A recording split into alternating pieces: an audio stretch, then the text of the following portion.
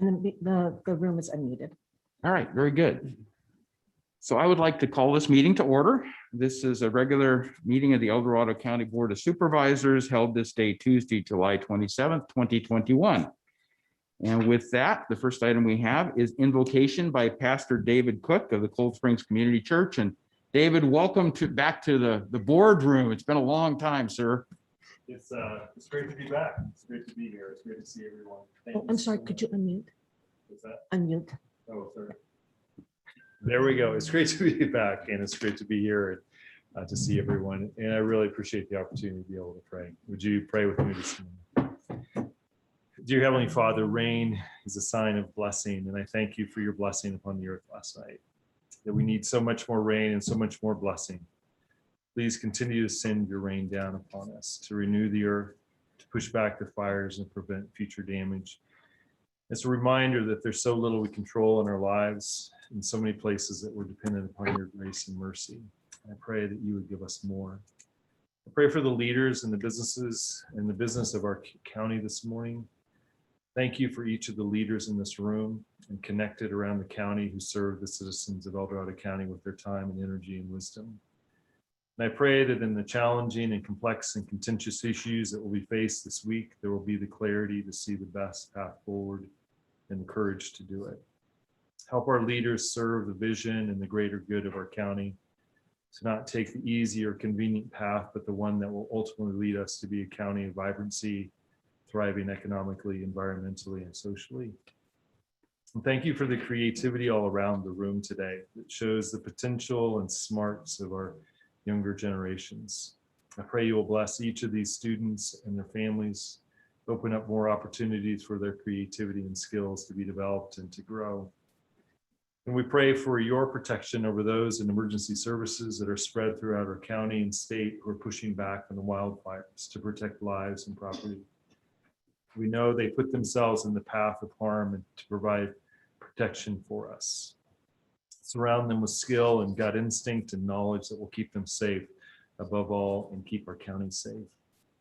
And I also thank you for the women and the men of law enforcement who serve us and protect us from evil. Protect them as they step into the danger and conflict that happens every day that most of us are oblivious to. Give peace to their spouses and to their children.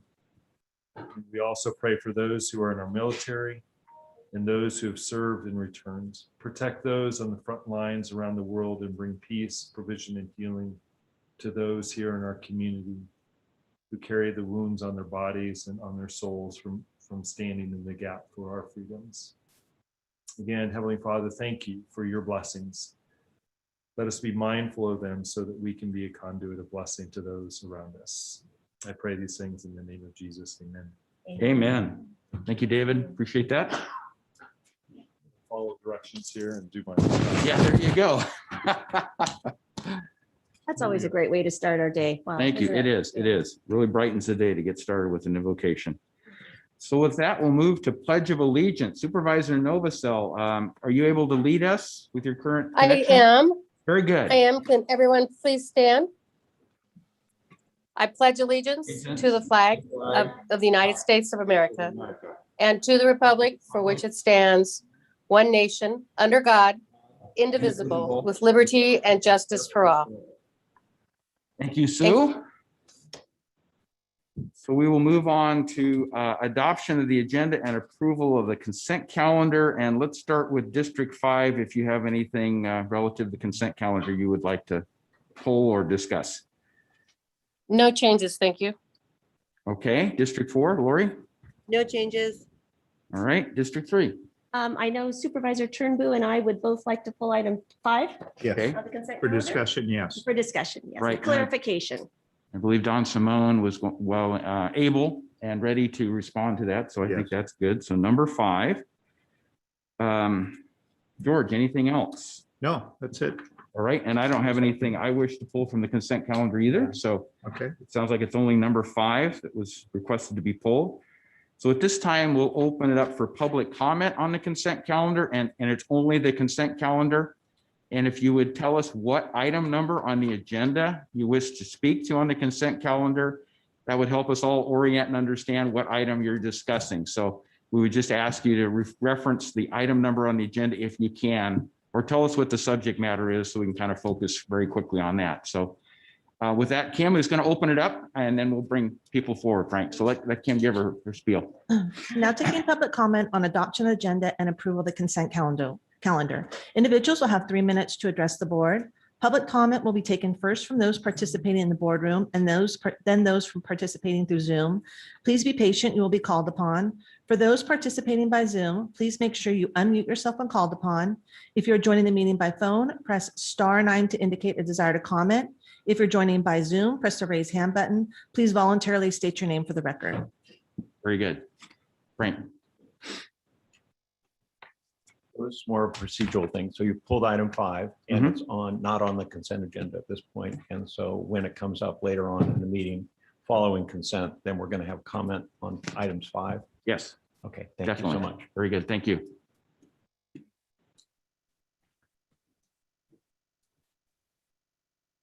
I'm going to ask you to please voluntarily identify yourself. Like we've seen Frank here a lot of times, but that would help. Yeah. Sure. Can you hear me? Yes. I'm Ruth Michelson, District 4. I just wanted to express my gratitude for item 7, which is the upper room dining facility. And I thank you very much for approving those monies. I think it's critically important. We need to treat those who are without food with respect. And it's the least that we can do is to feed hungry people. So thank you very much for that. Thank you, Ruth. Seeing no one else in the audience coming forward, let's go to Zoom. Now taking public comment from our Zoom participants. There's no, excuse me. Now taking public comment from Dawn Wolfson. Hi, Dawn Wolfson, Cameron Park, and I'd also just like to express appreciation for item 7. Thank you very much for that. Thank you, Don.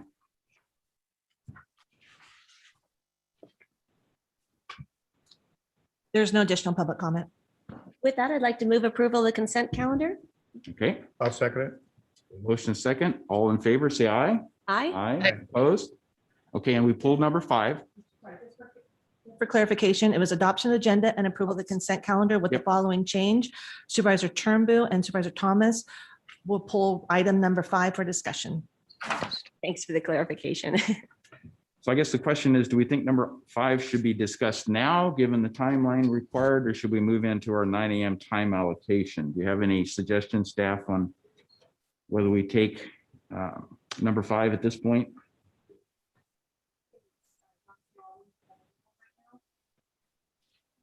Didn't see him in the list. No, I didn't either. Well, he is on the panelist list, so he's here. Okay. Oh, there he is. So let's go ahead and take item number 5. I think this will be relatively short, but we will see. So Don, please. I'll go ahead and read it into the record. Sorry. Okay. Now let's start out with asking Wendy to explain why she pulled item 5 for the public's interest, and then we'll let Don go ahead and comment. I'll go ahead and read the item into the record. Yep. Item number 5 comes from Health and Human Services Agency recommending the board, 1, make findings in accordance with County Ordinance 3.13.030 that is appropriate to contract with Kanye Wesley doing business as Best Western Stagecoach Inn to lease the entire facility for use as a non-congregate shelter under the agreement 5828. 2, approve and authorize the chair to sign the non-congregate shelter agreement with Kanye Wesley LLC doing business as Best Western Stagecoach. So very briefly, I pulled it because this item is in District 3, and I think there's confusion around what this is. And so I pulled it for clarification, and maybe Supervisor Turnbull would like to offer an explanation too. Yeah, one of the reasons why I pulled it because the concerns of in Cameron Park, because we have a Best Western down there, and there was a lot of people concerned that they feel that that was going to be used as a facility down there too. So and they were worried about that. So that's one of the reasons why I pulled this item, to get a clarification from Don Simone. Thank you. With that, Don, why don't you provide your wisdom here in terms of the real items that are before us as opposed to what it's not. So. Good morning, Don Simone, Health and Human Services. Yeah, I think there's some confusion. There's confusion, I think, out among members of the public that this is somehow related to a potential purchase of the Pollock Pines Best Western. And this item, along with the other two on the consent agenda, which were 6 and 7, really have nothing to do with the potential purchase of the property. These are just, I'll say, of existing contracts for our Project Room Key endeavor. And so to give you a little bit of background, if you guys recall, back in March of 2020, the governor declared a state of emergency as a result of the threat of COVID. Also during that same month, he had the stay-at-home order, and then later another executive order. And so as a result of that, our county, as well as many others across California, entered into several agreements to house some of the most vulnerable homeless in the community. This contract was it was done in order to do that. The termination date of this agreement and the other two on consent, items 6 and 7, was tied to that stay-at-home order, specifically stating that the term was to continue until 30 days after termination or expiration of the governor's shelter-in-place order, whichever occurs first. So fast forward to this last June 11th of 2021, there was another executive order that the governor did rescinding one of his original orders that was done back in March of 20, and that triggered this 30-day notice to terminate those 3 contracts. So what we're doing today is coming back to you and kind of renewing those contracts, because we still have vulnerable homeless folks at that hotel, and they still need the case management services with Tahoe, as well as the food services with Upper Room and the shelter.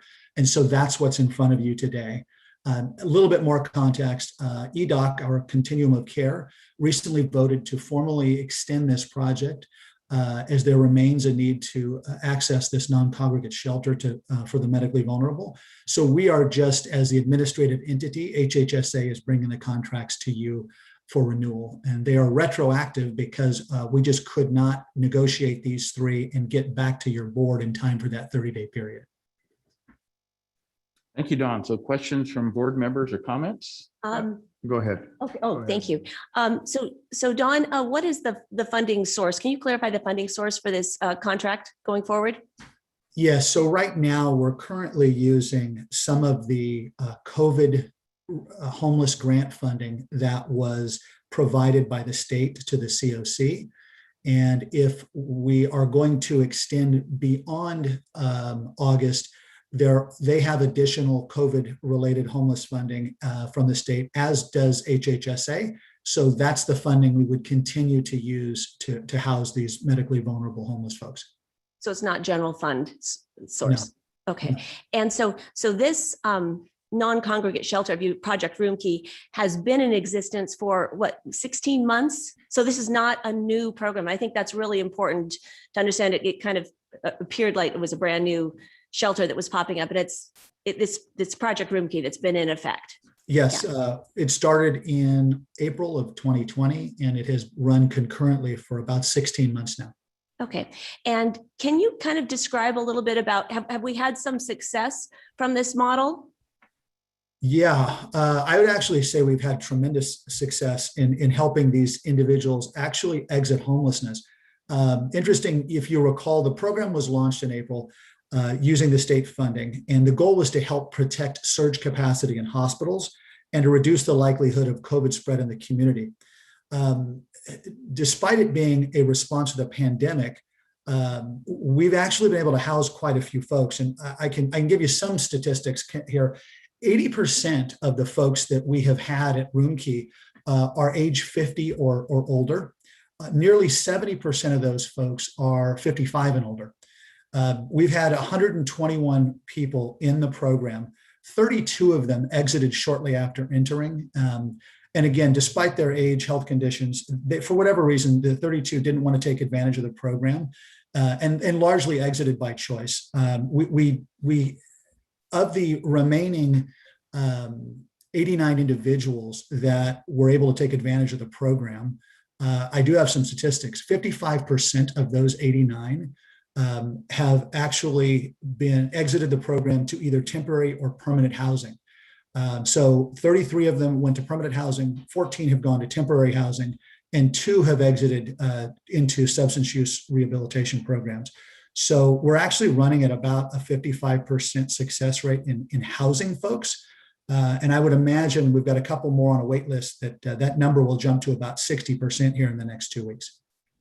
I think that's incredible as we all, really tackle dealing with homelessness in our communities. I think the fact that we've had this success model that close to 60% have exited into more permanent housing solutions is quite incredible. And this won't be, the only answer, but it seems to be an effective tool in our toolbox as we continue to address this issue. So thank you so much for clarification. Sure.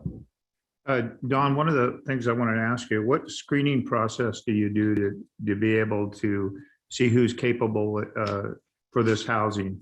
Is there any kind of screening process that goes on and who qualifies for it? Yeah, so there's I'll say a fairly complicated screening process. Normally, we would use our HMIS system, which is a homeless management information system. They go through coordinated entry in order to get housing, and they use a tool that has an acronym called the VI-SPDAT. And however, with COVID, we had to do, I'm going to say, a medical overlay on top of that process because Roomkey was a response to COVID. It was important that we look at the most medically vulnerable. So that's almost a double process we have to take folks through to make sure that they're the ones that are targeted and are the most vulnerable for this, for Project Roomkey. So this is the only facility besides the one in Tahoe that you guys are haven't contracted with? Is that the only ones? There's not Cameron Park? Cameron Park's out of the picture, correct? Yeah, so we were successful about, I'd say in the last month, we had our last 3 or 4 residents up at the Tahoe location that we were able to place. So that was then shut down. This is currently the only hotel we're using. In the last year, we had to have a couple of additional contracts for other hotels. And I'll say in case of surge capacity, and if we hit capacity at Pollock Pines, we had to have hotels. We've terminated those contracts over a month ago, I believe.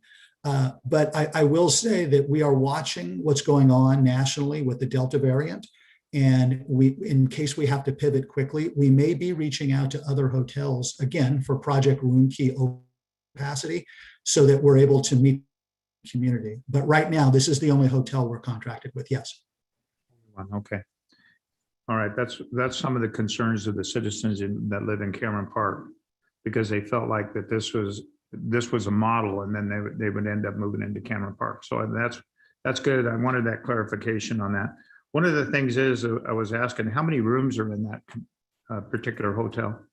I believe we've got 26 rooms. We currently have, I believe, 18 residents in those rooms right now. 18 currently. Okay. And one of the situations that we had that I've been hearing, people's concerns is people being camped out alongside the hotel because there was no occupancy. They couldn't get into it and stuff. So they were camping outside. Is that true or not true? This is what I've been hearing from residents. So I don't know that I can speak to what anyone has been camped out there. I can tell you that we have a very strong relationship with the owners and operators of this hotel. And we have had very few calls for service that have gone from hotel staff to the sheriff's office over the course of the 16 months. So I'm not really aware of those kinds of problems. And again, if folks have complaints like that, they are free to contact Health and Human Services. They could contact the hotel owner. We're in constant communication, and we would try to address whatever concerns that are out there. Also, do you have anybody from your staff there that actually oversees the project that's there all the time or not? So we don't have staff there around the clock. We do have security that is there.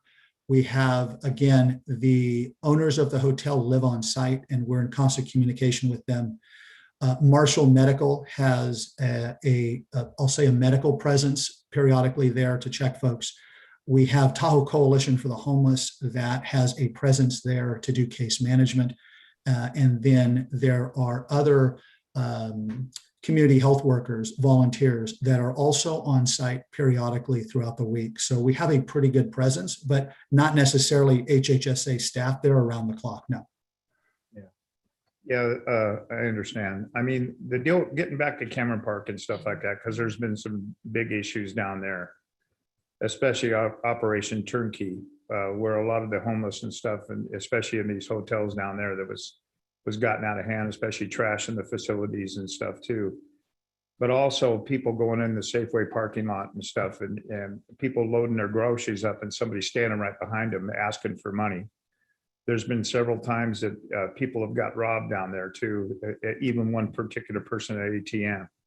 So I'm kind of really concerned, especially when it comes to the citizens that live around there because of their safety. And that's what we should be targeted, the safety of our constituents and the people that live in that area, in my district anyway. So I just want a clarification. We have also that I work real hard with some of the constituents, and now we have a sheriff substation that's going to go into Cameron Park. So that will be a good thing for especially the residents around there for their safety and well-being. So anyway, so that's pretty much it. Pollock Pines, there's been any issues with anybody, robberies or anything like that around that particular area because of the homeless, or have you heard anything or no?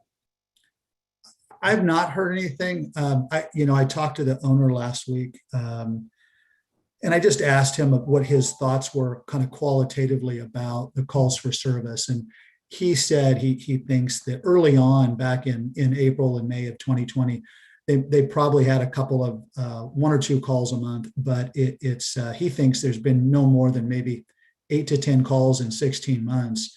And the HOT team's been very involved in this Project Room Key effort, especially early on. They've had a very good presence in assisting these folks and some of the case management, along with Shonda Crane from Marshall.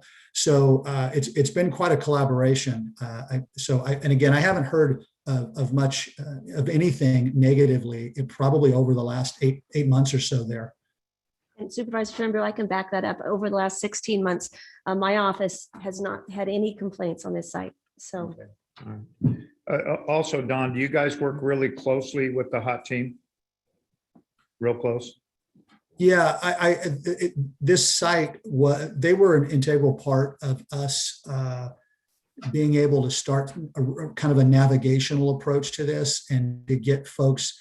They've provided at times transportation. They actually provided what I'm going to call quasi case management at times. I had been there in the past where they're very hands-on with talking with folks, these homeless residents, about what their needs are, when their appointments are, things like that. So it's been a good collaboration. Thank you. Any other board comments or questions? Not seeing any. Kim, would you please open up for public comment on item 5? Now taking public comment on item number 5. Individuals will have 3 minutes to address the board. Public comment will be taken first from those participating in the boardroom and then from those participating through Zoom. Please be patient. You will be called upon. For those participating by Zoom, please make sure you unmute yourself when called upon. If you are joining the meeting by phone, press *9 to indicate the desire to comment. If you're joining by Zoom, press the raise hand button. Please voluntarily state your name for the record.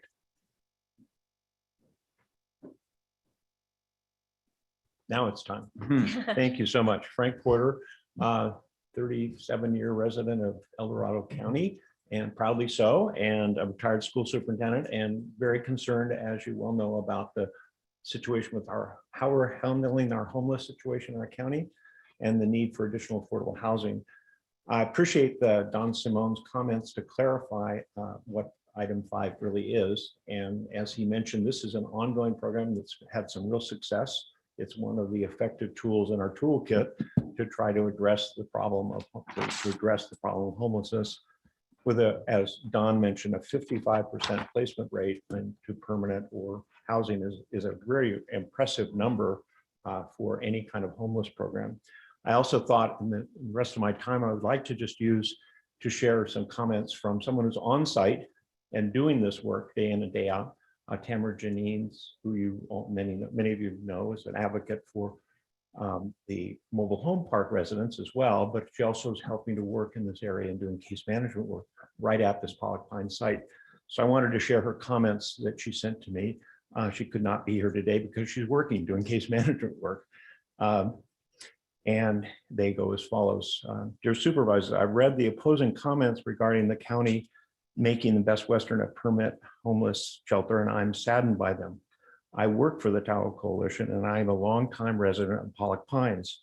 In my opinion, the program has been a great success and is a small but positive step towards solving the county's homeless problem. Everyone states that they are compassionate, but use qualifiers for the reason that they do not want the problem to be solved in their backyard. Well, the problem has to be solved somewhere.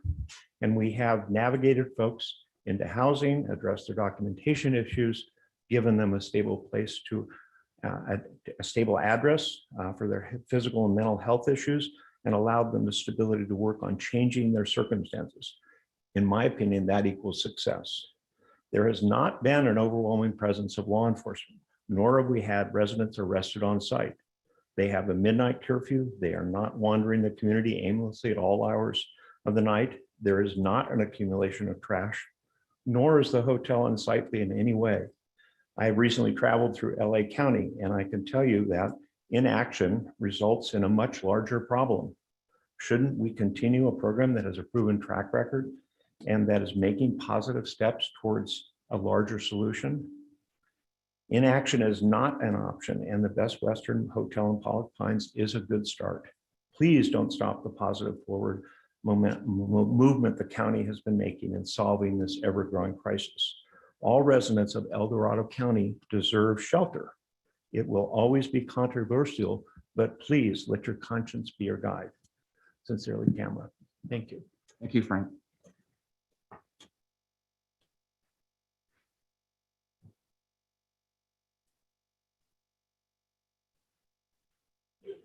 Morning. My name is Jane McGinnis. First of all, I just wanted to say I live in Pollock Pines, and I have lived there for many years. I saw the homeless program go into the Best Western, and I am back and forth up and down that road and around that area every day. We do not have campers. We do not have assaults going on in the streets. We do not have crime running rampant. What we have is people making progress out of homelessness. It is the single most exciting thing that's been going on. I say that with pride, but I also say it a little sadly, because I would like to just bring to your attention that this is the classic navigation center that we've all been talking about. It's a microcosm. It's small. But this is why navigation centers work, because they move people into identification, into recognition by social services. They have the documentation that they need, and they begin to get the counseling that they need and the help with personal problems that they need. And then they get job training. They get an awareness of their importance in the community. So yes, the only problem we've had with the small navigation center is we had too many graduates and there wasn't any affordable housing to move them into. But had there been, we would have seen an influx of people coming out one end so that we could move more in. I would like to take this opportunity just to say, look at this model, how wonderful it is in microcosm, and think about the last housing element, where there was a goal to solve this problem. And the current draft of the new housing element makes mention of the fact that EDOC was organized in April of 2006. and has been busily meeting with people ever since. And the draft actually goes on to say, and they continue to meet. We haven't even begun to touch on the goals that they were put together for. This is the model. This is what we need, is navigation centers to move people out of homelessness into society. I would urge you not only to support item 5 on the agenda and item 7, of course, because people have to be fed, but please push on staff to bring you a draft housing element that takes this goodness and moves it into the next general plan. Thank you very much. I appreciate everything that you guys are doing. Thank you, Jane.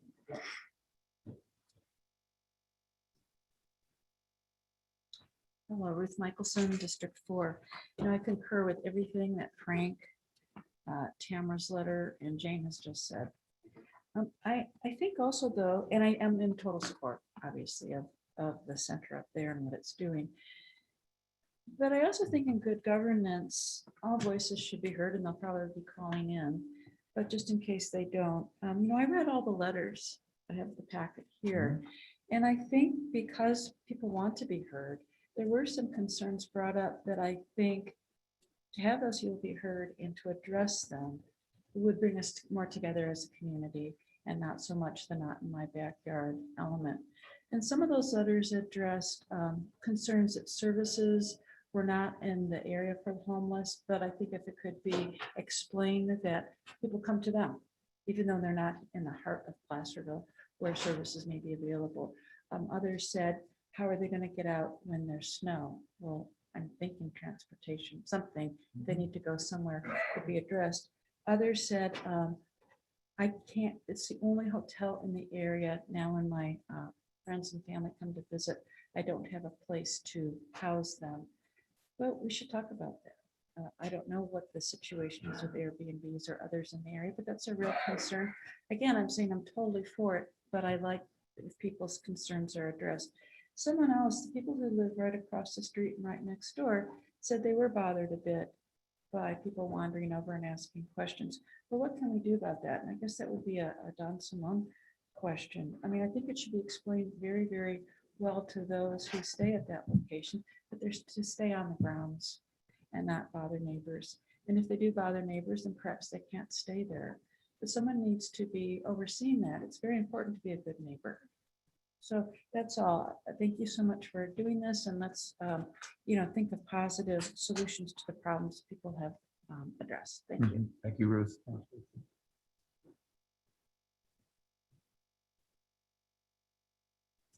Jamie Butler, El Dorado Hills. I want to reiterate what Frank said, what Tamara said, what Jane said, what Ruth said, all of that. And I want to thank you guys too for your efforts. We know, all of us that are volunteering in this homeless issue, know that you guys are way overworked. And we know that you don't have the bandwidth to do a lot of the things that need to be done. And we want you to know that we are here to help you and to assist you in any way we possibly can. And thank you for what you're doing, and hopefully we'll do more in the future, because this is such an important issue for our county. It doesn't only affect homeless people, of course, it affects our entire county.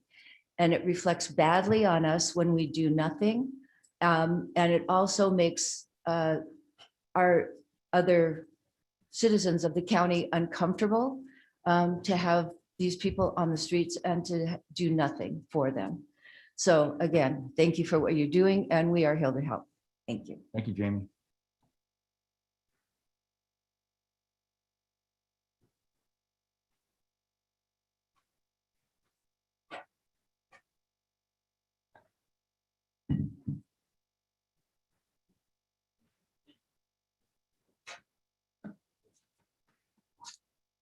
Good morning, Board of Supervisors, Jonathan Gainsborough. It is encouraging to see the 35 people put into permanent housing and 15 into temporary housing. out of the 89, if that was the number. That's a good 2/3. That's part of the proof of the housing first policy.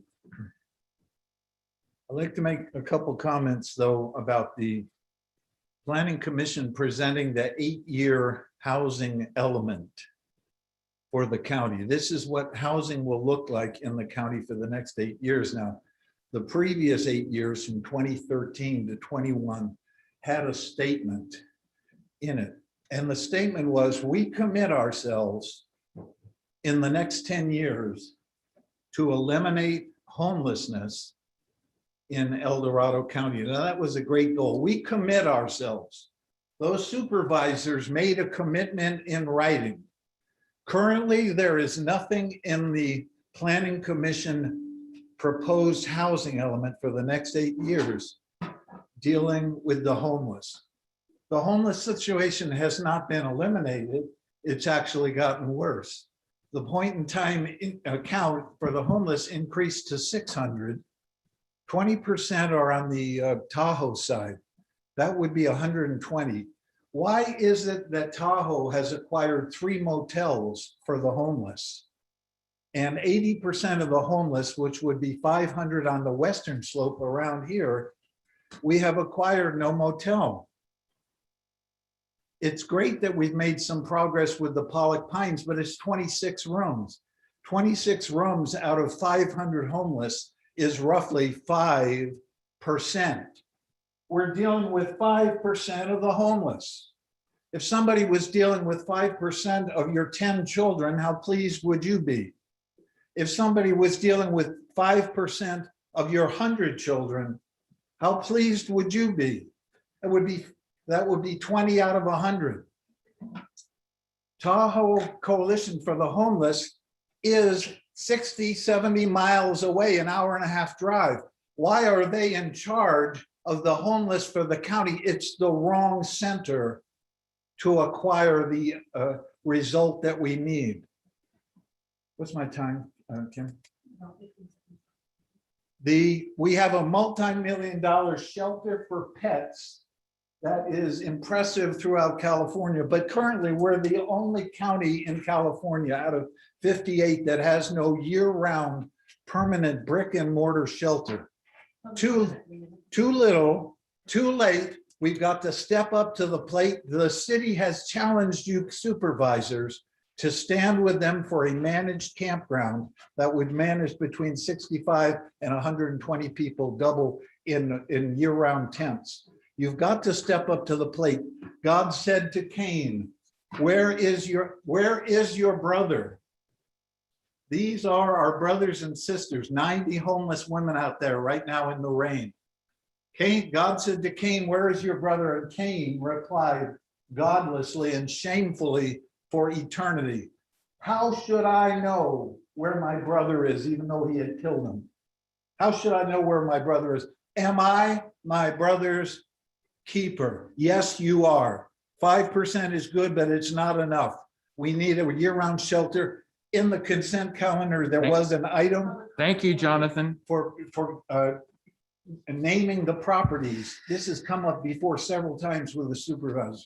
You should have the list, and we should be moving on a permanent property for a permanent shelter. God bless you all. Thank you, Jonathan.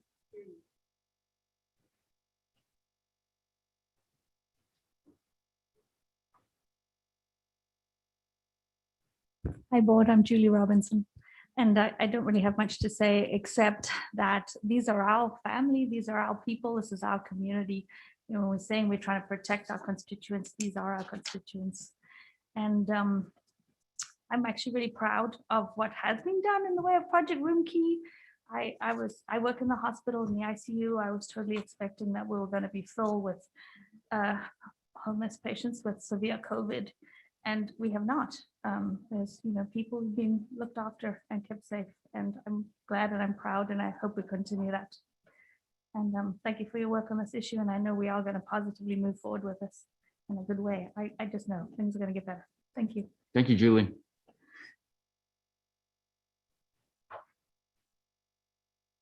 We'll now take public comment from our Zoom participants. Now taking public comment from Tracy Doyle.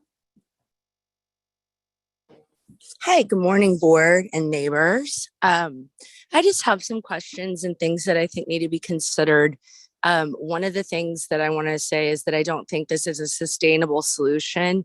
I absolutely agree with what Jonathan is saying, is that you're only serving 5% here, although the managed camp serving 60 to 100 isn't really many more than the 89. We need a permanent solution. We absolutely need a navigation center. We can all agree that we have a problem in our county and we need to be solution oriented in a sustainable way. Use the COVID cash for the permanent shelter as opposed to $1,800 a day serving 26 people, which kind of makes me think, wow, we can do that, but we can't spend $25,000 on seniors for meals. Okay, so the other thing I have a question for Mr. Simon, is there COVID testing required? Are they required to get the experimental gene therapy? So that's a question I have.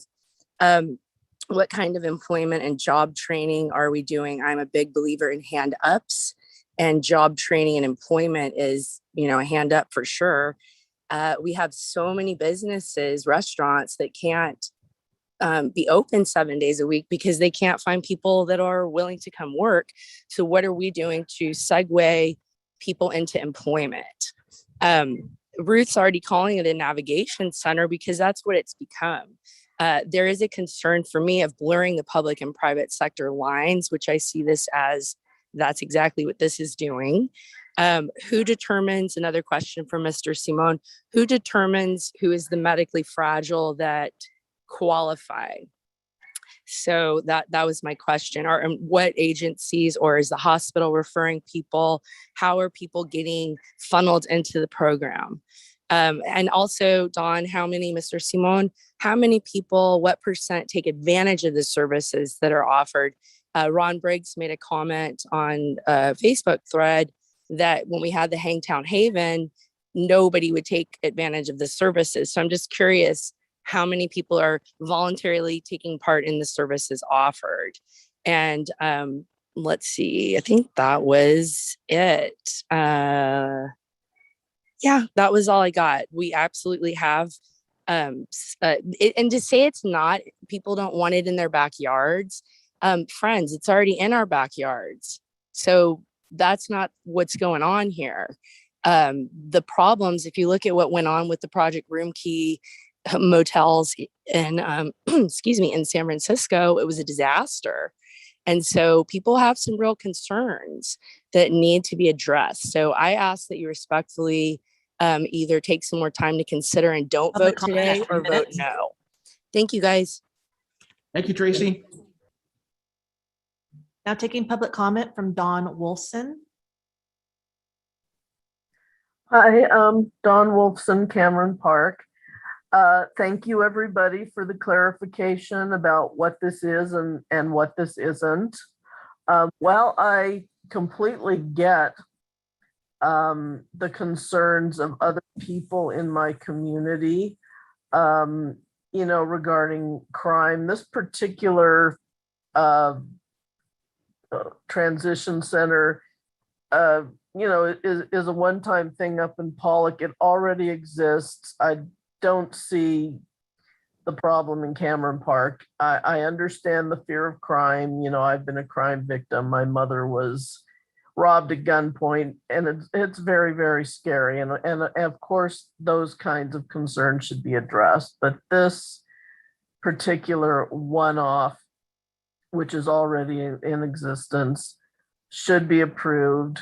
We need more, as other people have stated. If something like this came to Cameron Park with the proper precautions and safeguards, I would happily support it. Please do support item 5. I think it's very, very necessary and not nearly enough. Thank you. Thank you, Dawn.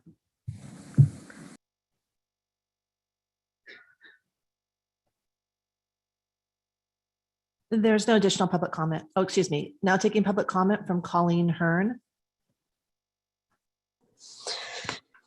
Hello there. Can you hear me? Yes, you're fine. Go ahead.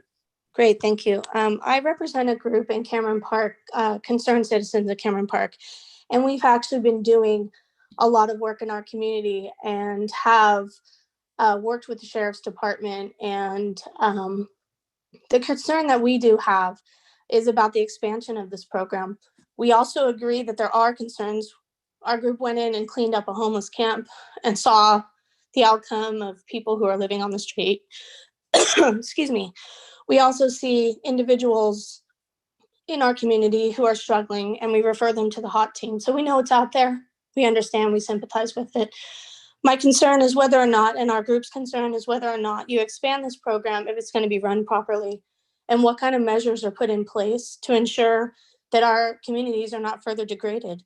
There has to be measures that put in place. There has to be conditions for individuals who are in these programs. For example, are these people predisposed to crime, drug abuse, bringing drugs into our community? Are they leaving things around town that our children and our families can be exposed to? I wrote a letter in on behalf of my group, and I ask that you read it. I think it's really important when you implement programs such as this, that you take the time to look at what is not going on in these programs, but also the impact it has on the community. Nobody's saying we don't understand the problem. Nobody's saying we don't empathize with these people. What we are saying is that they're not the only people that are impacted by these programs, and not the only people we should take a look at. Thank you very much. Thank you, Colleen. There's no additional public comment. Okay, I'm going to give Don Simone an opportunity to respond, should he choose, to any of the public comments, and then we'll bring it back to the board. So let me, I took some notes, so I'll try to cover what I can. There was a question about early on about transportation. Interestingly enough, about 50% of the folks that we have had as residents at the Pollock Pines Hotel actually have their own transportation cars, about half of them. We've also, I'll call it a bit of a transportation program with many of the volunteers there that have helped to get folks to their appointments during the day in order to get their paper, et cetera.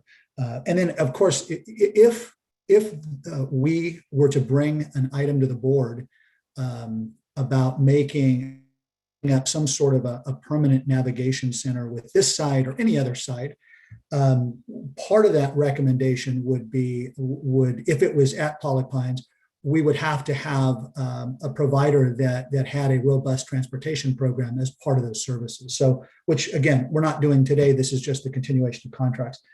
There was questions about testing, expressive gene therapy. How are we handling these folks? Just a reminder that Room Key was set up for the most medically vulnerable folks as it relates to COVID. Most of the folks in Room Key are seniors. 80% are over age 50 and 70% are over age 55. So they're medically fragile. Many of them are on a fixed income and cannot work. For those that would be able to work, HHSA does have a job center that they can access. The folks in Paul have been vaccinated. And we do have an ability to do COVID testing through public health if there is someone who's symptomatic, and that needs to happen. So I think that covers a lot of the questions, unless, board, you have any specifics that you want me to address. And I'd like to move approval of item 5. Okay, we have a motion. I'll second the motion. All in favor, say aye. Aye. Opposed? No. Okay, so we have one no vote, and I think both Lori and Sue said aye, if I caught it right. Is that correct? Yes, that's correct. Okay. So 4-1, thank you. With that, we will move on to our 9 o'clock. We're running substantially late, but number 25, Kim, if you would read that, please. And this is a public hearing process.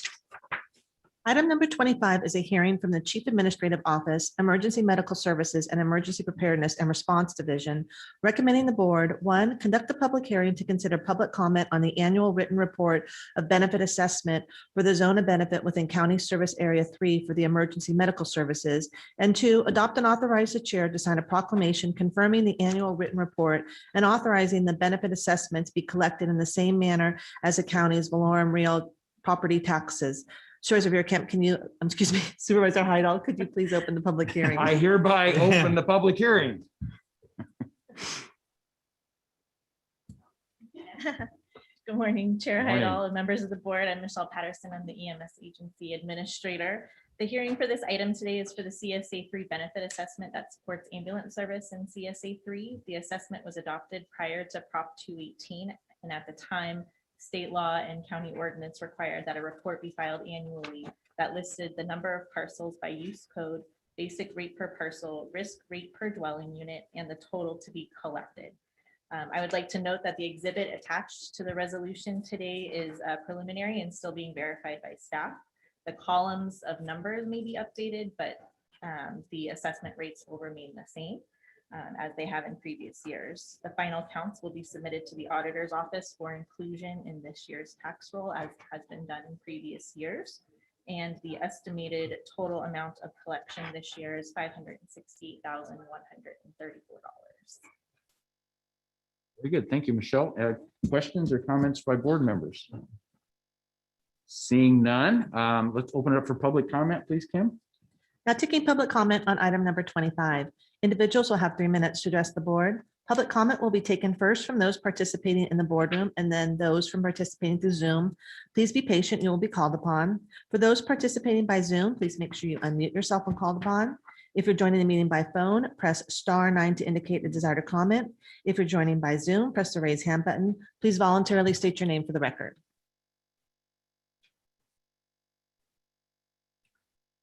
There is no public comment from the room or through Zoom. Supervisor Heidel, could you please close the public I hearing? hereby close the public hearing and bring it back to the board for action.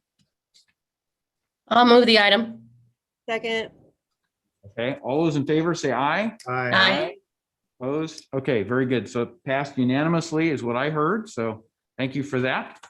And Kim, if you'd read item 26, please. Item 26 is a hearing. Thank from you, pla- Michelle. Item 26 is a hearing from Planning and Building Department, Planning Division, recommending the board adopt and authorize the chair to sign a resolution entitled Planning and Building Department Fee Schedule and Policies and Procedures. Supervisor Heidel, could you please open the public I hearing? hereby open the public hearing.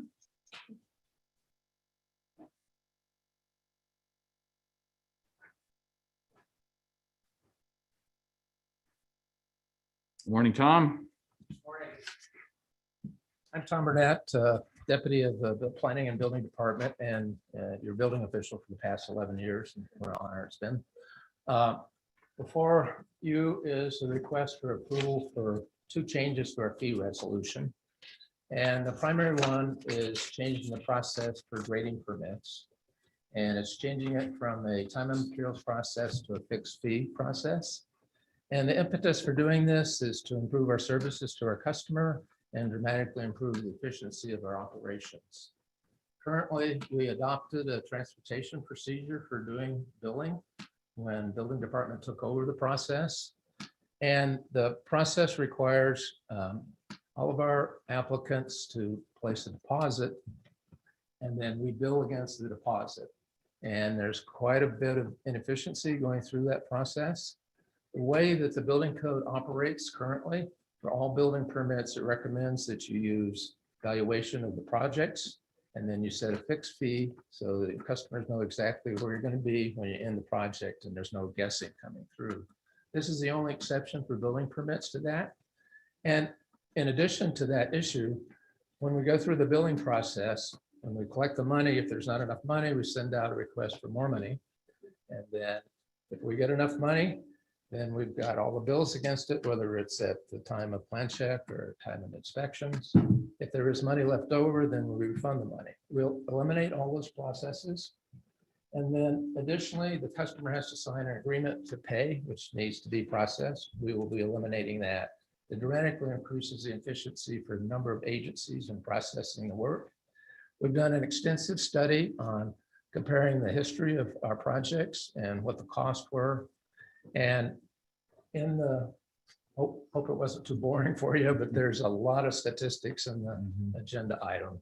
And there's a lot of tables in there trying to line out what our cost would be under using the ICC code evaluation process versus the process that we do now. And we've come up with pretty streamlined effect to match what our costs are to what we'd be charging.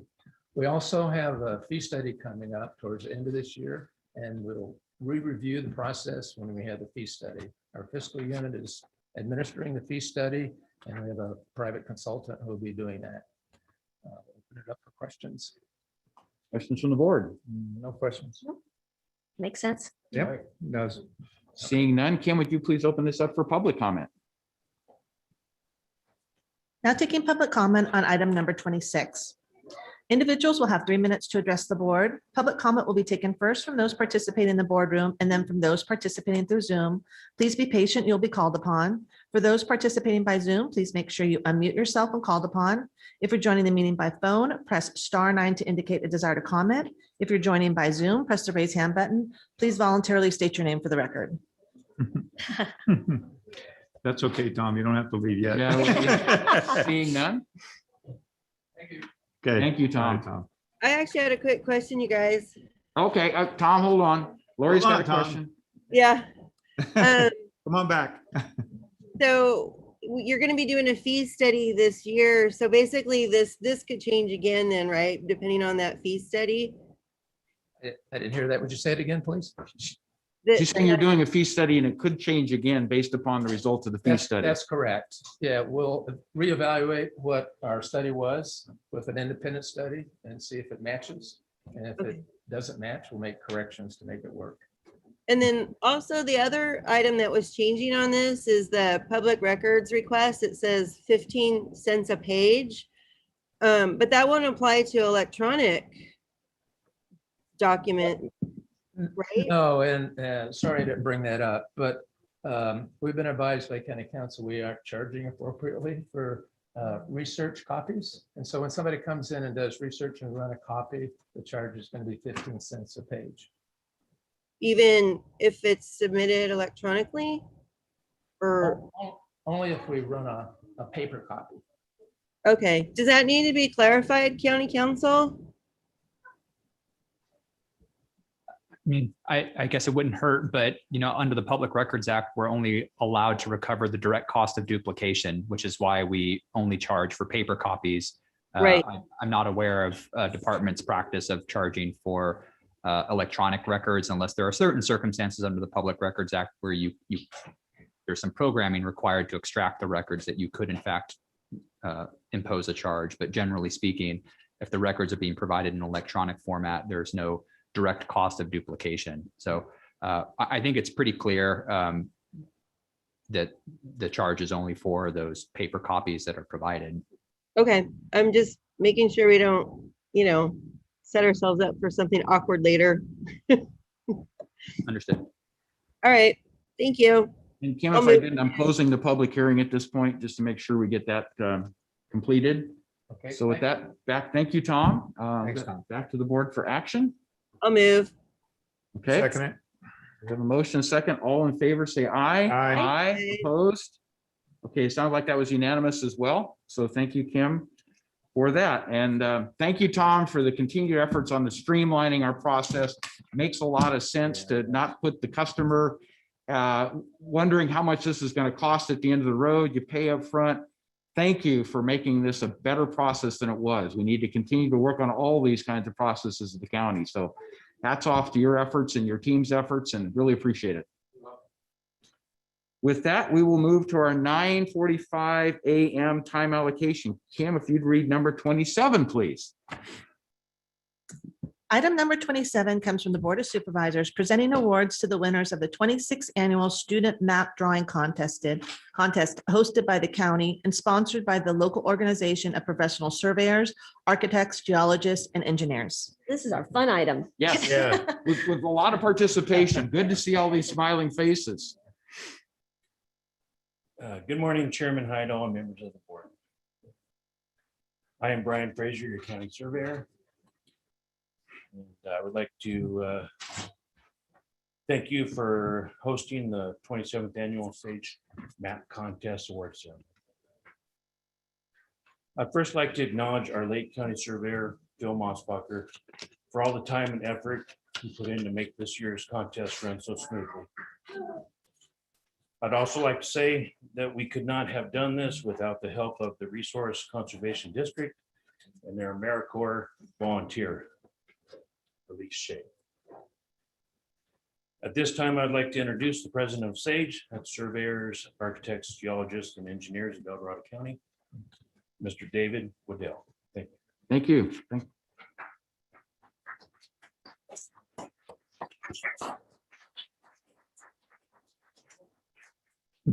Good morning. Morning, Dave. Yep.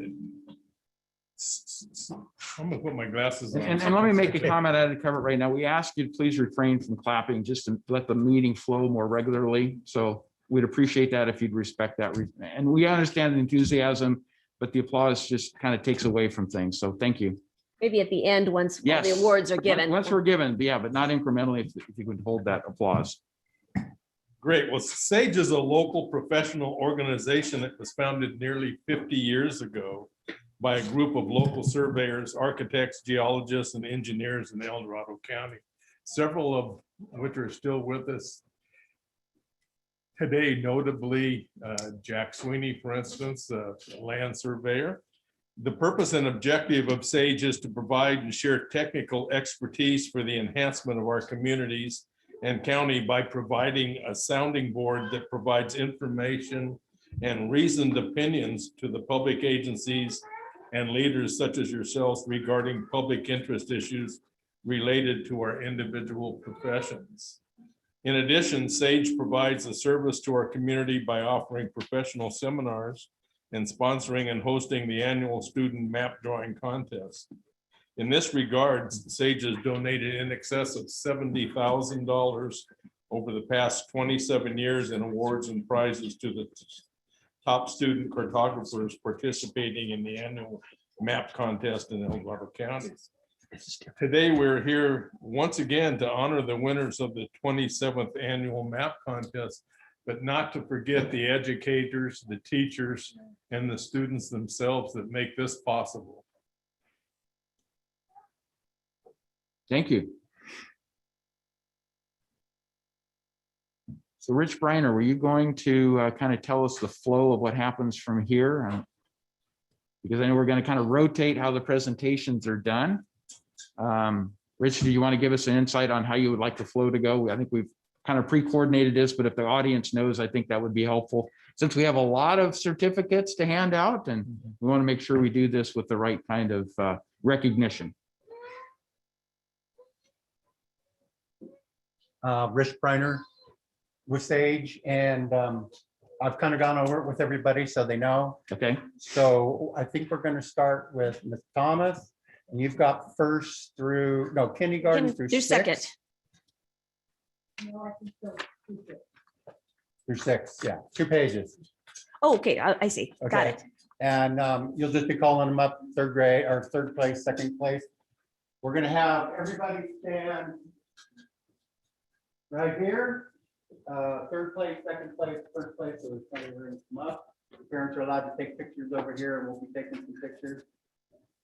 I've kind of coached them to move it along. So, Okay, and then Supervisor Turnbow will be working from there, and then I'll kind of close it out. Is that kind of the flow? right, you can close it up. Yeah, all right.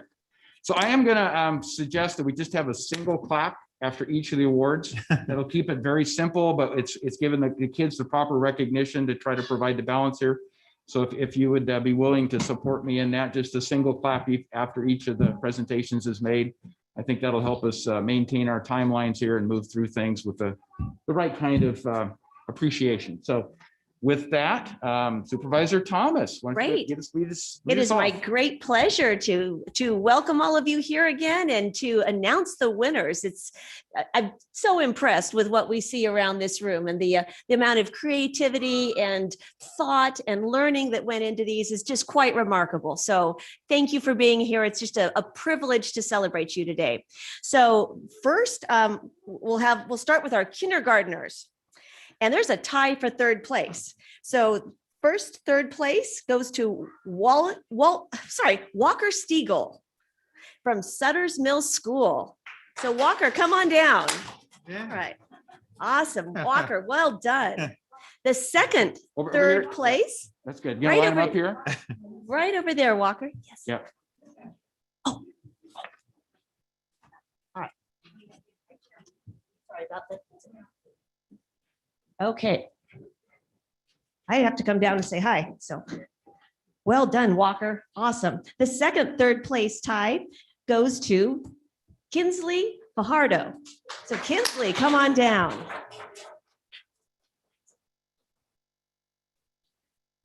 Well done, Kinsley. Right there. Awesome. All right. The second place, unfortunately, he's not here, but goes to Liam Kennedy. So Liam, well done. And the first place for the kindergarten math contest goes to Logan Neal from Sutter's Mill School. Logan, come on down.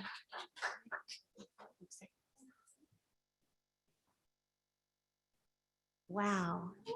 Logan, well done. Congratulations. Let's give a round of applause to our kindergartners. And Kinsley is from Latrobe School. So well done. Thank you so much. And are we going to do photo ops on these? I don't know what you want to do from that perspective, where all the kids are up together. Okay, so let's have them stand up there with their awards. We'll get a quick photo op and then we'll move on. Okay. Jeez. Congratulations. Thank you so much. Thank You you. can sit down now. Thank you. All right. Let's see who's next. All right, now we're moving on to first grade. The third place winner for third grade is Vincent Forma from Camino Polytechnic. He's unfortunately not here, but Vincent, well done. Congratulations. The second place, and I see there's 2 wins here, goes to Abby McGuire from Latrobe. So Abby, if you're here, oh, there you are. Come on down. Congratulations, Abby. Which one is yours? Up there? Oh, awesome. Wow, these are gorgeous. All right, the first place winner for first grade is Isabel Grant from Horizon Charter. Isabel, come on down.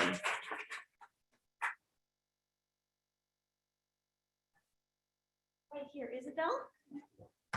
Congratulations. Which one is yours? Is it up there? Okay. I'll have to look at it later. So congratulations, Isabel and Abby. Well, and to Vincent. All right, let me smile. It's a pleasure to have you here today. Thank you for coming and for your creative work. All right.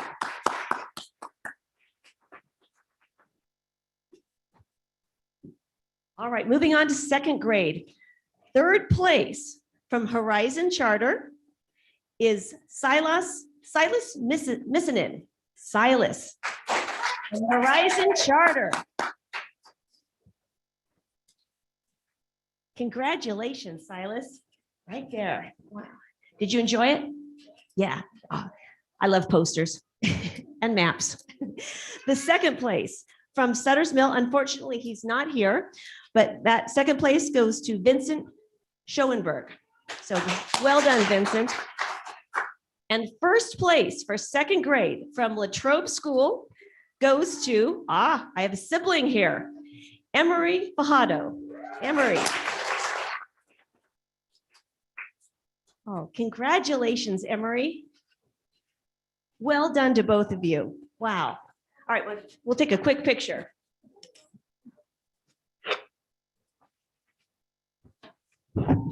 Thank you for being with the Board of Supervisors today. Congratulations. Well done.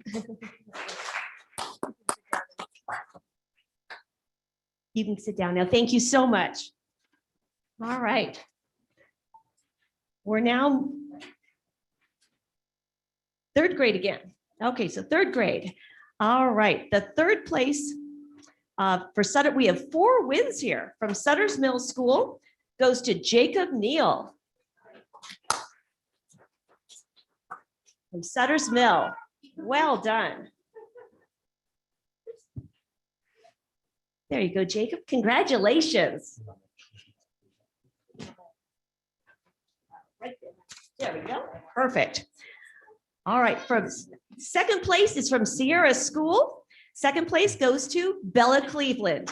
Bella, come on down.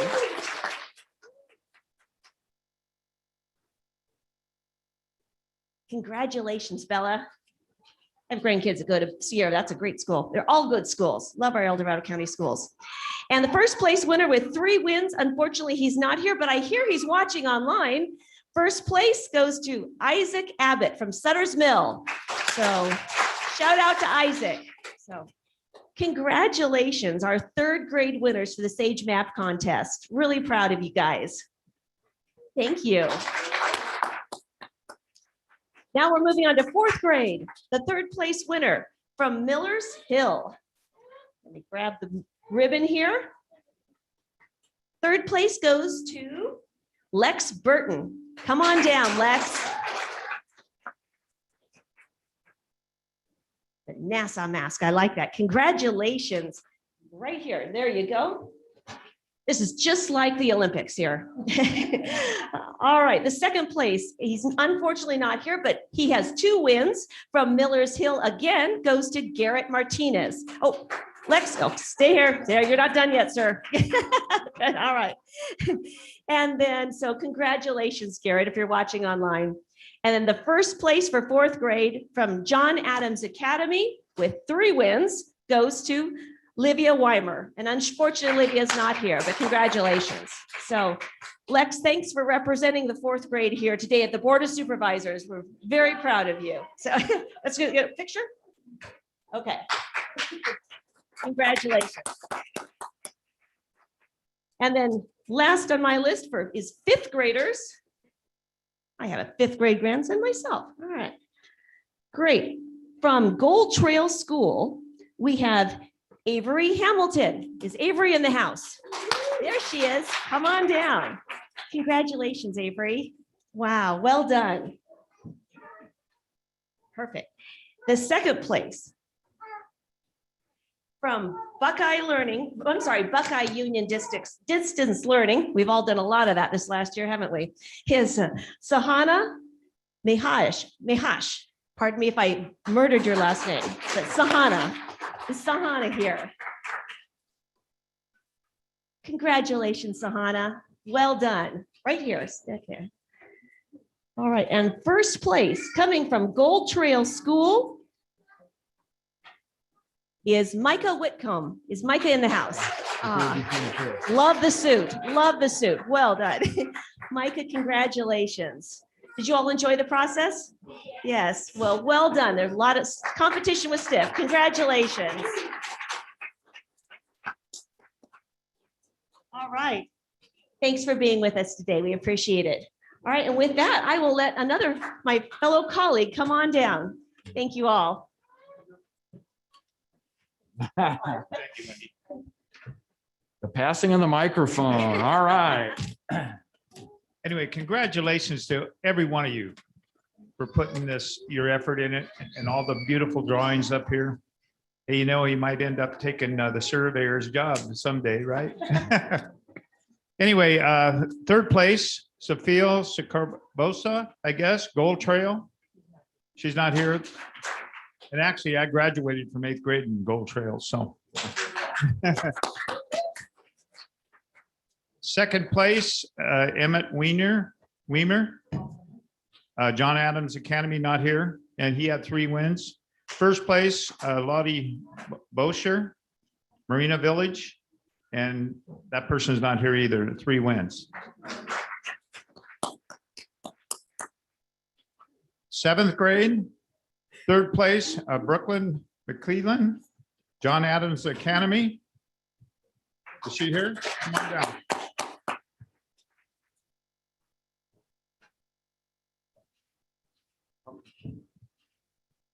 Second place, Nathan McAllister, John Adams Academy.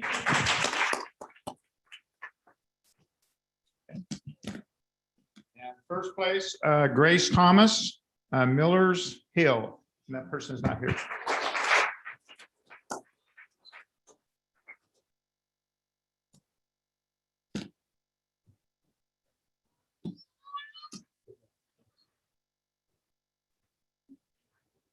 Now we're going to move on to eighth grade. Third place, Samantha Schultz. She's not here. Camarado Springs Middle School with 2 wins. Second place, Zarina, I think it's, yeah. Kathia, I guess is how it's pronounced. Rolling Hills Middle School. Is she here?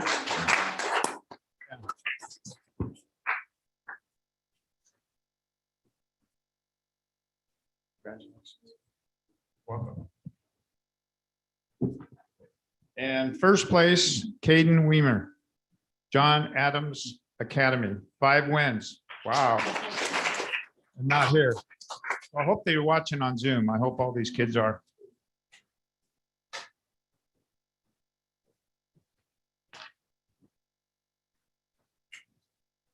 Okay, now we're going to an open category. Third place, Austin Newman, 4th grade, Camino Polytechnic. Huh? Yeah.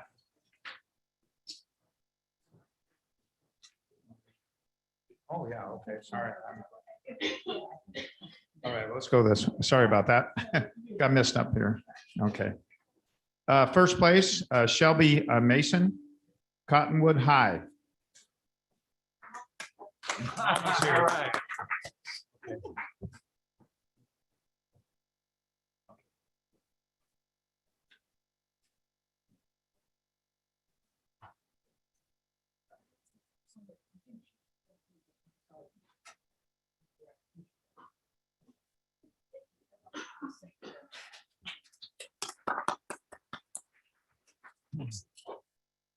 Now we're moving to 10th grade.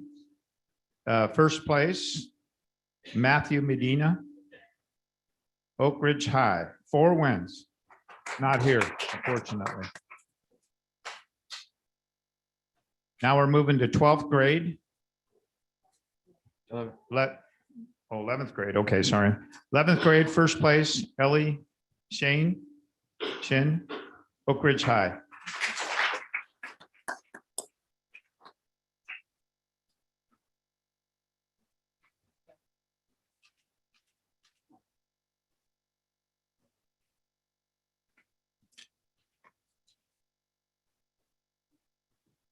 Uh, 12th grade, first place, Joshua Medina, Oak Ridge High, 8 wins.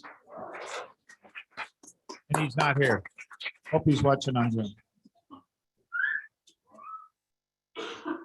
Now we can move on to the open forum here. Okay, open category. Ready? Third place, Austin Newman, 4th grade, Camino Polygenic. Not here. Second place, Sylvia Surif.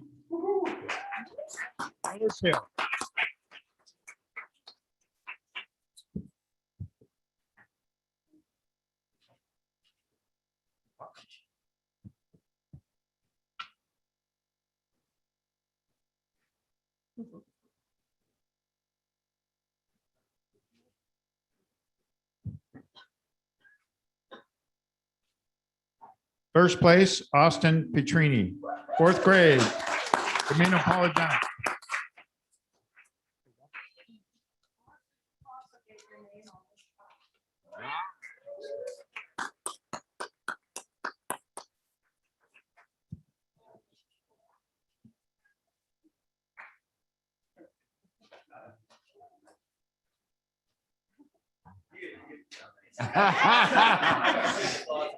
Okay. Anyway, I want to thank all the kids here, and what a great thing that you are doing here for our community. Thank you very, very much. Come on down, John. It's like the price is right.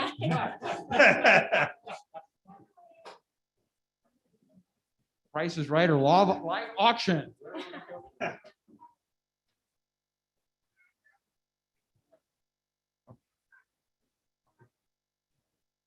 So it is my distinct pleasure to be able to make the awards in two unique categories, one of which is called Superstars. We all know what those are, right?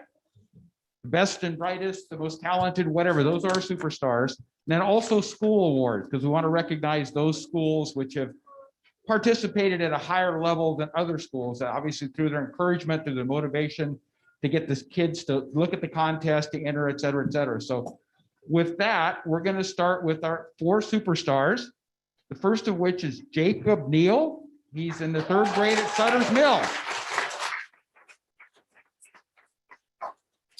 And Jacob, I'm going to ask you to point out your drawing, your figure. Can you show us what that is? Which one you did here? Because I think the superstars need to be recognized at that level. Ah, there's your map. Very good. Thank you. Very nice. So again, congratulations. If you just wait up here with us. Our second superstar is Caden Weimer, and I understand she's not here. Or Caden, is he or she? Okay, Caden is not here. 8th grade, John Adams Academy with 5 wins. So Caden, if you were here, I would ask you to show us your, I'm guessing we don't know which map Caden's was. Okay, so we have the trophy here for Caden. So again, thank you for your participation and great effort. Well done. Our 10th grade superstar is from Oak Ridge High, Matthew Medina with 4 wins. And I understand Matthew's not here. Again, we have a trophy for Matthew as well. So we'll have to recognize that later. And then our last 12th grade superstars, also from Oak Ridge High School with 8 wins, Joshua Medina. Joshua's not here either, I think. So we'll make the trophy awards to all of them in time. But for Jacob, who's here, congratulations again. Outstanding effort. Very good. Thank you, Jacob. So our last category is with respect to schools. So we have 3 school awards this year. The Outstanding Achievement Award goes to John Adams Academy with 5 winning entries this year. And the student winners are Brooklyn and Nathan. They will be accepting the John Adams Academy Award. So if you'd come forward, please, Nathan and Brooklyn.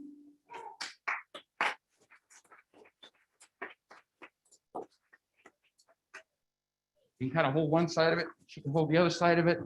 Display it for the camera. Yeah, nice job. Put your hands on this too. Okay, very good. John Adams Academy, thank you. All right. Excellent work, thank you. So one of you gets to take it back. I'm not sure how we do that. Okay. There we go. Let's make this difficult. Okay, so our second school award, the Outstanding Achievement Award, and this is a tie. So the first one with John Adams Academy was also a tie, goes to Sutter's Mill with 5 winning entries this year. Receiving the Sutter Mills Award is the principal, Carrie Phillips. So Carrie, welcome and congratulations. Yes. So great participation from those 2 schools, John Adams Academy and Sutter's Mill. Our final school award is the School Spirit Award. And this goes to Gold Trail with 122 total entries. Outstanding, outstanding, outstanding. And to receive the award is the new principal, Robin Smay. So Robin, welcome and congratulations. Great enthusiasm, obviously, in your school. You want to say anything about your school? I can't wait to meet everybody and get started. I'm so excited. Excellent. So the excitement carries on. So very good. And I think that concludes our awards for this morning. So thank you all for your attendance. We really appreciate it. Excellent effort by everyone. Congratulations.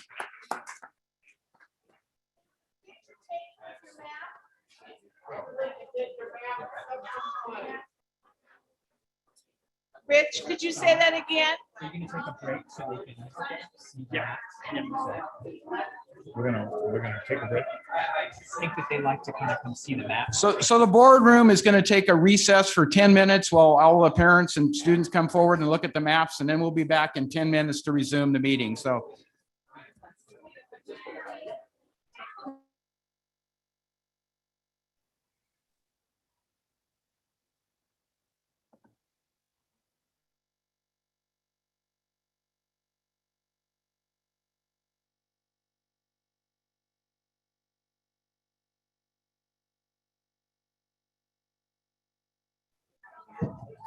I'm sorry. absolutely. Perfect. All right.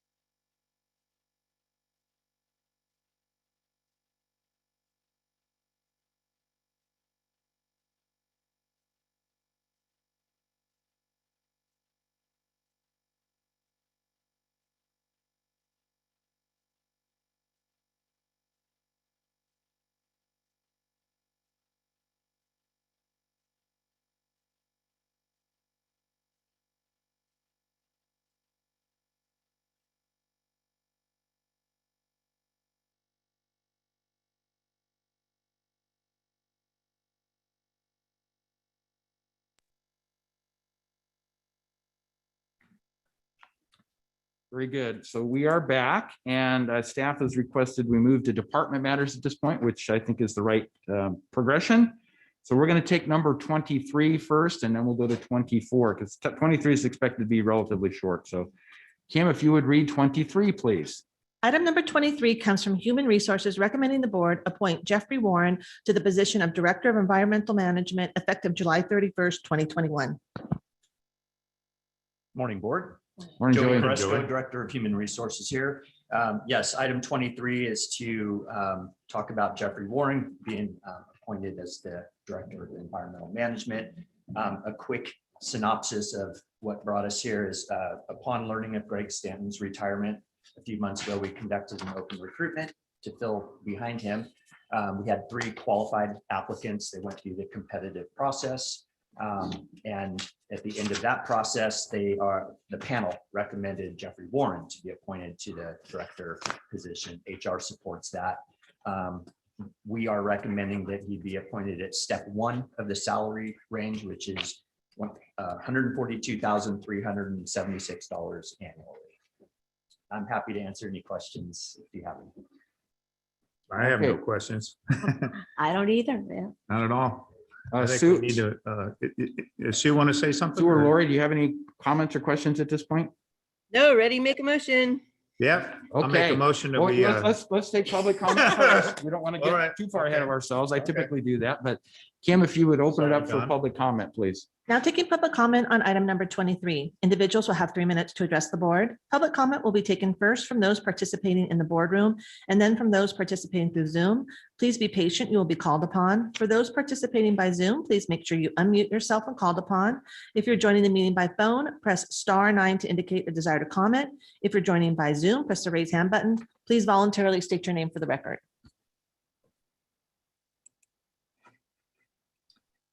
There appears to be no public comment from the boardroom or Zoom. I'll move the item. All right. I'll second it. I have one brief comment before we vote. Yep. Yeah. It's just always a pleasure to appoint a new department head. And Jeffrey, I think when I first met you, your energy and your passion and your joy for your job just shone through in your work. And so just look forward to welcoming you to El Dorado County.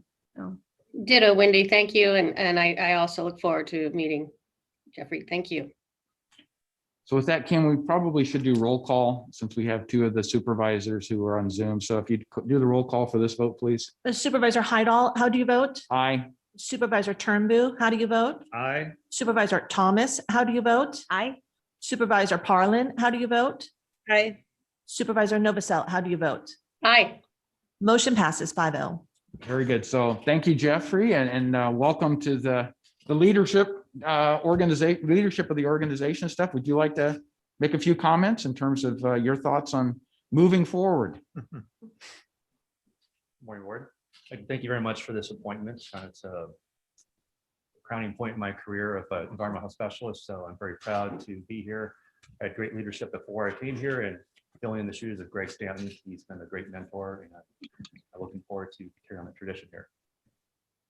Thank you, Jeff. Appreciate it. Thanks, Jeff. Thanks, Jeff. Welcome aboard. Yep. So Kim, I think we're going to move to 24 now. If you would read that, please.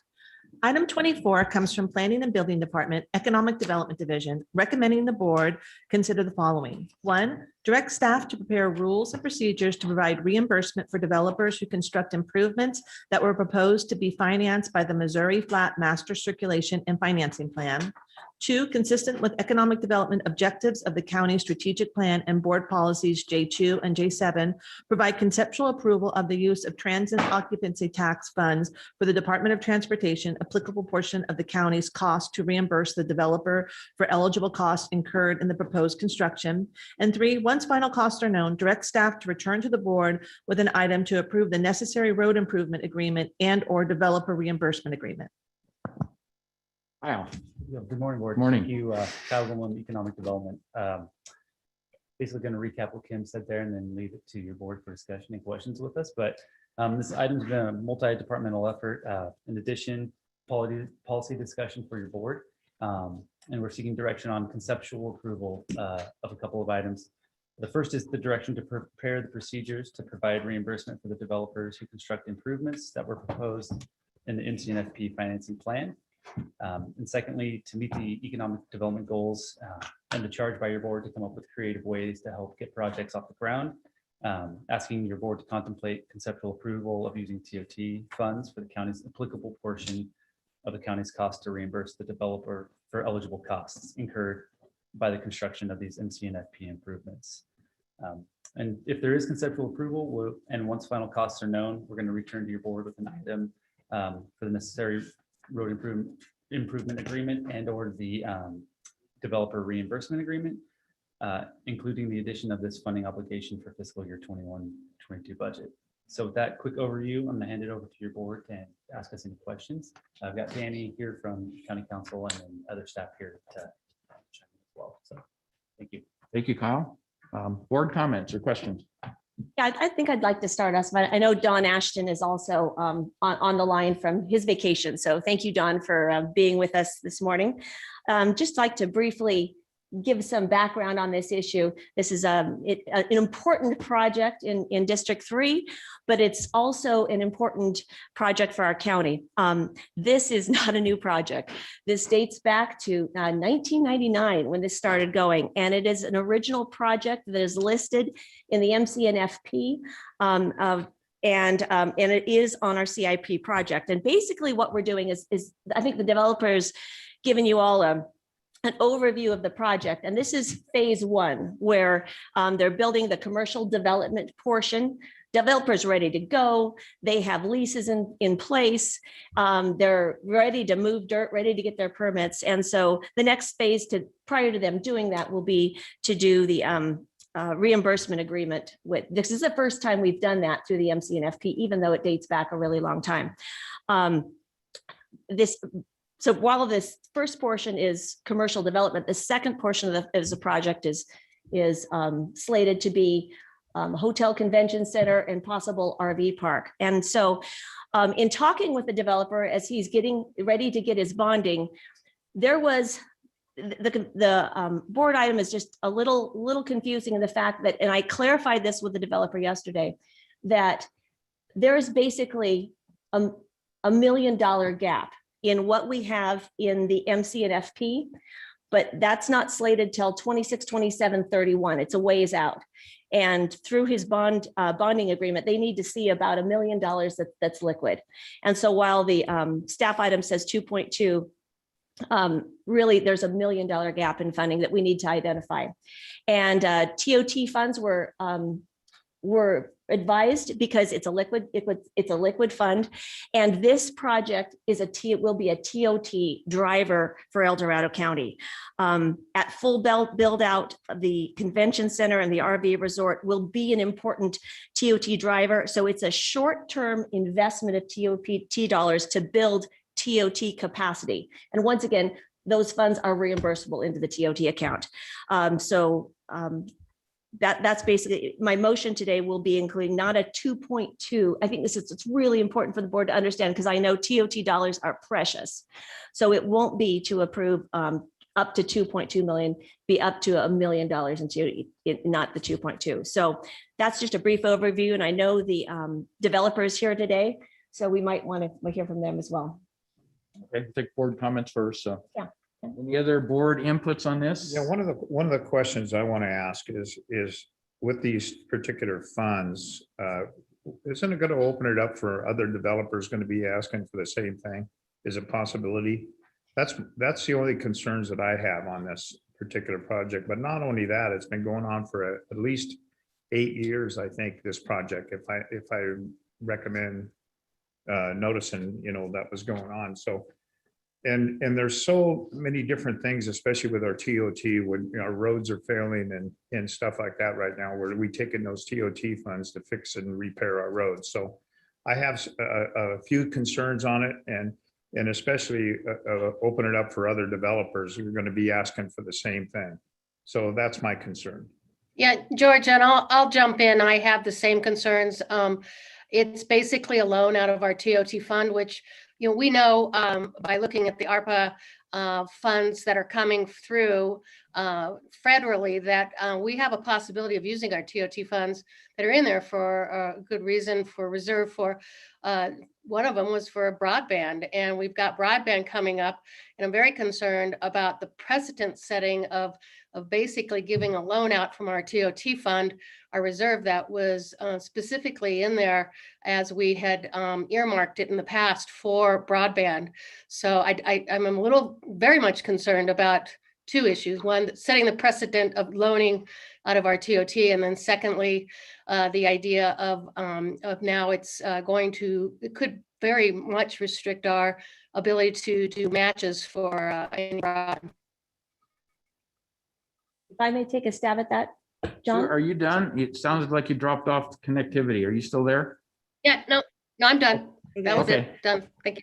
Let's let any other supervisor comment, and then we'll go back to you, Lori, or to Wendy. So Lori, did you have any thoughts on this one? Well, I do. I share some of the concerns that have already been stated. And in my mind, we've already talked about the MCNFP a couple times, many times since I've been on the board in the last couple of years, but we just, made it so that we discontinued infusing the MCNFP with tribe funds because the consensus from the board became, well, the Missouri Flat Corridor is already taking, I think it's $1 million a year of sales tax away from the county every year and reinvesting in this corridor. That's what it was meant to do. And so, we kind of have already said, let's stop infusing it with funds outside of that and let it take its course and fund itself the way it was intended.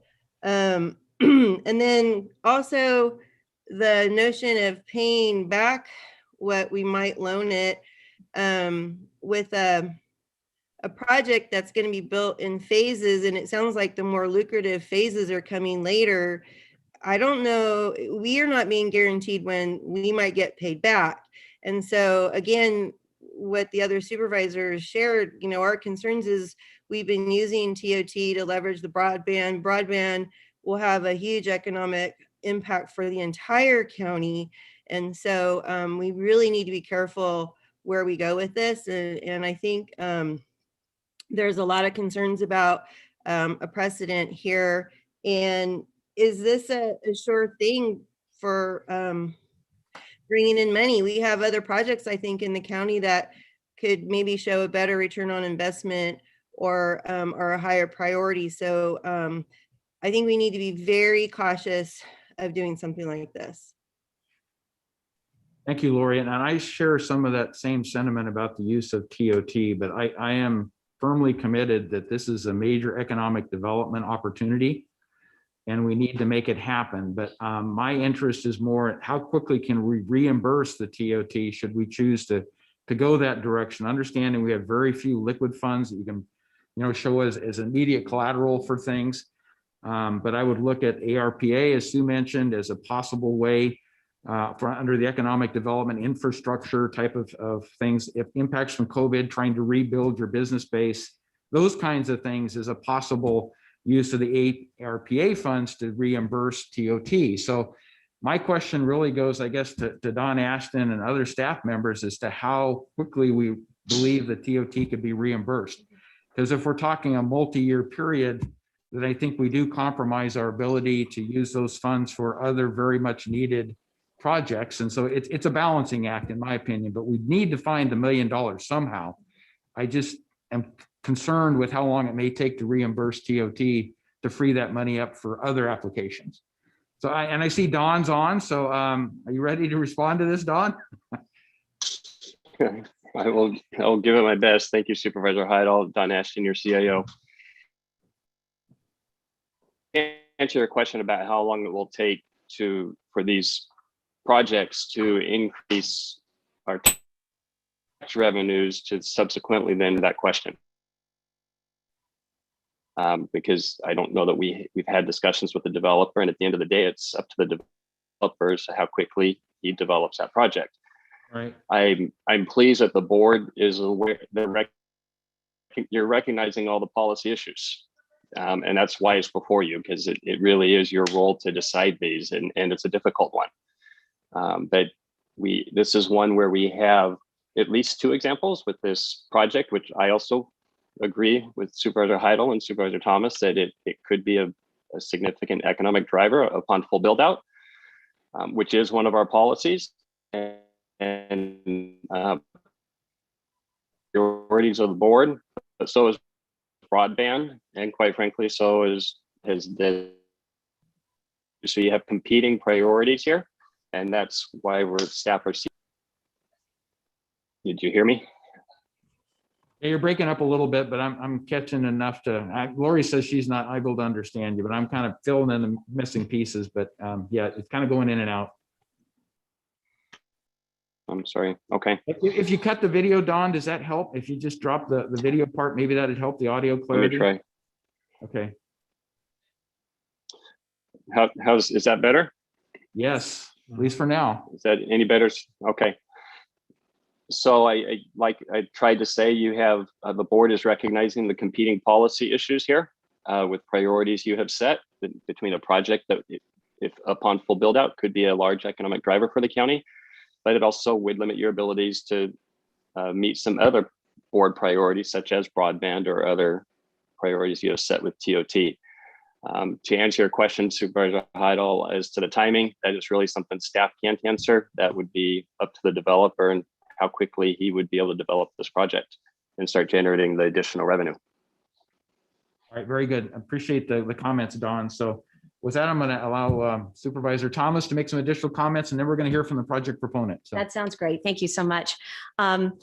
Getting back to the project, the Crossings project, like I said, it has been identified in the MCNFP since its inception. So this is an identified project that this board has continued to vote on. That the road widening for this project, is our obligation. And if we relied on our CIP, it would be years out. And if we waited years out, once again, we would not be getting any sales tax revenue from this property. The developer is going to do the work to tie his portion of the project into our road network. The developer is going to do the work rather than having the county do the work, which will be years down. And we will reimburse him for that because our general plan requires that road improvements to this intersection, be done to this development. But once again, if we allow the project proponent to go ahead and do the work now, get the project up and running, and get sales tax generating from this property, the county will benefit from it.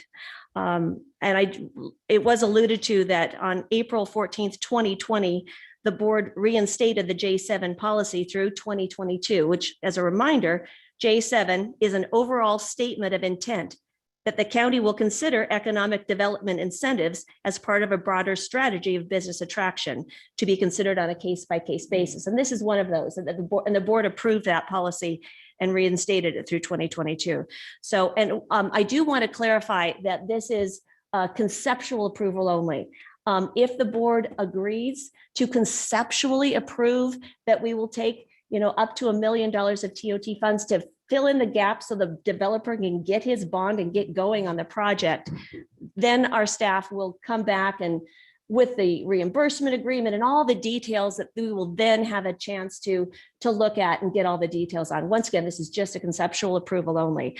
And I do share my fellow supervisors' concern about TOT tax dollars. They are precious. I don't want to do anything to jeopardize our ability to increase broadband throughout our county. And that's exactly why, we went to the developer and say, okay, what is the very, very minimum that you need to fill in the gap to get your bonds?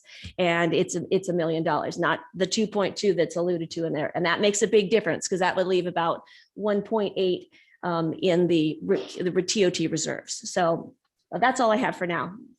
Okay. Any other final board comments or questions before we hear from the project proponent?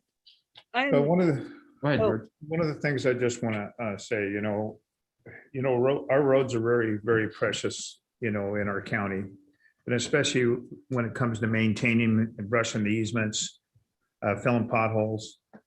So our roads are in dire need, and that was where a lot of the TOT money, it was going to be put into, and especially our broadband.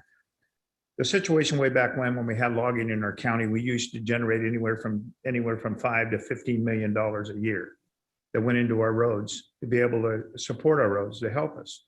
We get a measly $50,000 a year. So now, and it's not feasible to me. And I just feel sometimes this TOT money, we need that to repair our roads. And if we give up that particular amount, how long is it going to take us to get our money back? Is it 3 years, 8 years, 10 years? You hear different things, but what could happen to that project? Could that project end up going bankrupt and the county ends up stuck with this? It's a possibility. We don't know.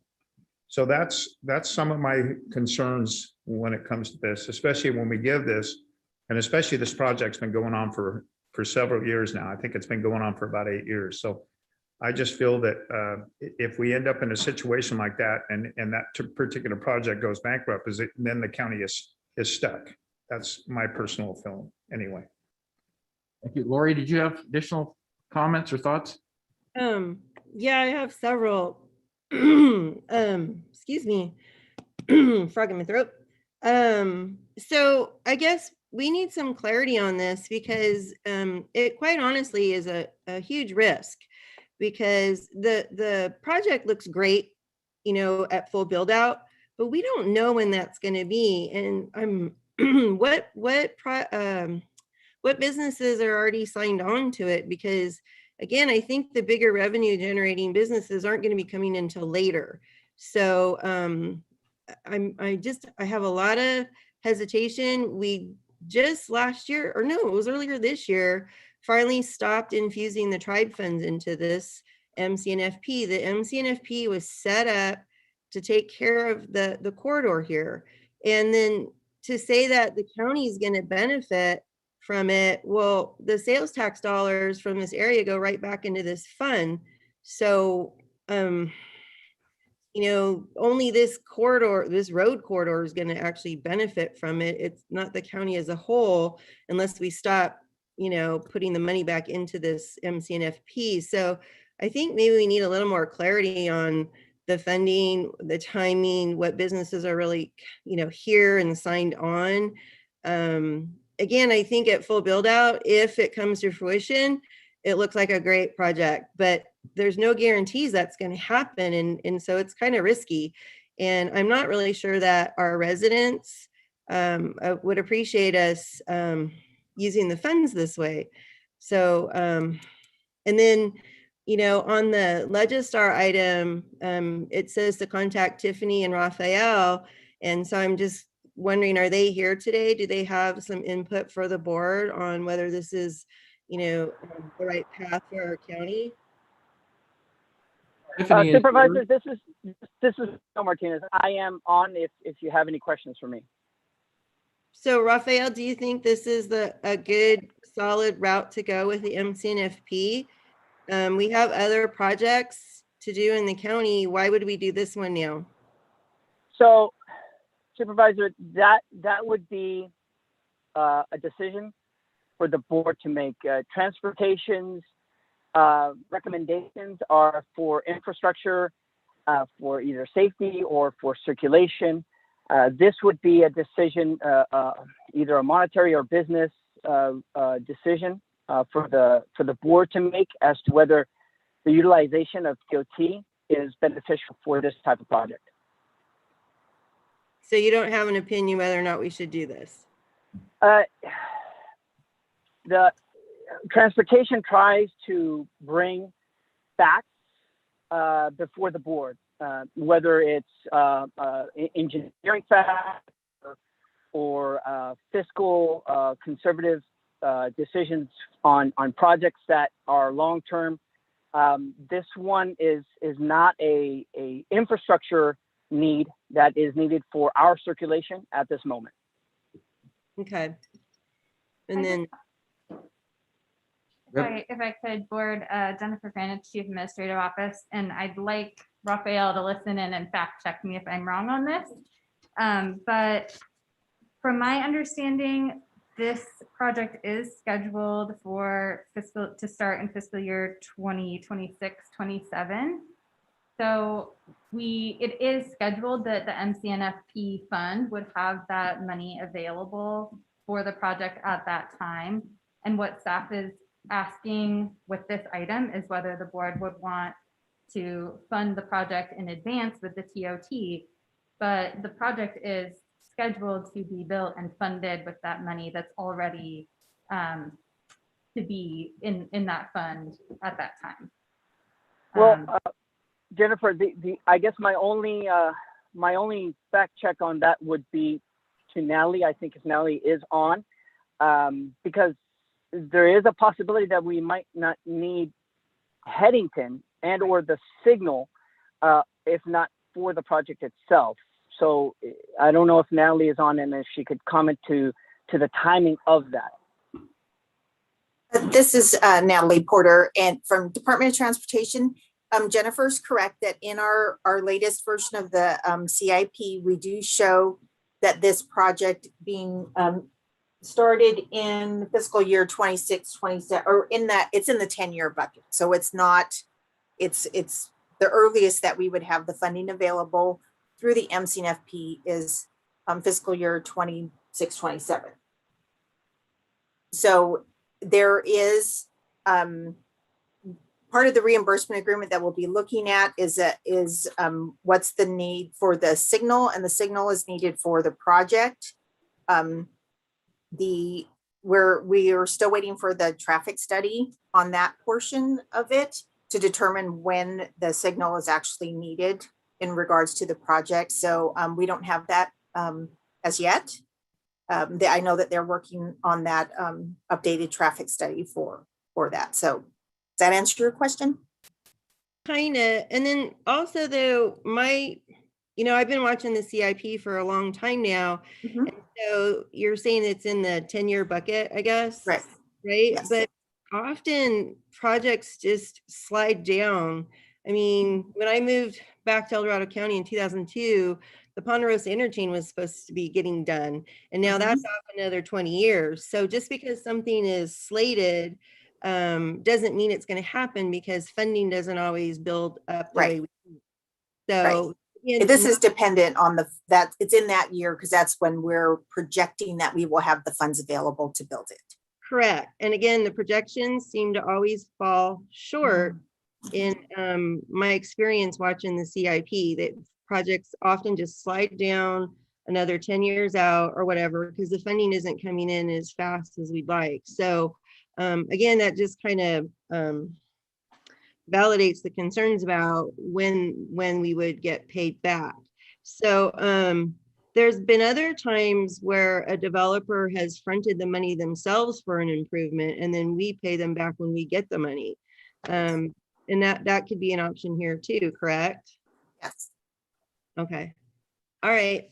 Thank you. Well, along those lines, I guess I have an additional question, and that is, are we close enough to getting to our final budget period out here in September to know if we have excess above predicted TOT funds? Are we going to have a fund balance and TOT that's above the commitments that when we get to the September timeframe, do we know what that margin might be, if there is any margin there? Just to get an update on where we think we're going to, close the year out and really look at where we ended up with TOT. Is there any input, Jennifer, or is there any thoughts on that? Because sometimes we have additional funds that come in late in the game and it's not expected, but that would help, I guess, in my understanding as to where some of that $1 million might be coming from. It's not pulling from reserves per se. It might be fund balance at the end of the year due to excess revenue above forecasted for TOT. Right. So can you give us a feel for that? Yes. So the way that we fund that TOT reserve is through the fund balance that is left over at the end of each fiscal year. The recommended budget said that we'd have about $750,000 in that reserve, because we did spend some of that reserve as part of the recommended budget on other things. And because we had budgeted for the TOT revenue to be pretty low, because we didn't know what was going to happen with COVID restrictions, et cetera, et cetera.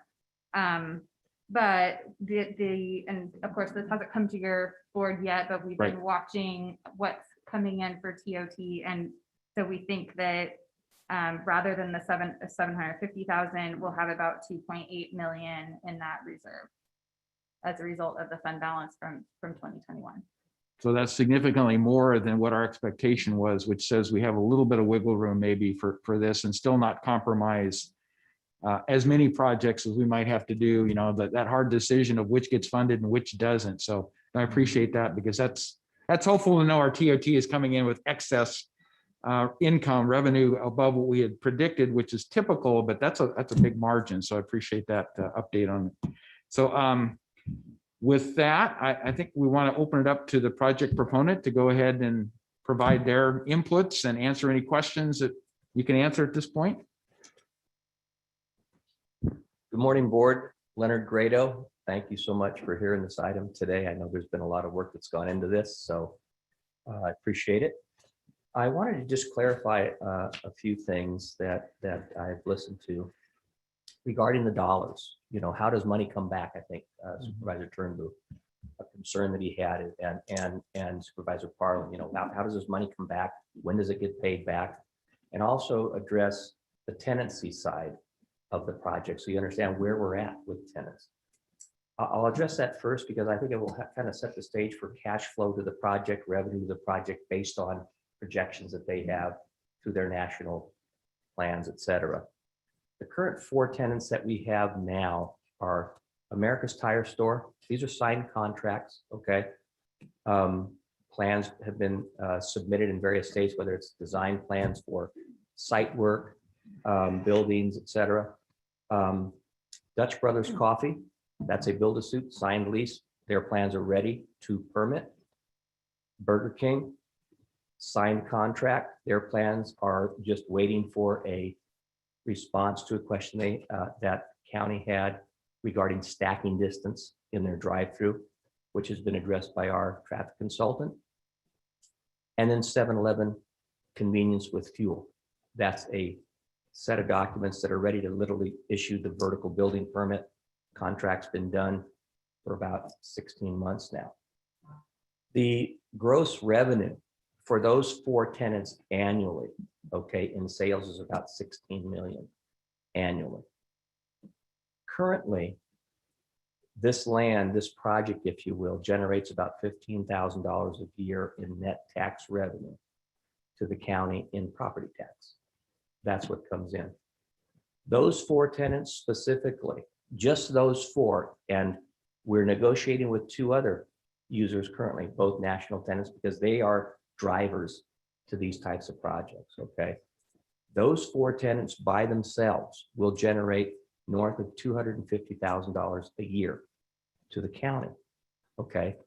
So when we talk about investment dollars and supporting economic development, this is the kind of project that can do just that. And projects of this nature build on themselves. When tenants begin to go vertical, you see projects happening, other tenants come in, other interests come in, and it's the genesis of the larger project.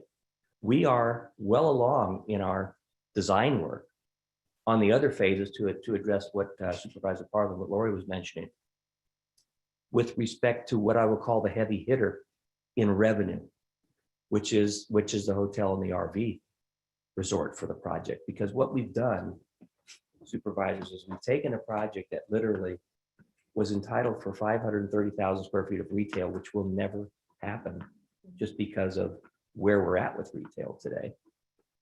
And we've redesigned it to be more El Dorado County friendly and to represent what El Dorado County does, which is agriculture, tourism, and boutique type of retail, okay, that fits more consistently with the county. And now in saying that, these projects only work if you get some national tenants to come with you, because they're major financial drivers of these kinds of projects. They're kind of the wind in your sails to begin the other parts of the development. But when you look at the additional revenue that comes in through the hotel directly to TOT, potentially through the RV park, and when I say potentially, currently there is no TOT associated with RV resorts. Now, I've I had an RV for 40 years. Not the same one, by the way. Because it wouldn't last that long. But the point being is, we have paid resort fees in different places that we've stayed that are assessed per site when you stay there. A resort fee of just $5 a night would bring $1,000 a night to the county for the RV project. So the point I'm making is there's dollars that are available right out of the gate that would be coming in with just the first four buildings that were ready to build. The reason they're held up right now, and I want to digress a little bit just so you can understand how we got here. The engineered estimates for the road work that needed to take place for these improvements on Missouri Flat Road came in above what is in your CIP for the county's share of the responsibility, not mine. I've got $1 million set aside for frontage work already that we're going to be doing, which are the curb, gutters, sidewalks, storm drain, sewer, all that the developer is responsible for. Those funds are sitting in an escrow account. We're ready to do that work. The vertical construction cannot start until the bond is in place for the county's right-of-way work. Well, our lender cannot finance that work, which we're financing to build county improvements. So we're not looking for the county to fund the developer's work. I've funded that already. We're looking for the county to step up and say, listen, we know there's a shortfall for this Missouri Flat Road improvement area. And we're going to say, okay, we're going to bridge that shortfall so we can actually get that work built and fulfill the responsibility of the county's right-of-way work. Once that commitment is in place, then my lender will see the fact that, okay, we're going to write you a check, Len, for $3 million to do the county road work and the traffic signal and all that, based upon the fact that now the county has represented they could actually pay it back. And once the lender writes the note, then I can bond it because the bonding company will say, okay, you got a loan for the improvements, we'll give you a bond to finish them, to make sure they're done, okay? And that bond is directly connected to vertical construction based on parcel map laws, et cetera. Now, here's the one caveat that I think you should consider. This $1 million is a commitment not to exceed, okay, that would come out of potentially TOT funds, that funding source. If this project begins to generate $250,000 a year, which it will, I've been in retail development for 40 years. I know how these projects work. And by the way, we've done AutoZone, we've done McDonald's, we've done Walgreens, we've done Quick Stop. We're familiar with this corridor and what these tenants generate. So when we talk about tax revenue that's already coming in, hello, I'm responsible for a lot of that tax revenue that comes in, including the Safeway Center entitlement. So I'm very familiar with this, and I want to continue to build that resource for the county along this corridor because this is a great place for this to occur at. Okay, so point being is this though, one of the recommendations that CAO Don Ashton mentioned was that these funds may potentially be available as soon as you're done and the project's been signed off by the county. That $1 million can come back to the lender. Lender's not interested in that $1 million coming back to them at that time. They see the fact that they've got the CIP 5 years out, $2 million that's proposed to be available. They're comfortable with that. They're telling me, listen, we don't need the whole $1 million as soon as it's done. We want an annual payment, if you will, that comes back to the bank because they don't want the gap. They don't like to see a payment being made and 3 years of nothing being made. That's not what bank examiners like to see, like what's going on with this loan, okay? So the point being is this, if the project generates $250,000 a year and the lender may be comfortable with $350,000 or $400,000 a year on a payback, you may only be coming out of pocket with $150,000 a year out of that $1 million commitment. It really is almost like a credit line that the lender's looking at to say, listen, how are you going to fill the gap, okay? And that's what the ask is. We're trying to get to a point where we can get our lender comfortable with giving us the funds to build a county road. And they can see the fact that the county has delivered on how they can pay it back. That's really the situation. And with respect to Natalie's comment on the rest of the road going in, Those studies are being done because when that road was originally planned, there was over 500,000 square feet of retail going in here. That's a lot of cars back in the day.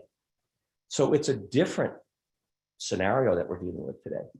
Whether that road goes in, that will be, I believe, totally at the will and desire of the board here and of DOT on what their long-term plans are for that road. If they want parallel capacity, that's going to be totally up to them. Whether we need it or not, I think that we're going to find out that this project that we have planned, frankly, may not require it. But that won't be a decision that I make. It'll be a decision that you guys make ultimately on that need. So if I know that's a lot to take in at one time here. I hope I was fairly clear on what we're looking for. It's literally the commitment of the board to a county road project. And that county road project is a facilitator of economic development for a lot of years. Any questions? Questions from board members? Thank you, Leonard. That was very helpful in terms of explaining the big picture. So are you here to speak for the public, Jack? Or are you speaking No, for I'm Leonard? speaking for the developer. Okay, thank you. My name is Jack Sweeney. I'm here on behalf of Mr. Grado. I'm reminded though about 1987 why I sat where you're sitting. And we had a terrible problem in this county called Missouri Flat Corridor. How are we going to build on these commercial parcels?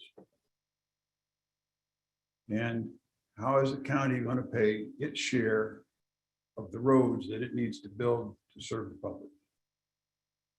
And that went on for a number of years. If I recall correctly, we put in place 5 moratoriums on building applications in that corridor, which is probably 3 of them were illegal because you can only do 2. But we did those moratoriums and we invented a way called the Missouri Flat Financing Plan. I can't get the right verbs to come up all the time. But the purpose of that was to allow for bonding to take place to build that capacity. That bonding has never occurred. And that's why we're here today. Because there isn't the money set aside to build the roads, or there isn't the roads built to entice the development that we need in the center part of the county to keep people from going to other counties and other cities to buy what they need, or also to attract tourists to come here and enjoy our great county. What happened first was that we found enough money for the first part of the Missouri Flat Funding Plan to build the rest of the interchange, the phase 2 of the Missouri Flat interchange. We convinced the state of California that that was their obligation. And that replaced about $60 million worth of funding in this Missouri Flat Plan. So from then on, the boards deemed that we could build this with our own cash. We had cash coming from the property tax and the sales tax, and that we could do that. We were going to have cash coming from the casino. We could do that. We could build that and not have to go, because when you bond to build a project, it just about doubles the cost of the project. So we determined not to use that bonding mechanism. It's never gone in place. It still sits there. It's still available, but it's not in place. So what we're looking at today is that if you read the Missouri Flat Plan, these are roads that should have been built to entice people to come here. Instead, Mr. Grado has agreed to borrow the money to build those roads, but the lenders want to know how, over a period of time, are they going to be paid back? Right now, your TIM fees show that you have $1.8 million, I think, to pay back that, or I don't know, that's all TIM fee, but the money's there, except you're short $1 million. So how is the county going to guarantee that it can pay back the money for the roads that it should have had built a long time ago? That's the issue. And I hope I'm not being insulting, but that is the issue. Mr. Grado has agreed to borrow that money to build them, but how are we going to get paid back? I believe very strongly that this is not a risk. I believe it's an obligation. the county, I think, is obligated to use these TOT funds to entice these people to build a project that will substantially increase the TOT funds by bringing tourists here. And that's what the RV park and hotel would do. So that's the project. Now, you have got to realize, Lori Parlin talked about being frugal, and she has been. We were frugal, some of us, and didn't do the bonding. Now we need to get over that hurdle today of completing this road system that brings in the economic growth that we need in this area. We need to approve a project, an agreement that will bring those people here. So I don't see this as the county going at risk to help the developer. I see the county going at risk to help itself. And I disagree. I believe the people, if you look back at Measure J, which was done in 2008, I believe, you'll find out that 57% of the people voted to use these sales tax funds to build these kinds of road systems. It was up to a vote of the people to do that. They did it. I think they agreed that they wanted to make better roads in this county so that we could get more economic growth in this county. I think that's the answer to the question. And I'd remind you that you do have 2 bites of the apple today.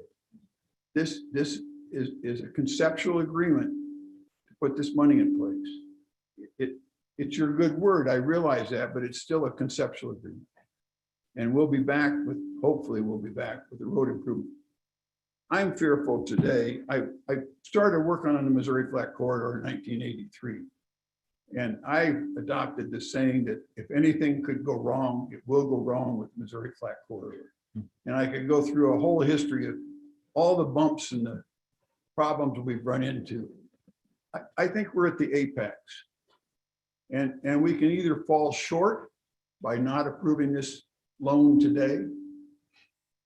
And my fear is the falling short, it very well could bring the very kind of a bankruptcy that Lori Parlin was talking about. We're there. We either move or we lose. So thank you for your patience, and I hope you'll support this measure. Thank you, Jack. Any questions for Mr. Sweeney from the board? Okay, seeing none, I think we're ready to open up for public comment. So Kim, if you would do that, please. Now taking public comment on item number 24. Individuals will have 3 minutes to address the board. Public comment will be taken first from those participating in the boardroom and then from those participating through Zoom. Please be patient, you'll be called upon. For those participating by Zoom, please make sure you unmute yourself when called upon. If you're joining the meeting by phone, press *9 to indicate a desire to comment. If you're joining by Zoom, press the raise hand button. Please voluntarily state your name for the record.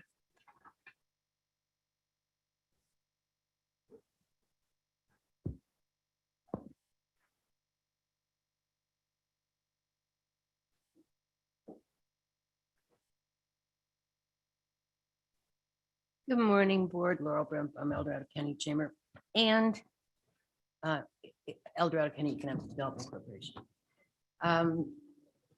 What comes to mind for me is, well, we've never done that before, or this is the way we've always done it.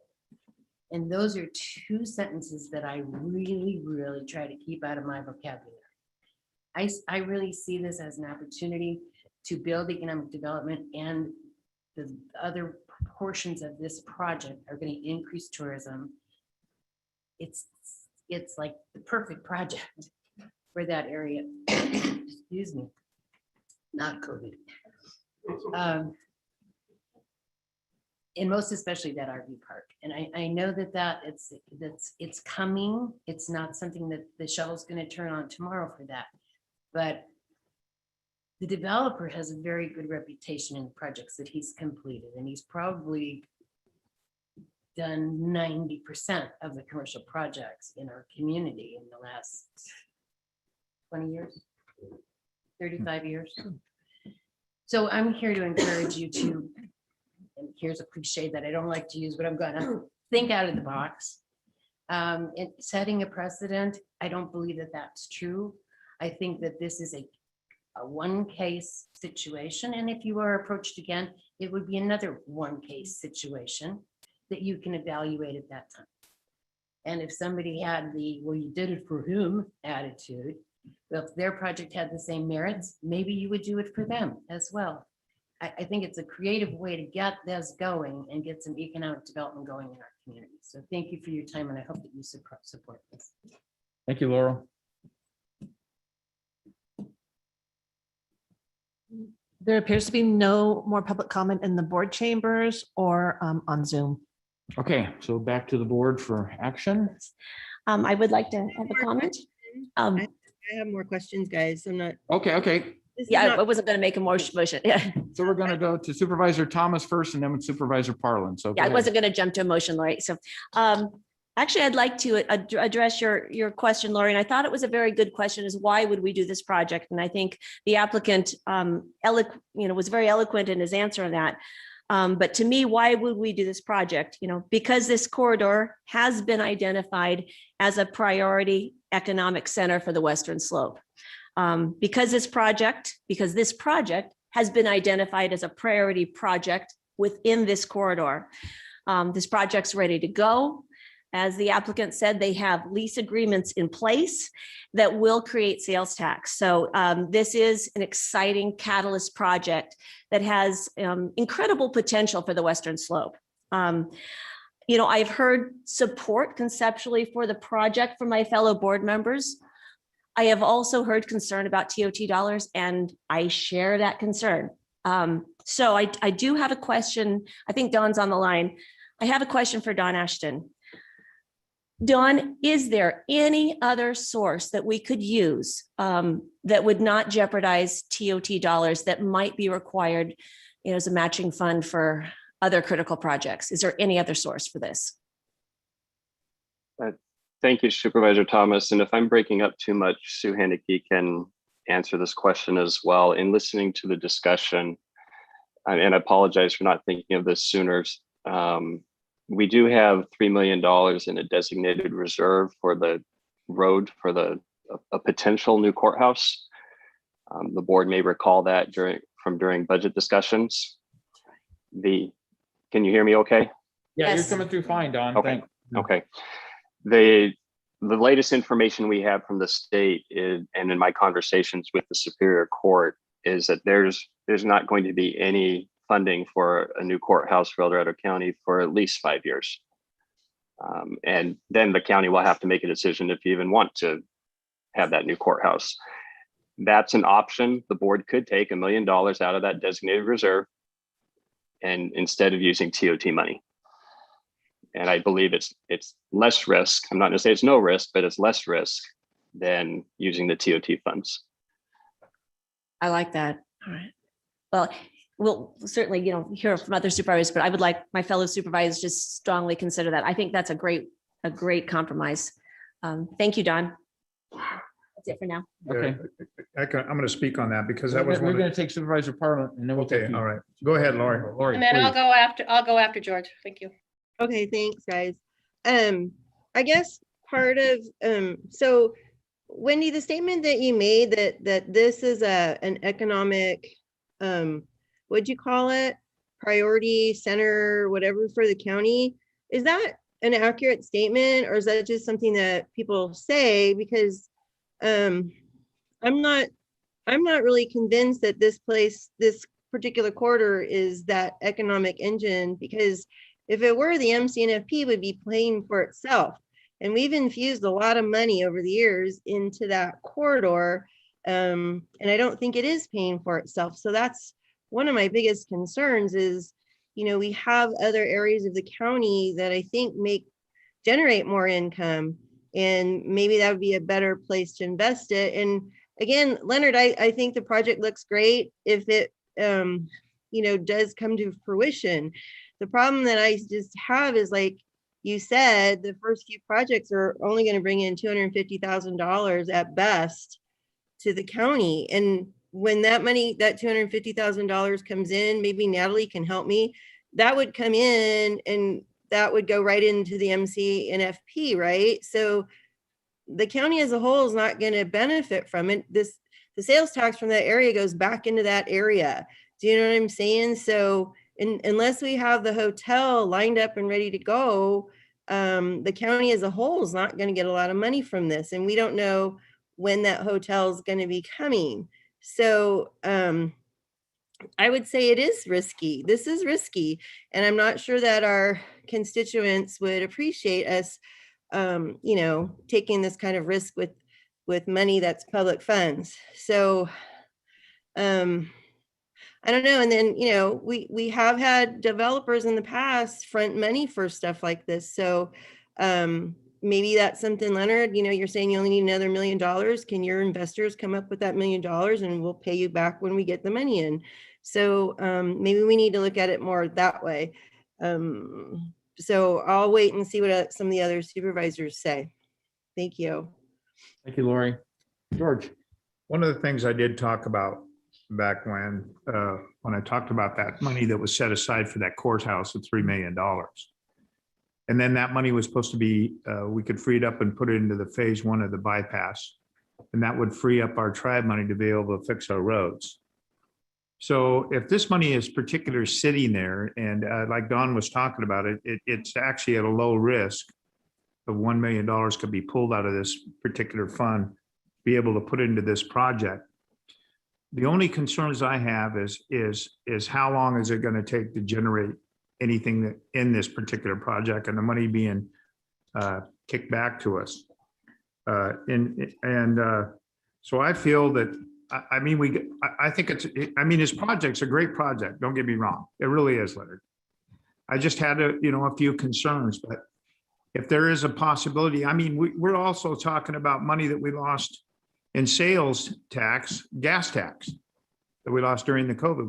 We didn't generate a lot. And there's possibility that money could be coming back, especially through that money, that COVID money that we're going to be getting. And I was talking about taking some of that money and putting it into our roads too, where the money that we lost. And I think it's anywhere from $3 to $5 million.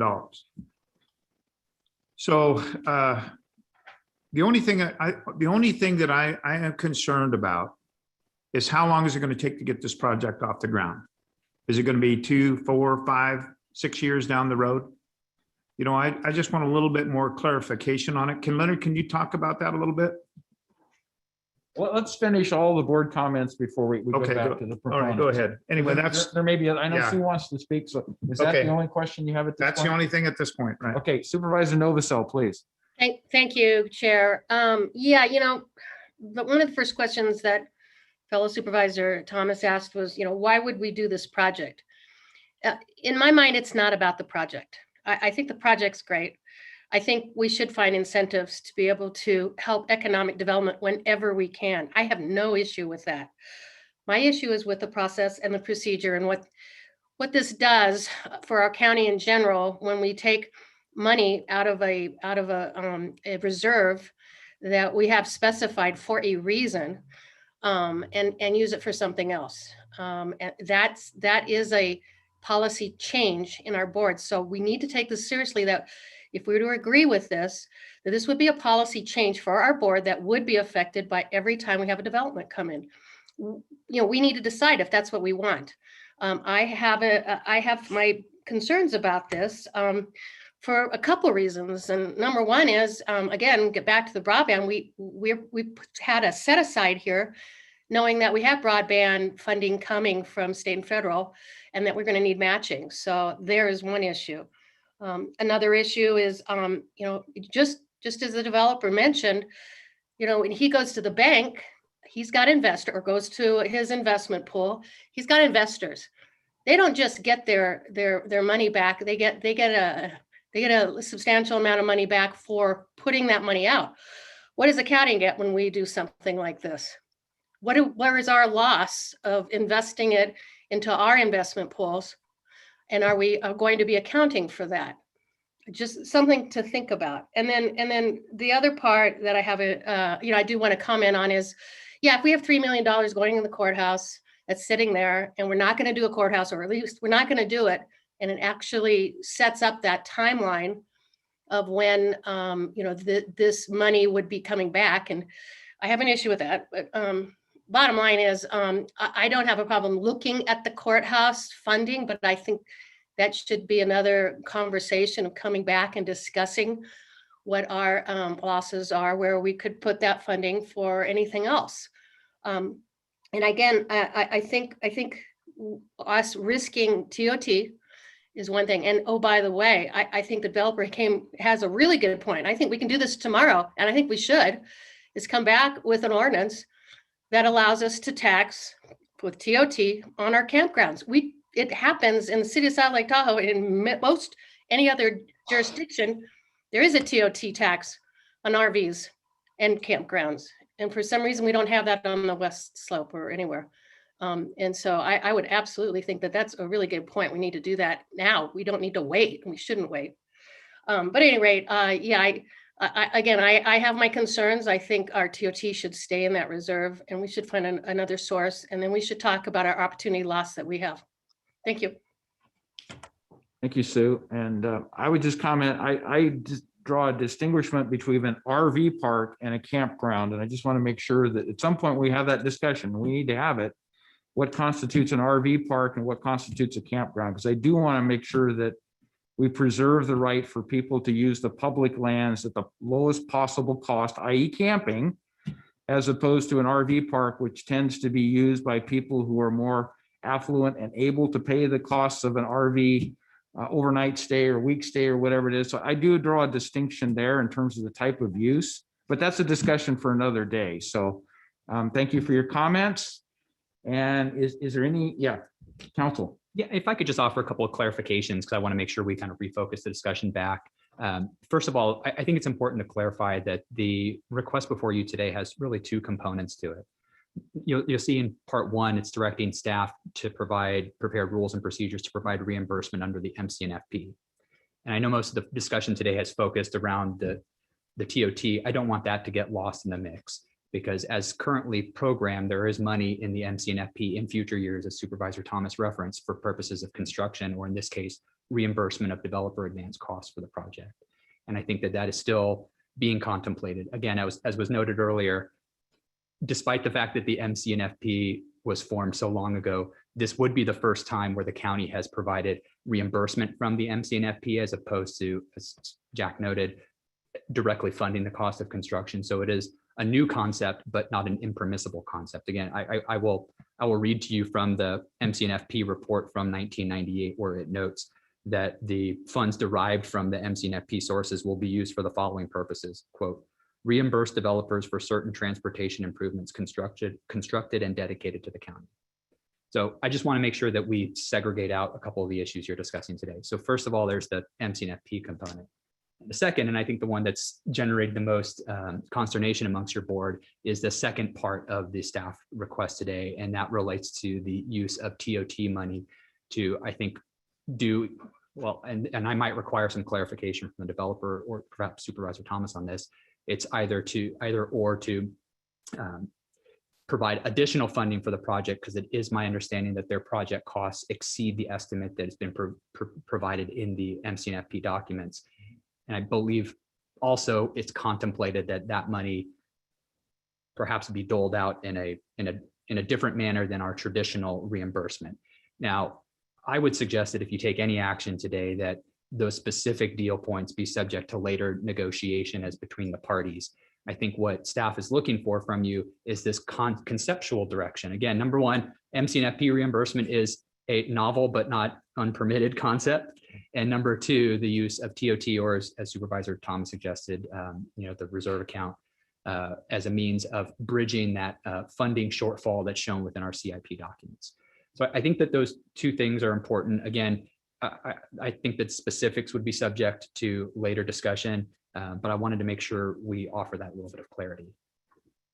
Thank you, David. So Leonard, I think you're up now to respond to some of the questions that were raised here recently. The question was? Remember the question? How long is it going to take to, to get these projects off the ground? Okay, yeah, thank you, Supervisor. I had a meeting this morning with our site contractor on mobilizing them next week. Yesterday or day before yesterday, we received our sewer improvement plans permitted from the county. Our road, when I say road grade plans, there's a grade on where it indicates future crossings road that has to be made because we need it for the sewer line. Okay, we need the profile to be able to put the sewer line in. Those permits are out, and the permits are out for the storm drain. All those plans are done, submitted, and completed. We're ready to build that. We met, like I say, this morning, 7:45 on that schedule to start that. But I want to digress a little bit. We started construction on this project about 2 years ago when I spent $1.5 million to grade this first phase. That was our job start of the project, okay? Exclusive of land acquisition costs, et cetera. Where we're at now is a position of needing to find out what's happening with the offsite improvements, because the offsite improvements are tantamount to vertical building permits.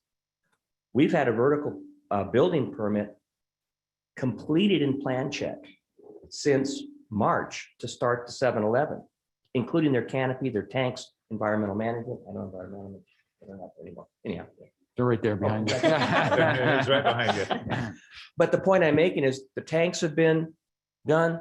It's ready to go, but for the offsites that need to be approved and bonded. So this is, and again, I think it's really important when we talk about what the developer is putting in, the developer is borrowing the money on his side to build county road. Okay, so I am ponying in substantial dollars for this road improvement. Because it should be done. I mean, that corridor, that whole area with the target, I mean, candidly, there's been very little money invested by other developments along the Mo Flat corridor compared to me. Every, whether it was the Walgreens, offsite dedication, right away given to the county. This project, substantial amount of right away given to the project. Highway 49 Pleasant Valley, all that new work that's being done out there, that's my right away. That was given at no cost. I've invested substantially in this county and in this corridor. I'm not looking for something that's just a gratuitous act from the county. I'm just looking to get bridge from point A to point B to get us over the hump, if you will, so that our lenders will see there is capacity to loan against. That's really the issue. So that's a long story, Supervisor Turnbull. We're starting construction next week on all of our infrastructure on the site because I want to get that in before we hit winter again. So you're going to see curb, gutters, sidewalk, all that work going in because that's all on my ticket, on my side of the equation. As a developer, I have to do my frontage improvements, and that's typical policy, which I'm okay with. It's just from those improvements to the middle of the road and the traffic signal, that's an improvement that is not my responsibility, but I'm happy to facilitate getting it done so that it's completed, because what you don't want to do typically is half of the improvements in the road and then you have tenancy in there and then you bring them in to do the traffic signal later and you have just a mess of congestion because people are now frequenting the development that you've gotten in and you're doing more road work. So our desire is always to get it all done up front so it's done, put to bed, finished. So does that, I hope that helps you understand. We've got loan funds in the bank to do this work now. And like I say, we met with our contractor literally this morning, 5 of them were in my office to start that process and get that work going because the permits have been issued now and we're ready to do it. So, okay. All right, thank you. Any other questions, anybody? Okay. I'm not seeing any. Thank you, Leonard. Thank you, appreciate it. I do have one final clarification that I'd like to make a motion, unless there's any other comments here. Getting back to your comment, Lori, it was I appreciate your comment about the MC&FP, and as I was doing some digging, I found that last June 23rd, this board approved the MC&FP Phase 2 in the financing plan and reauthorized it, certified the addendum to the final EIR.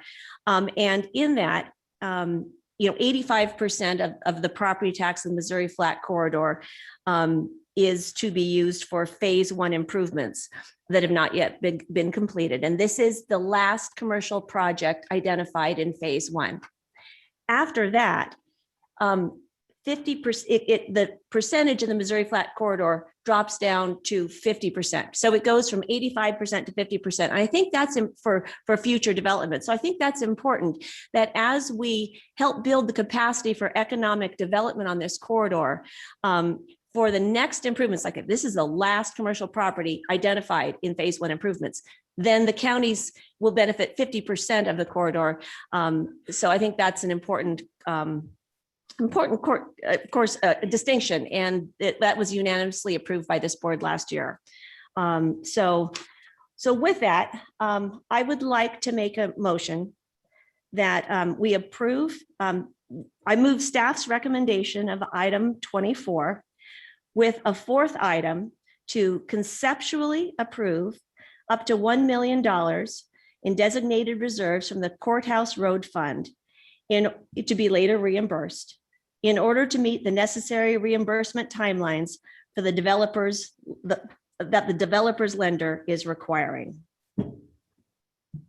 I'll second with some discussion. Item 2 specifically talks about conceptual approval for the use of the transient occupancy tax funds. Okay, let's see. And it would seem more consistent to add into that or the courthouse construction reserve without adding a 4, because then it gives us, staff can come back with whatever they think is the strongest recommendation, develop the details of the funding, and basically bring it back to the board at that time for a decision of which of those 2 potential sources of funding that we would utilize. Chair, Yes. would Supervisor Thomas think about possibly just taking out TOT altogether? Because I'm just not comfortable with that. That's the other way to do it. Yeah, rather than and/or it just completely take out TOT and put courthouse in there. I agree with you, Supervisor Novosel, absolutely. And I do think it's really important to put a limit. So it's not an unlimited amount. So let's, on item, I move staff's recommendation with the following amendments. Item 2, provide conceptual approval of the use of designated reserves from the Courthouse Road Fund, and then conceptually approve up to $1 million in designated reserves in the Courthouse Road Fund to be later reimbursed in order to meet the necessary reimbursement timelines that the developer's lender is requiring. I will second that. Are you keeping in item 3 also then in its entirety? Absolutely. Item 3 and item 1. And so once the staff will bring all those details back for us for the board to consider and to go through once we have those details. So this is conceptual approval to move forward, to be later brought back to this board. Very good. Thank you. Thanks. Clarity, it takes the use of TOT off the table. Off the table. Yeah, off the table. Absolutely. I don't want it even there, so. It's gone. I agree. Okay. I agree. So I second the amendment. I would like to ask that when, if this is brought back, that we see the MCNFP updated, the financing plan columns and all that updated, so we can see what it's looking like right now. Because what I don't understand is that if we bring in $1 million a year, or I guess it's 800,000 to be more accurate, a year from the MCNFP every year, why is it that we're not going to be able to pay for this until 26, 27 at the earliest? So could we see that chart, the CIP chart of all the financing to see where it's going currently, and what, because it says in the item, it says backfilled by future MCNFP funds when they are not dedicated towards other projects. And I'm guessing that's probably the bypass. But if we could see that to explain why the MCNFP is not bringing in enough money to pay for itself like it was intended, I think that would help the conversation. That's a good idea. But I would suggest we vote on the motion and then provide direction to staff to do exactly that, if you're okay with it, Supervisor Parlin. No, I want to make sure it's in the in the item. I want it in there. You want us to amend the motion again? That's what you're asking for? Yep. It should have Okay. been in the first place in my mind. And I will amend my motion to include item number 5, that when this is brought back,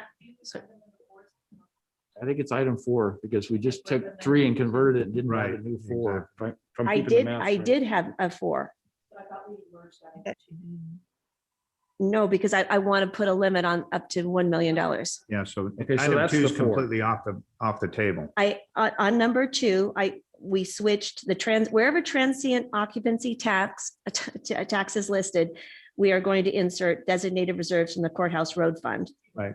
And then Okay. number 4 was to conceptually approve up to $1 million. Okay, then it's number 5. And then number 5, and help me out, Lori, so you're comfortable with this, that when this item is brought back to the board, that all the details of the MC and FP are included in the board item. Yeah, the current accounting and where, the projections too. Okay.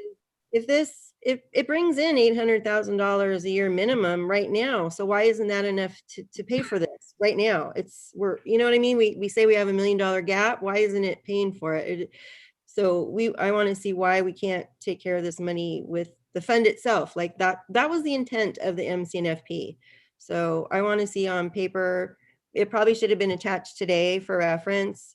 Why can't this fund pay for its own development like intended?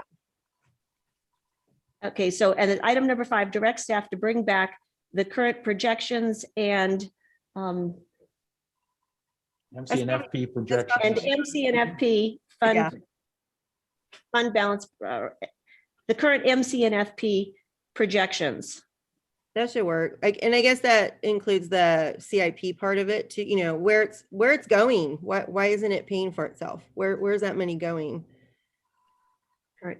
Okay, bring direct staff to bring back the current projections and CIP analysis in the MC&FP.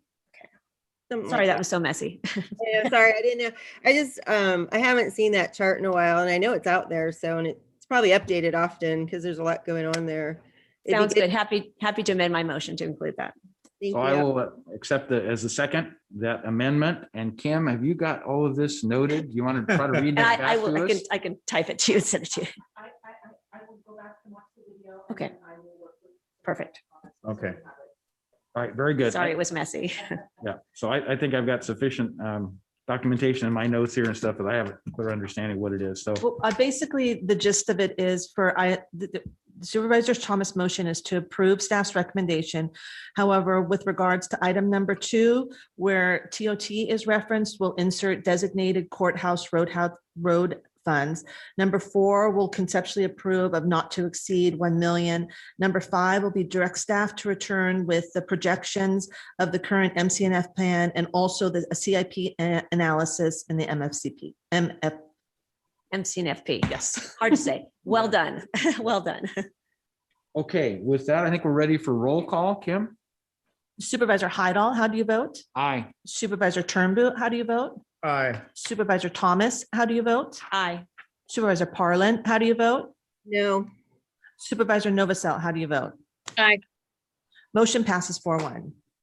All right, thank you all for that. And I think we're ready to move on to our 11 p.m. time allocation. Obviously, pretty late, but number 20. Sorry, 11 a.m. 11 a.m. Yeah, 11 a.m. I don't know where I got the p.m. 11 a.m. And so, Kim, would you read number 28, please? Of course. Item number 28 is a hearing from Environmental Management Department recommending the board, 1, conduct a hearing to consider the annual report of delinquent mandatory refuse collection fees, and 2, adopt and authorize the chair to sign a resolution confirming the annual report of delinquent mandatory refuse collection fees for South Tahoe Refuse Company. Supervisor Heidel, could you please open the public hearing? I hereby open the public hearing. Jeff. Morning, board. Jeff Warren, Interim Director of Environmental Management. I'm glad I don't have to explain that I'd be back here at 11 p.m.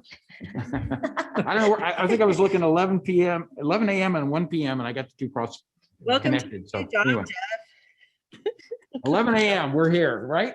Reset your clocks. No. Okay. Residential solid waste collection disposal is mandatory in the unincorporated area of Lake Tahoe Basin pursuant to the Tahoe Regional Planning Agency and El Dorado County ordinances.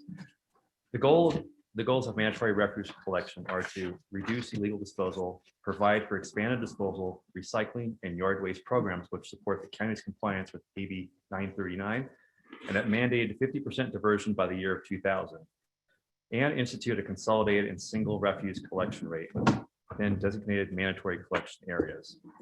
On December 29th, 1981, the Board of Supervisors adopted Ordinance 3214, Mandatory Refuse and Garbage Collection of South Lake Tahoe, which prescribed the duty of the parcel owner to provide for the payment of the mandatory refuse collection and disposal fees. Consistent with provisions of County Ordinance Section 8.42.120 and 8.42130, the county entered into a franchise agreement with the South Tahoe Refuse to provide services within the unincorporated areas of Lake Tahoe Basin, with the exception of a small area serviced by another franchisee. On January 26, 1999, the Board of Supervisors adopted Ordinance 4525, which revised mandatory solid waste collection areas in the county and provided a lien hearing process for delinquent mandatory collection amounts outstanding for 90 days or more, as well as including other ordinance provisions regarding the administration of mandatory solid waste collection areas applicable to all designated areas. The lien process was adopted as a result of large number of delinquent accounts within the South Tahoe Refuse mandatory collection area that were ultimately affected the overall solid waste collection rates. The lien process provides for the collection of bad debt and provides a mechanism that aligns rates with the actual expense projections without being skewed by bad debt. Since it was instituted in 1999, the lien process has greatly reduced the amount of bad debt resulting from property owners not paying the mandatory refuse collection fees. The lien amounts proposed herein are the amounts that have been billed and for 90 days or more delinquent. The full amounts that are 90 days or more delinquent will constitute the amounts of special assessment liens on properties. South Tahoe Refuse makes every effort to collect on past due bills prior to initiating the lien process. This includes a combination of courtesy letters and telephone calls to customers. In addition, South Tahoe Refuse standard notices for the fiscal year 21-22 lien process were provided to the property owners listed on Exhibit A to the resolution as follows. May 7th, 2021, notices of possible lien proceedings for unpaid mandatory garbage collection services were sent by certified mail. Return receipt requested to each delinquent account holder meeting the criteria above. The notice included the delinquent amount, directed the account holder to the South Tahoe Refuse, and described methods of which the account could be collected on. It brought in current order into light of lien, including an enclosed pre-addressed envelope with an option to pay by telephone via credit card. June 4th, 2021, notice of appeal hearing regarding possible lien proceedings for unpaid garbage collection service was mailed to each delinquent account holder who had not brought their account current. The notice provided the date, time, and location of the appeal hearing. June 18th, an appeal hearing was conducted at the Environmental Management Department, South Lake Tahoe office at 924B Emerald Bay Road in South Lake Tahoe from 12:30 to 1:30. Staff from Environmental Management and staff from South Tahoe Refuse conducted the hearing and allowed for account holders to appeal the mandatory refuse collection services to the county by providing confirmation that the residence or property was not inhabitable, such as no electricity or no water. During the billing period that resulted in a delinquency, no appeals were received at the hearing. July 9th, notices of lien proceedings for unpaid mandatory collection services were mailed to each delinquent account holder who had not yet brought his or her account current. The notice advised of the public hearing and the date at which the delinquent account must be brought current in order to have the account holder's name removed from the report of delinquent fees to be placed on the lien on the subject property for fiscal year 22-21. Noticing required within the lien proceedings has resulted in an average decrease in the number of delinquent accounts by greater than 50% over the last 5 years, and the total delinquency balances by approximately 35% over the same period. The lien and appeal process prevented no less than $55,747.76 from being written off as bad debt by South Tahoe Refuse between those 5 years, thereby helping stabilize refuse collection rates to a greater degree that otherwise would be possible. Therefore, Environmental Management recommends the board adopt and authorize the chair to sign resolution 095-2021, confirming the annual report of delinquent mandatory refuse collection fees for South Tahoe Refuse Company, establishing the delinquent account amounts as special assessments for fiscal year 21-22, and providing the collection thereof in the same manner as the county's ad valorem property taxes as provided by the county solid waste management ordinance. Thank you. Thank you, Jeff. Questions or comments from board members? Seeing none, then I think we're ready to open it up for any public comment. Kim, if you would, please. Now taking public comment on item number 28. Individuals will have 3 minutes to address the board. Public comment will be taken first from those participating in the boardroom and then from those participating through Zoom. Please be patient, you'll be called upon. For those participating by Zoom, please make sure you unmute yourself when called upon. If you're joining the meeting by phone, press *9 to indicate a desire to comment. If you're joining by Zoom, press the raise hand button. Please voluntarily state your name for the record.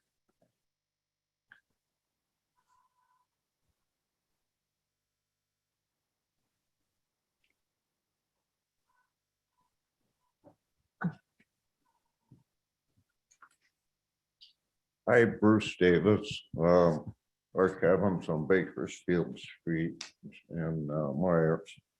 I've got the full amount of my subsidy for this year. Since we don't get any service, never have had. We've owned it for over half a century. Jeff's company's never done anything for us, probably never will.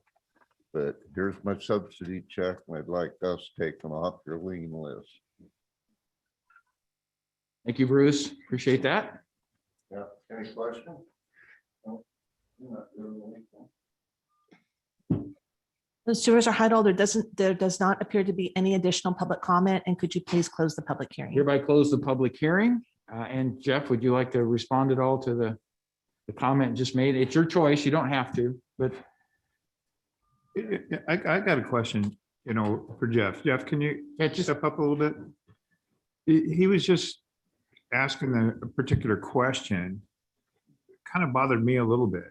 He said he didn't get any service was supplied to him. Well, the service is there. It's up to the individual if they want to put the material out or not. It is mandatory and it is unlimited. So Would you please voluntarily identify yourself since you're not Jeff?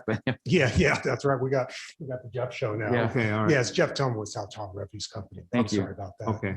I'm normally pretty good about that, but we do supply the service for those individuals who want to put that, the refuse out, their green waste out, their yard waste out. As I said, it's mandatory, it's unlimited. We encourage people in the springtime to clean their yards. You can put 150, 200 bags out there if you wish, we'll take it away. There are options for those that may leave, before their pickup day, they can get a bear box and they can put their refuse in that bear box and we will service it. So it's not a matter of the fact that we're not servicing it. It's more that the individual's not choosing to use the service. Not choosing to do the service, have the service. That's correct. Is that okay? I just want a clarification because it just seems really odd if a person does a mandatory service, so he has no right to even opt out of the service. So what happens, let's say if a person owns a home and they rent it out to this particular person, which is getting, so it's on the property owner, not the people that's renting the house. That's correct. Yeah, correct. Yeah, the billing goes to the property owner and it's up to them to, do what they need to do and let their renter know that, this is your day, put the refuse out, do what you need to do with it. Yeah, it just, to me, it just bothers me a little bit. It's got to be mandatory. That's all. Well, and There's a long history to why it's mandatory. I understand, but, and I know you're going to chime in on this too, because I kind of want a little bit of a clarification on it, because it just bothers me a little bit when it comes to mandatory and then people are not using the service and they can be hauling garbage out of there themselves, so I don't know, just clarify it a little bit for me. Well, I think also with. Go ahead, Jeff. I'm sorry. Yeah, it's also what Jeff talked about here is that it's a complete solid waste system. It's not just the fact that we're picking up the refuse, it's it's the recycling, it's the green waste, it's all the mandates that the state of California has put on each jurisdiction for recycling. So it's a complete solid waste system. Household hazardous waste is in that.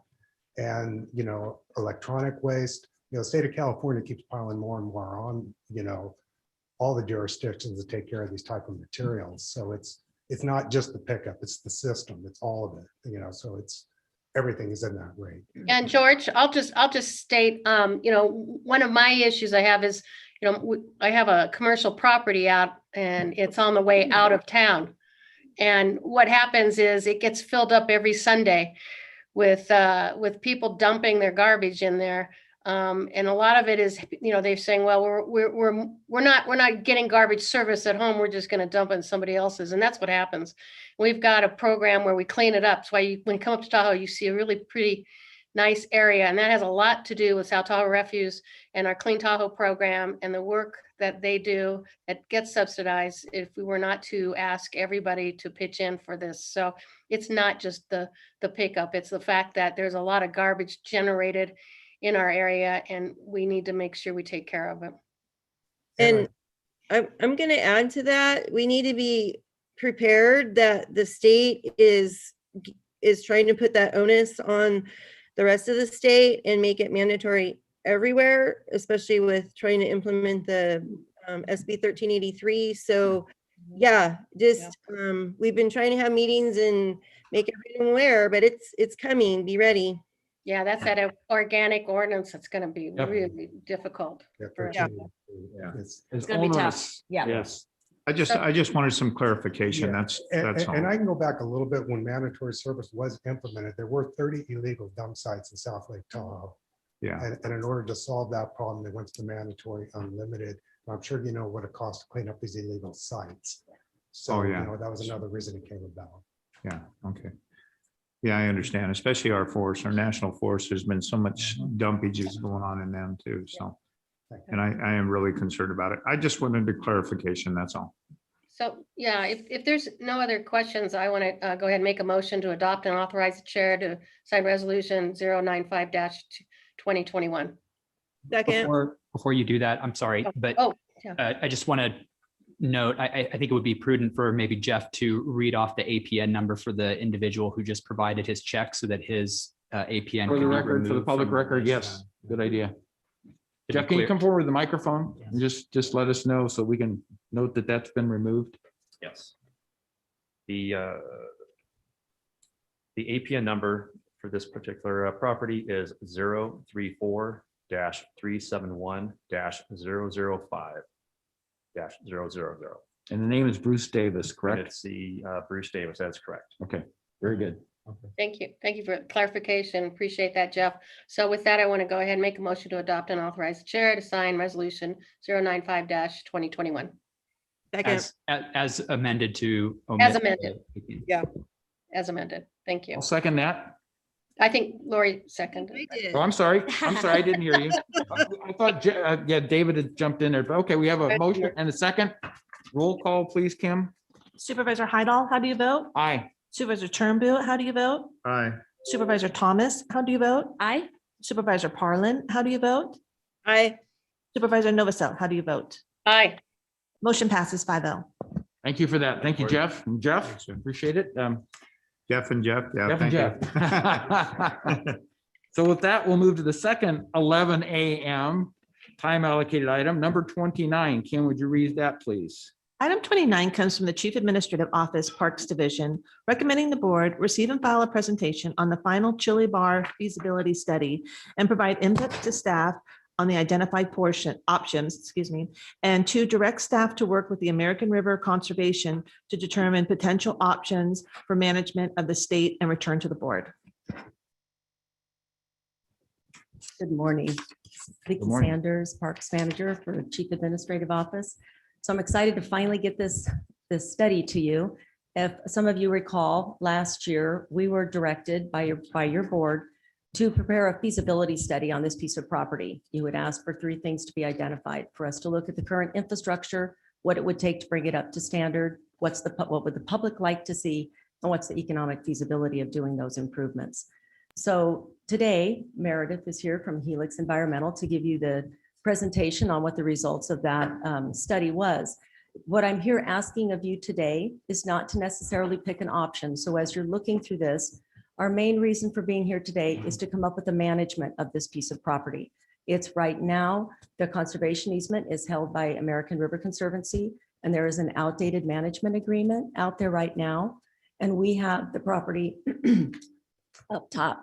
So we have lots of options on how to manage this property and how to do it in the best, most efficient manner. So we're here asking your direction on and guidance on how to manage this property.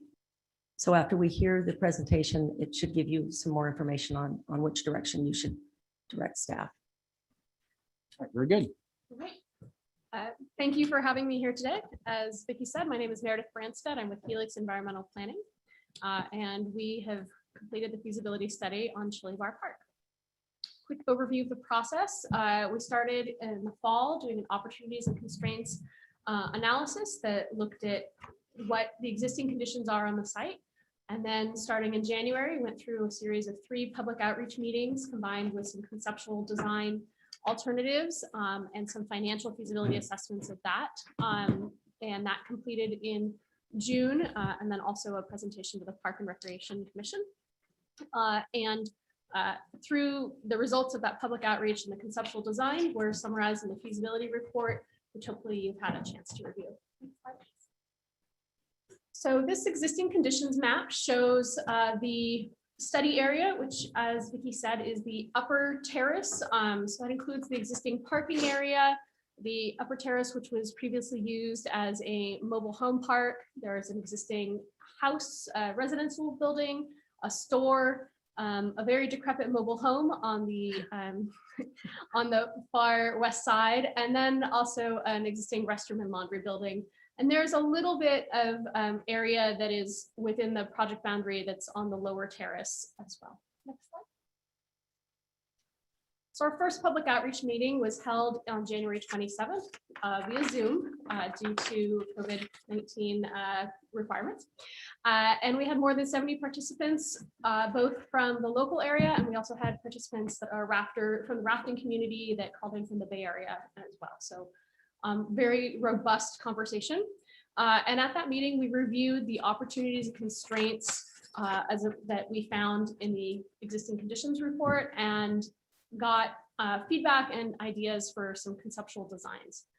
So you can see on this map, there's some oak woodlands, particularly on the steep slopes. There's a few significant trees that are protected under the Oak Resources Management Plan. There's some good views out to the river, and then there's some not so lovely views out to the slate mine that aren't as attractive. So we just reviewed that. Next slide, please.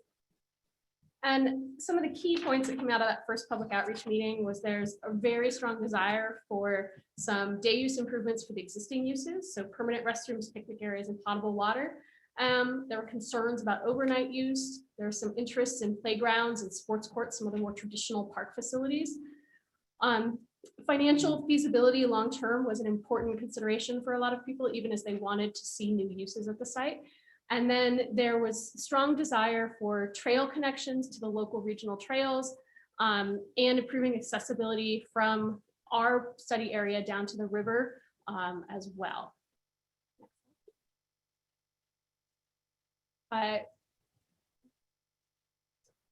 And then we took a lot of that information and we developed 3 options of conceptual designs and presented those at the second public outreach meeting, which was held on site in late March.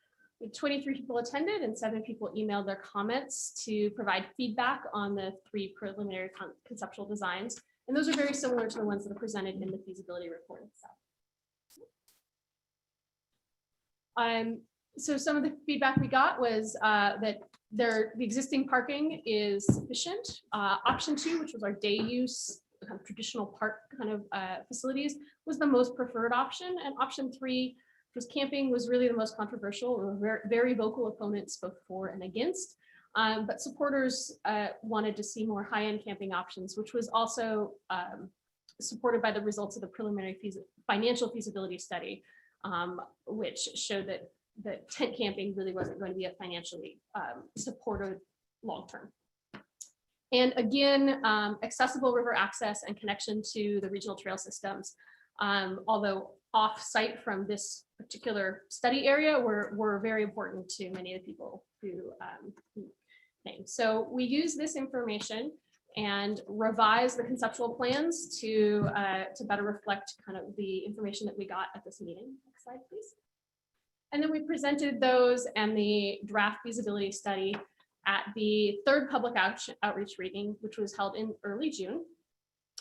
We had, it was again via Zoom, and so we had more than 13 participants. There was some strong support for doing some sort of improvement on site. And again, it was really important to everybody who's commenting that whatever is done be financially stable long-term. There was concern about items being built and then not being able to be maintained over time. And again, trails and universal access to the river remain a very high priority to the community. Next slide, please. So I'm going to go through now the conceptual designs that we have in the feasibility study. All three designs had some common features. So the existing gravel parking lot would remain. We're looking at improving the steps between that parking lot and the lower terrace, and also providing some new accessible parking spaces on that lower terrace with an access to a picnic area, which doesn't give the accessible access to the river, but at least provides some more amenities to move people so they could enjoy the river area. And then all three conceptual designs would include interpretive signs for public education, which was something that came up repeatedly as well. Whoops. Yep, it's okay. Back. Yes. There we go. Next slide, please. Sorry. So this is the overview of design option 1, which is kind of a minimal design, just supporting the river access. And this has been modified slightly from the draft feasibility study to allow more phasing. Next slide. So you can see, well, you can see that the bulk of this, the improvements would be focused really around the existing store area. We would look at putting in a permanent restroom building to serve the existing river access. This could be either through conversion of the store building or creating a new building. Rebuilding the patio in front of that existing store to make it accessible. Stabilizing the existing CMU restroom and laundry buildings for future use, because that's the building that's in good shape. And then demolishing the rest of the mobile home park infrastructure and the residents, and just seeding the area with Firewise native plants to prevent erosion, essentially leaving the rest of the area undeveloped. And this, depending on how the restrooms are installed, could work as the first phase of development for some of the other options. Next slide, please. So some management concerns with option 1, there would be some new operational tasks in terms of daily and weekly restroom maintenance, septic system, and then annual fuel load management on the remainder of the site and the existing oak woodlands. And that could be done through county facilities, or it could be potentially handled through an updated management agreement with ARC. I do want to add at this point, we did not discuss an updated management agreement with ARC. We talked with them at the beginning of the process and the operation in the opportunities constraints, and I know they attended a number of the meetings and provided comments back, but that was outside the scope of our task. So we're just saying it is a possibility that could be looked at for management, but that discussion is not has not been had at any way yet. Next slide, please. Financially, this would be the least expensive of the options, with construction costs looking pre-construction costs. So that's looking at technical studies, the environmental review process, developing construction documents, and then the actual construction costs. Those together totaling a little over $1 million. And the net annual revenue may be a small loss due to the increased maintenance fees estimates, or possibly a small gain. And that was the financial pro forma considered 3 levels of increased use and possibly increasing user fees. And so the kind of wide swing in that net annual revenue is due to the range between no change in fees and no change in number of users to a 50% increase in users and increasing the fees. But overall, financially, this return on investment was rated as being poor potential, but the risk to the county is low because there's low input. However, the grant opportunities to have this kind of these improvements funded because is fairly minimal. All the traditional recreation focused grants through Prop 68 and other similar programs require that there be an increase in recreation amenities. And this particular option really doesn't increase recreation amenities. It's all supporting the existing recreation. So option 2, we're looking at putting in a day use area. This would include some elements of a more traditional park, including like group and individual picnic areas, a universally accessible inclusive play structure, walking loop trail, and also improvements to the store. Next slide, please. And looking at, again, renovating, in this option, we were considering renovating the restroom building, and that's what's included in the cost estimate. If a phased approach was taken and a new restroom building was installed in phase 1, then there would obviously be some changes to this option to accommodate that. And as I said, accessible loop trail, small parking lot for day use, and then also improving, adding a ramp and stairs between that upper terrace and the lower terrace. And some of this may depend on where the restroom actually ends up. But we wanted to include that as an option so that if in the future inclusive and accessible access to the river is constructed, that there will be access to the whole site. Next slide, please. So with the additional features in option 2, there are also, of course, additional management concerns. So in addition to the restroom maintenance and annual fuel load maintenance, there'd also be maintenance on the store building. I'm sorry, I may not have mentioned that. So this option included having the store likely run by a concessionaire and operating as a store or restaurant or similar kind of business. And then there would also be additional collection of day use fees for the park area. And just general park maintenance. So there was a desire to have some play turf areas and things like that. And that just, a park requires much more frequent maintenance than an open space area. So site management options for this might be through the county facilities division. The concessionaire, depending on how the contracts are written, may or may not maintain the store building. And again, some or all of this, some of the maintenance may be through an updated management agreement with ARC. So financially, this has significantly more than double the cost in terms of the estimated construction and pre-construction costs combined. The pro forma estimated that there would be an annual increase in revenue. This is due both to increased users and also the revenue from rental of the store, but it's not particularly high, so a little in the black, but not great. So still a kind of a poor return on investment, but because of the higher financial input, the risk to the county would be moderate. But this, because there are so many new recreation amenities, this is actually the option that would be most likely to be eligible and competitive for grant opportunities. And those grant opportunities would help to reduce that risk by reducing the county's liability for construction costs. However, there would be ongoing maintenance costs to be considered. And then conceptual option 3 is camping or other overnight use.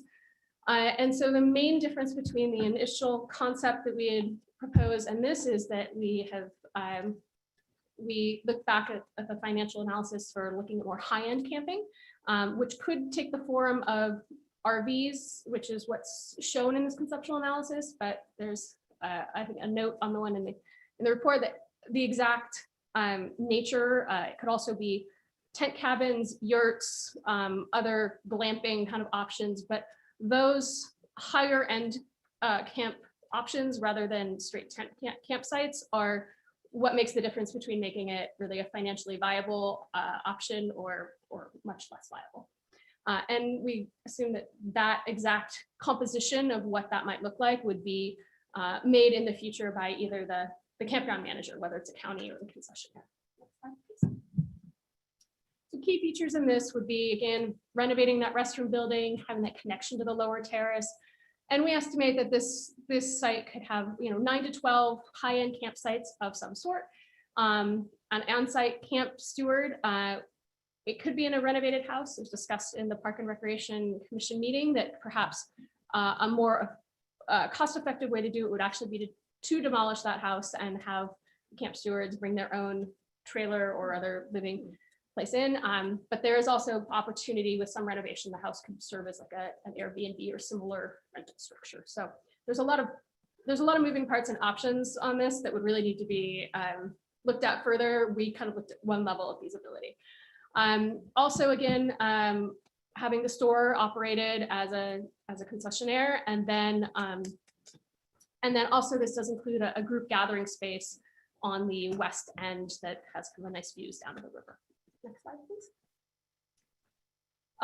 So this has the most complicated management because there's both the site management of operating a campground, and then there's the kind of soft management of operating a campground, having a website, reservation system, marketing, all of that side of things. So that, and then the usual other things, septic system, fuel load, things like that.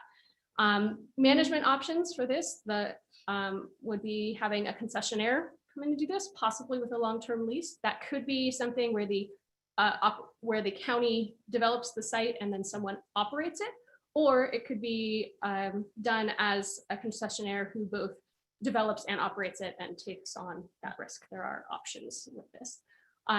Portions of this could potentially be handled through an updated managed agreement with ARC and potentially by county's facilities division as well. So this is the most expensive option because, and in large part, that is because this is the one option that we looked at that included renovating the existing residence. It's a large structure, and so the cost for that is quite significant. So that's what we looked at in this particular study. As this moves down the road, if other decisions are made, these might change. But it also has the potential to have the highest annual revenue, and so the return on investment for this, at least, is moderate. But the risk, if the county were to move forward with this entirely on their own, it would be high because we're looking at a $3.6 million investment. And the grant opportunities, due to the high camp user fees that are associated with that kind of high-end camping, would mean that this would not be eligible for many of the grants that are out there. So, so it's limited grant opportunities for this. And there may be some that would be eligible for specific parts of it, but it would definitely be a harder sell. Next slide, please. And so as I just mentioned earlier, there is an opportunity for phasing in this, and that might allow the county to better meet the really short-term needs of the existing users who, as I said from the beginning, would really like to see bathrooms, potable water and some changing areas out there for river users. And so if that was the case, phase one would involve implementing some or all of option one. And then future phases could include some or all of the improvements in either option 2 or 3. There's a lot of there are lots of options, I guess. And just as a note that if there's a thought to do a phased approach, then we definitely want to preserve the store as it is and just stabilize it in that first phase, and do some repairs to just fix the issues that are having, so that it can be renovated and be used for commercial purposes in the so as I said, we did go to the Park and Recreation Commission in June, and they approved the motion, which I believe you have seen. So that they would like the Board of Supervisors to direct staff to pursue either direct county implementation or through grant funding as soon as possible, restrooms, changing area, and potable water. And as a second phase, pursue inclusive amenities and access to the river. And also recommend that staff and interested commissioners should meet with ARC to review how changes in management of river access might be improved, as well as the trail connectivity. So that was the recommendation of PRC. And then this just looks at, we have kind of 2 tracks, depending on what decisions you make today and how you direct Vicki to move forward.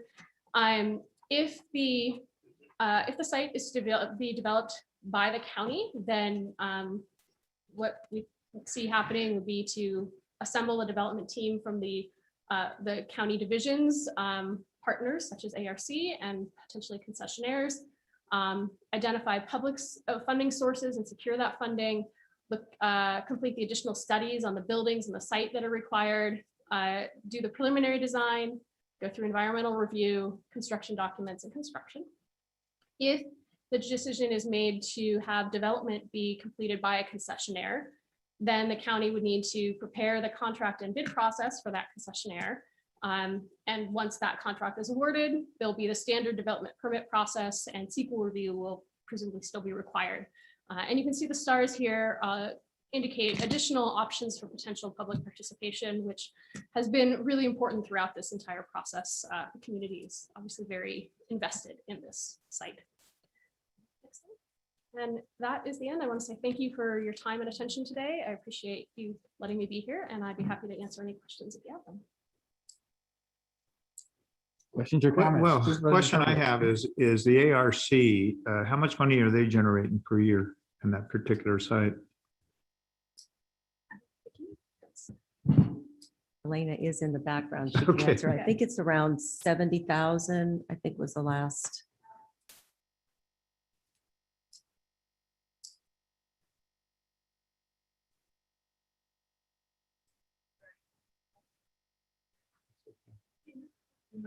Yeah, Elena, please come to the microphone so it can go in the public record correctly when you find it.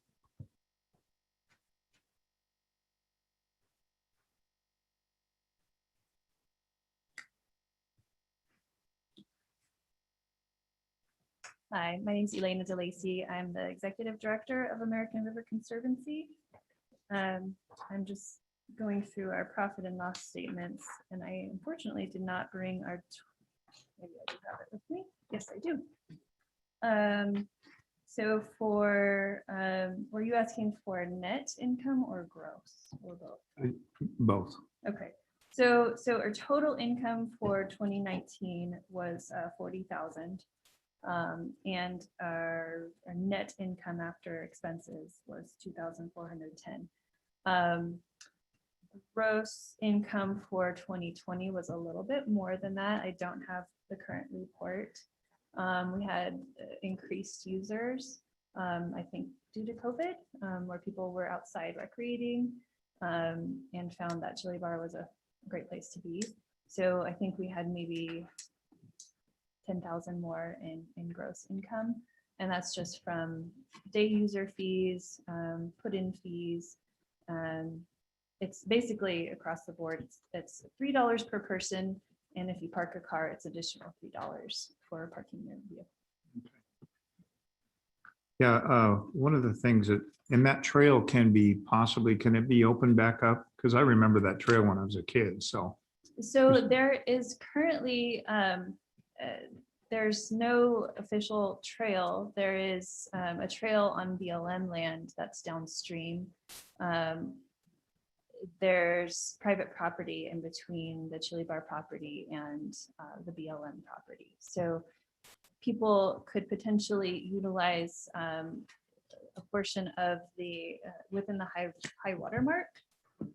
It is allowable for people to walk along the river and below the high water mark to access that trail, but it's not something that I think is favorable with the neighbors, obviously. There's potential. We haven't really done any surveying to understand what the feasibility is of putting a trail in. There's a portion of the Chili Bar property that goes, so the entire property is about 16 acres.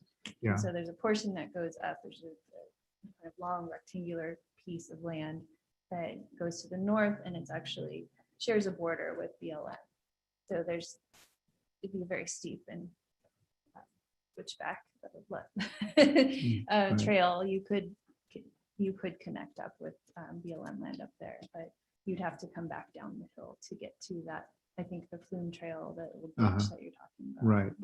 Because I remember, using that trail when I was a kid. That's a long time ago, but I remember when that facility at Chili Bar was very beautiful place. It really was. I remember as a child, a kid in high school and stuff, I used to take my car down there and, wax my car and stuff and detail it and stuff in that area, because it was really a nice place to visit. And plus you had the area to be able to swim and stuff in the river at that time. So anyway, I just remember that fond memories of that place.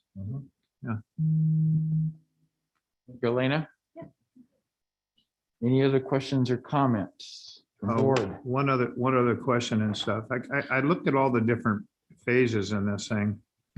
And I kind of like phase option 3, especially when it's talking about revenue to be generated for the county, which could help. Because it seems like to me, the other 2 phases, like the other one, is net revenue minus $8,000, but to whatever 22,000. And then it goes to the other one, net revenue 32. But when you go to phase 3, it's $44,000. And especially with these campsites, particular RV camping, we could end up with the TOT money from them, the rentals at that time, which would help the county. So I feel that I think I like the idea of also having a concierge. You know what I mean? I think working with somebody, we can put it out to bid and see what we could get. Because if if it doesn't cost us $3 million and the concierge can come in with half of that price or whatever, it'll benefit us. And I think it would be good for the county. That's my personal opinion. So I don't know what everybody else thinks. Yeah, I'll jump in. Lori. Yeah. So this has been very exciting in my mind. I appreciated that Vicky organized our cleanup day. I think that was just this year. Gosh, it's been a blur. But after, just getting that layer of debris and vegetation, just that cleanup day alone really let me see what Chili Bar could be. And there's so much potential there. And I like the idea of, and it was said at the last public Zoom meeting, I think I participated in all those or watched all of them. I can't remember now, but it was said at the last one that, we want to make sure that we don't shortchange ourselves and take out infrastructure that potentially could be used later. So I also like the idea of option 3 with, I think COVID showed us that high-end RV camping is really desirable right now because it's the self-contained traveling. Chili Bar is a beautiful place to be. It's becoming, and a lot, I think, due to ARC's partnership there. They're building up the fishing potential there. There's been a couple times I've been at the park after our cleanup, and the fishing people are coming in often, which I didn't know that was a thing. And then I guess there's a great video out there to help with that. So that's just one opportunity that we could build on to make it more of a destination.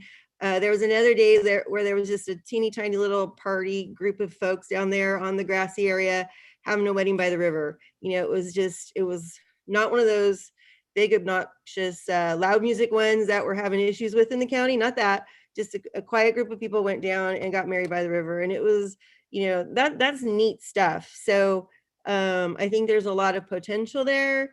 And I want to make sure that we don't remove any buildings until, we know where we want to go with this, because once you take a building out, you're never going to get it back in there. I appreciated that all of the options, want to get a restroom in there. Absolutely. My thinking is if we're going to head towards option 3, ultimately, that we probably just want to renovate the existing concrete building. And it's already there. It needs to be renovated. Also, if we do go that way, it was mentioned also at the last Zoom meeting, there's a lot of creative people out there that could do a lot, probably with a concessionaire opportunity. So, And maybe that's where I was looking at the way the presentation was. And I heard the consultant say something about like, well, if the county goes alone, the cost will be this much. But if we somehow have a concessionaire opportunity where they put some skin in the game, then the county won't be going it alone. So I don't know how that gets crafted, but I do think there's a opportunity there to work with the concessionaire in this crafting the scope of work and all that.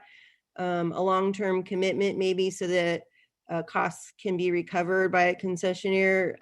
That's going to be an interesting RFP, I'm thinking. So, and then another thing that's appealing about having a concessionaire RV potential camping is the 24/7 presence at the campground, which I think security has become a bit of an issue there. I've actually been there when some folks have been, well, the sheriff had to be called to come and assist. So we do have some problems currently, and I think having a 24/7 presence would really help with keeping crime and stuff in that area down to a minimum, and help connect with the sheriff's department and potentially just keep folks out of there that shouldn't be there at night.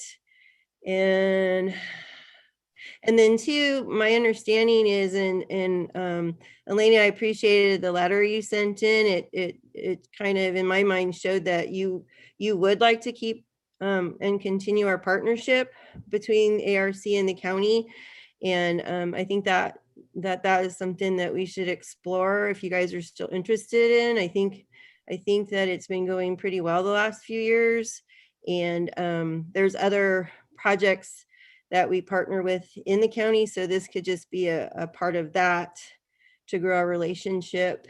And the neighbors, we have different neighbors. I've only talked to one of them. And my understanding is when I talked to Bruce Wade, he said he couldn't make it today. He had to be elsewhere. But he said I could mention his name and say that he's supportive of option 3. He has been on the Zoom meeting saying that he would like to see fun things at the park again. That's the way it used to be there. And he would like to be a little more involved in the process since he lives right there and he sees things that are currently working or not working. And that does make sense to involve your partners and adjacent neighbors a little bit more. And lastly, yes, the trail system. Oh my gosh, I can't tell you how many times I was there just in the last few months and people pulled up and asked if there were trails nearby. So definitely that's a great opportunity that I'd love for us to explore. So that was a lot. Sorry about that, but I just think it's a great opportunity. I'm looking forward to good stuff coming out of this. Lori, Sue or Wendy, have any thoughts or comments here?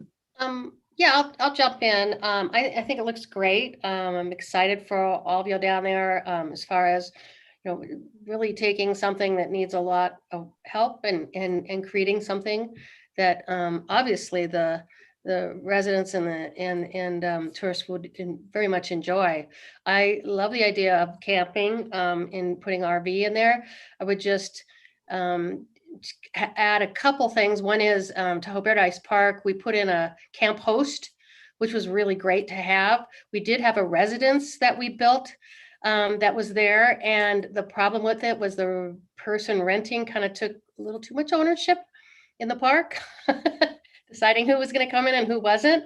So we ended up going with a host because it's just a seasonal person that comes in and is there 24/7. So just a little observation on that, that the camp hosts seem to work better for everybody than actually bothering with a full-blown residence. And then the fees that you charge and who gets what, if you have a concessionaire, then you've got fees. But again, I'll go back to the idea of TOT being an important part of the county. to help us with our operations maintenance and, our roads, they're going to be more and more impacted if you invite more and more people there. So, I just would like to say that I think your TOT should come into play here. We should be charging TOT for campgrounds. And I'll just keep saying it. We need it for campers. They drive cars just as fast as RVs. And so, my opinion is that we need to be charging TOT for campgrounds and RVs, just like they do in most other places. Thank you. Thank you, Sue. Great. Winnie. Yes. All right. Thank you everyone for the presentation today. And this is an exciting project that has a lot of potential. So that you're asking us kind of where the board is leaning as far as the management of the site today. All right. So does the county currently manage parks and recreational facilities? We do manage recreational facilities, but we do not do programming. We don't do So programming. yes, we do parks, we do infrastructure and facilities, but we do not manage recreation. I think that's really an important part for us all to keep in mind as we move forward. I guess my next question is,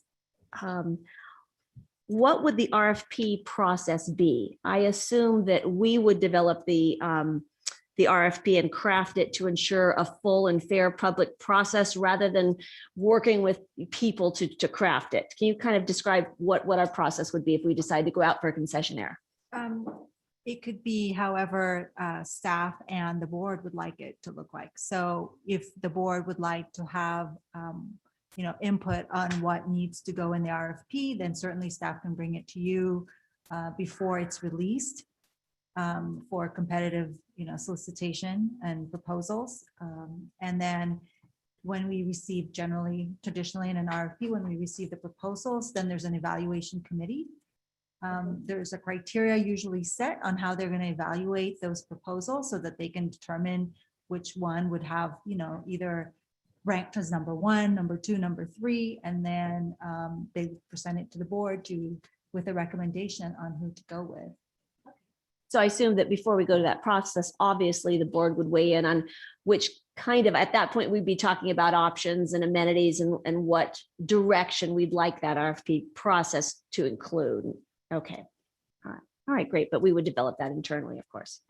And I guess my last question is, what are the limitations of the ARC's conservation easement? Well, the conservation easement is on 4 acres of the 16-acre parcel. And that conservation easement is actually something that we inherited when we purchased the property. So that was already in existence at the time when the county acquired ownership of the property. The conservation easement basically grants ARC the right to manage and operate that 4-acre parcel for essentially as a public river access parkway. Okay, great. Thank you. I wasn't quite sure how that worked. That's the only questions I have for right now. Okay, I would like to introduce a higher level option than option 3.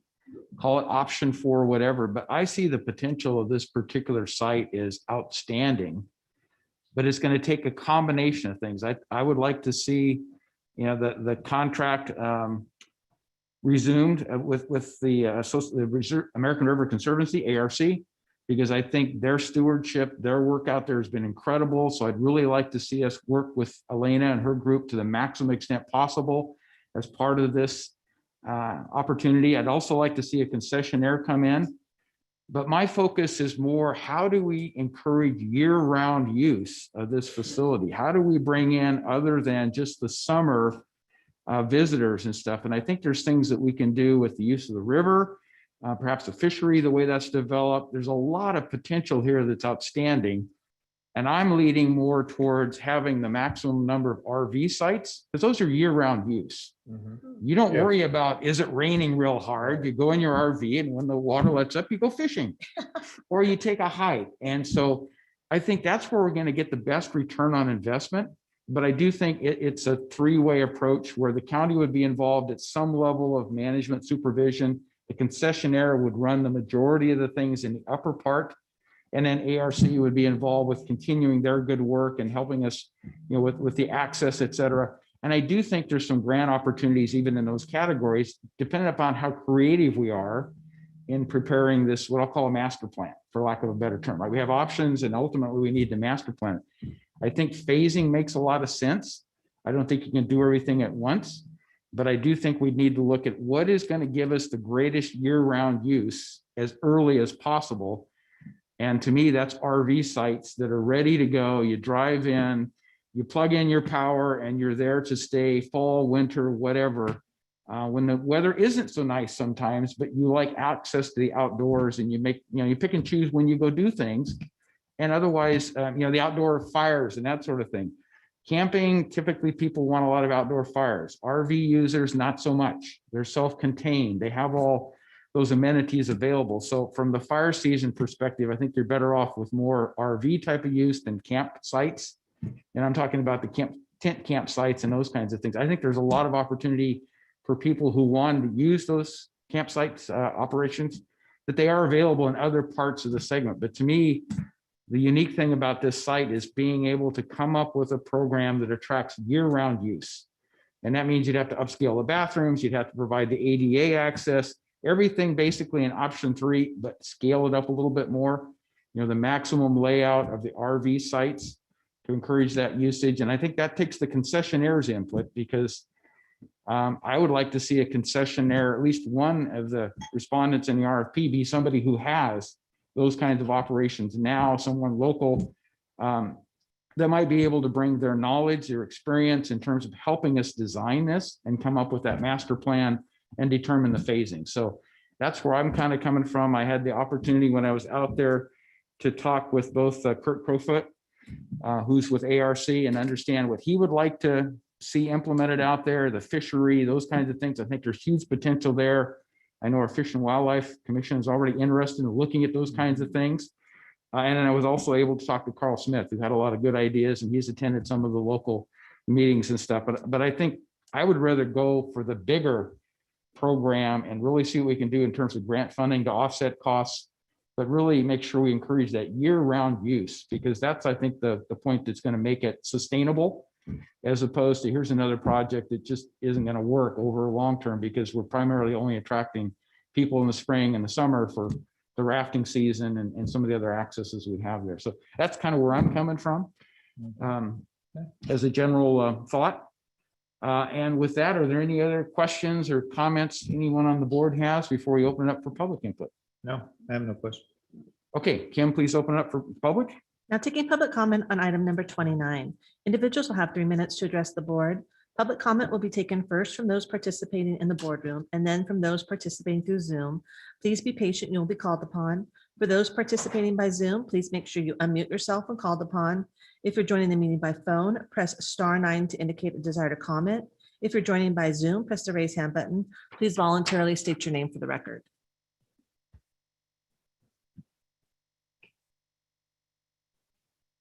Elena DeLacy with American River Conservancy. I'm not going to restate my letter. You have it in your packets, but I just wanted to kind of answer one of Lori's questions. One of the points that she brought up was, does ARC want to continue working with the county? And the answer is yes. We absolutely want to continue that partnership. And I think, we're eager to renegotiate the terms of the management agreement, which dates back to 1994 with the previous owner of the property. So it's very, very out of date and needs to be updated anyway. And then the second point I wanted to bring up was that I think before, moving on to kind of this higher end camping facility, the real issue right now, I think, and in terms of amenities at the site, is we need some real restrooms. Yep. And so I think it's really important to focus on that and invest in that sort of infrastructure at the very least at first. And I think the users would appreciate that, and it would just be an all around better place. And I think we'd see more usership and increased user fees from the result. So that's it for me. Thank you. All right, thank you, Elena. Other public comment by members present here in the boardroom today? Okay, so I'll move on to our Zoom participants. Now, I think we do have some. Now is the appropriate time. If you're going to speak from the boardroom, please come forward. Good afternoon, board. Glad to see you. You're doing important work. My name is Maureen Dion Perry, and I live in Camino. And I am here to just reinforce the need for ARPA funding for providing housing and various services for our homeless.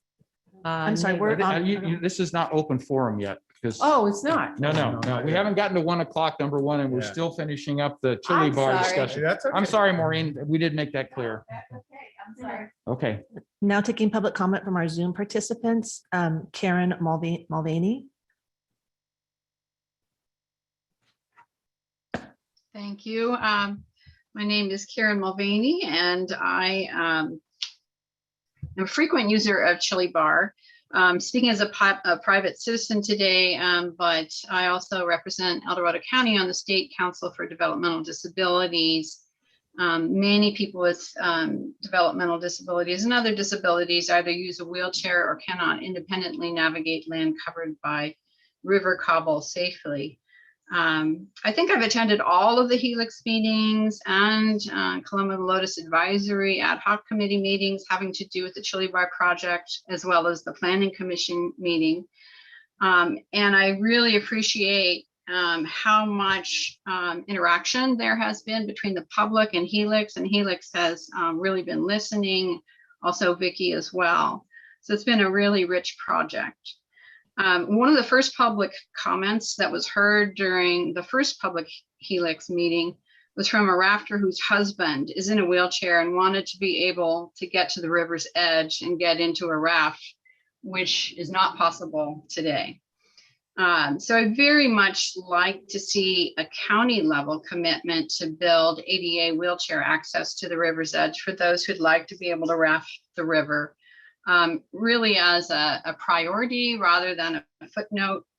There's a bunch of kind of revenue related reasons for pertaining to services for people with developmental disabilities, which by 2023 are going to have to be provided in an inclusive setting. And so we'd love to see the Chili Bar Park be considered an inclusive setting and have those accommodations.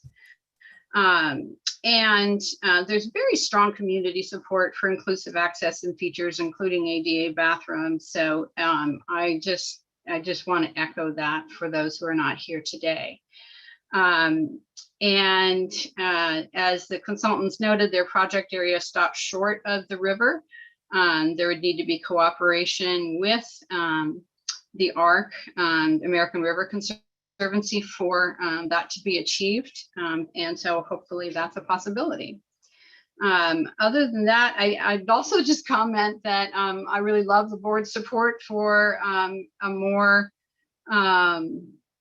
significant project here. I have to tell you, the public was under the impression there would be zero support for that. So we were all bending over Public comment at 2.5 minutes. We were all bending over backwards to promote the least expensive option possible. So really appreciate the vision of the board and the Planning Commission support for inclusive access as well. Hope we can do that at the board level too. Thank you. Thank you, Karen. Now taking public comment from 390.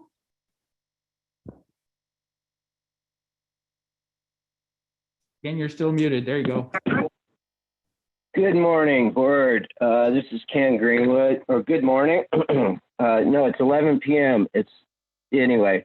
This is Ken Greenwood from District 2. 30 years ago, when I first moved here, I went to Chili Bar and put in on a rafting trip with some friends of mine. And it was, and then I was more recently there, maybe a year and a half ago. And sadly, I mean, even 30 years ago, it was old, and sadly now it's older, just like the rest of us, sadly. And it's time for an upgrade. This is a great resource, and anything that can be done to improve access, be it ADA or public access, general public access to the river, is a good thing. And I'm glad that something is, I'll say it, finally being done to upgrade this facility and hopefully get it up to current standards, generate some revenue, provide access not only to the river, but adjacent lands, public lands. It just seems like something that's long overdue, but well, we're here now, so that's the good news. And if we can make this self-sustaining, of course, that is always best. But otherwise, it's an opportunity to provide greater access to the public, to our resources out here. Thank you very much. Thank you, Ken. Now taking public comment from Howard Penn. Thanks, Ken.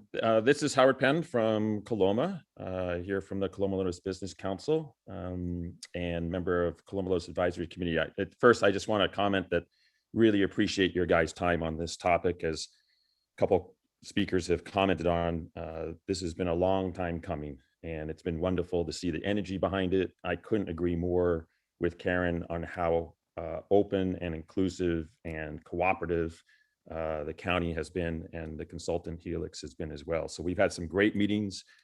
We created an ad hoc committee through the Coloma Lotus Advisory Committee that really focused on this project for the last 6+ months now.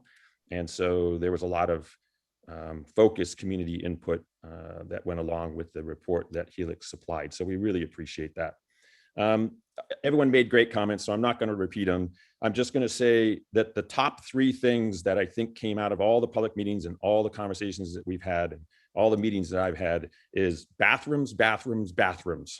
I think we could just stick with that priority to start with and figure out the rest and the priorities of the phased approach. I do agree with Karen and others that I am surprised and pleased that the board is interested in bigger opportunities there. I think Lori referred to a comment that was made at one of the meetings regarding entrepreneurship and how creative entrepreneurs can be. Running the business council for the last X decade plus, I can attest to that with small business owners and how creative they can be. So I'm looking forward to working with the board on putting an RFP together and continuing this moving Chili Bar forward with the county. The last comment I would make in closing is that often Chili Bar, because of the history of it being one of the unique private inputs, private put-ins on the South Fork of the American River, the only other one being privately owned, called the Nugget, there has been a lot of heightened interest over the decades regarding that facility and in the sale to the county. Our hope years ago when the county purchased it with grant money that, that the access and the use of that would increase because it's one of the few private access points there. However, that has always been attributed or kind of attached to boaters, both commercial and private boaters. Public comment at 2.5 minutes. Thanks. And the addition that I would give to that is that that is true in the mornings in Chili Bar because of the flow regime from Chili Bar Dam. The afternoons, it's very underutilized. And I couldn't agree more with Supervisor Heidel that a year-round, more inclusive use of that facility would be really beneficial, especially to the residents in Placerville, Camino, Apple Hill, and other Public comment at areas. 3 minutes. So thanks for your time. I appreciate the effort and I look forward to continuing to work with you.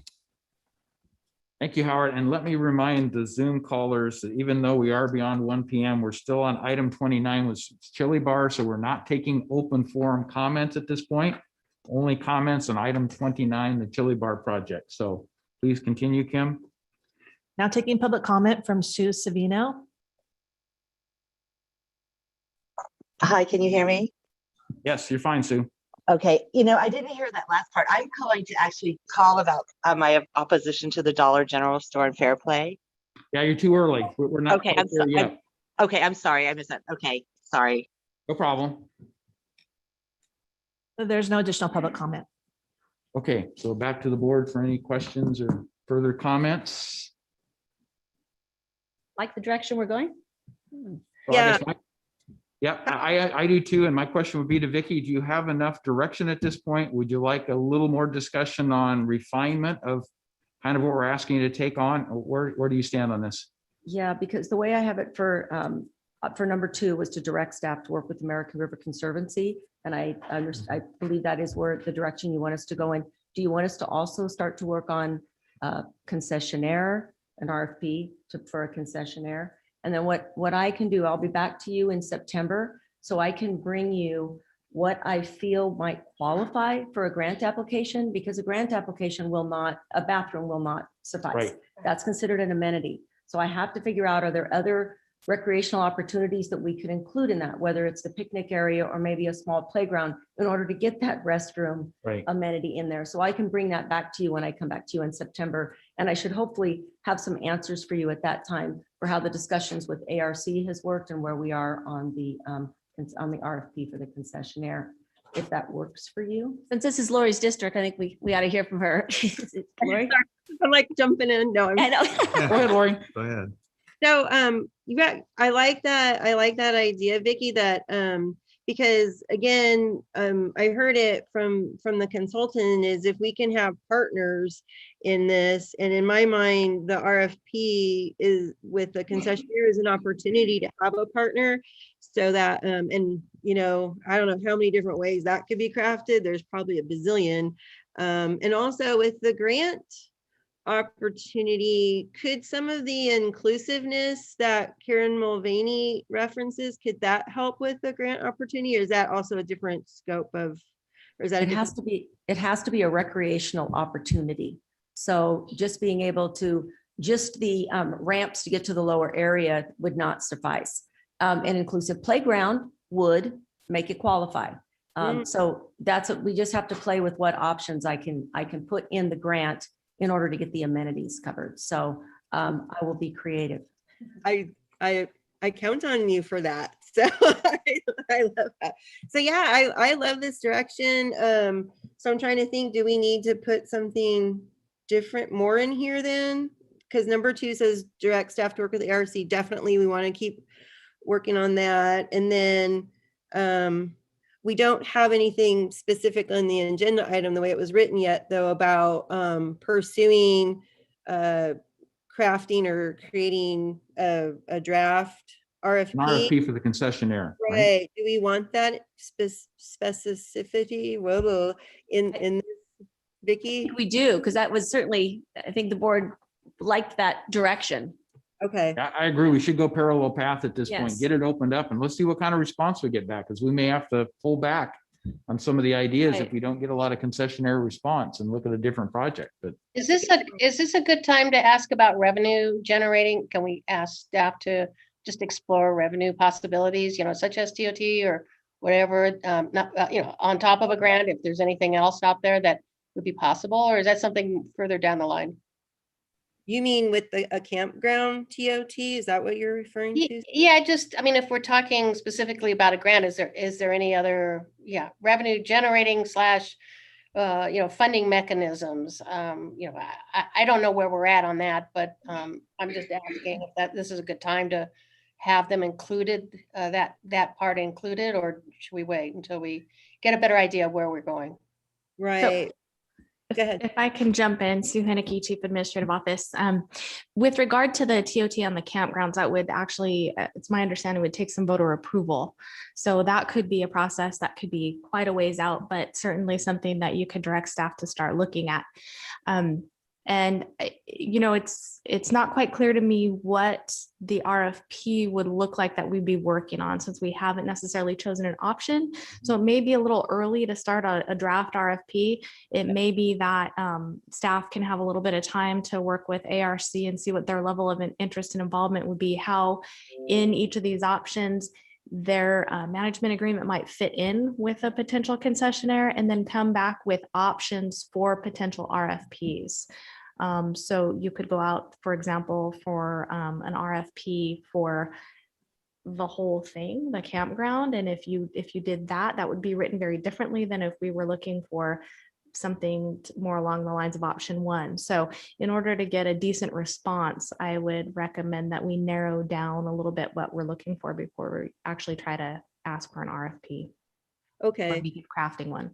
So then would it help if we said that, based on this conversation, that the board supports pursuing option 3, and that a bathroom, because there, I think one of the options was putting the bathroom elsewhere. So it does matter which direction we want to go. If we want to go with option 3, then it seems like we want to rehab, for, I don't know if that's the right word, renovate the current cinder block building as a bathroom. And that's a high priority, no matter what we do, that the bathroom is much needed. So does that help to say bathroom high priority in the existing building?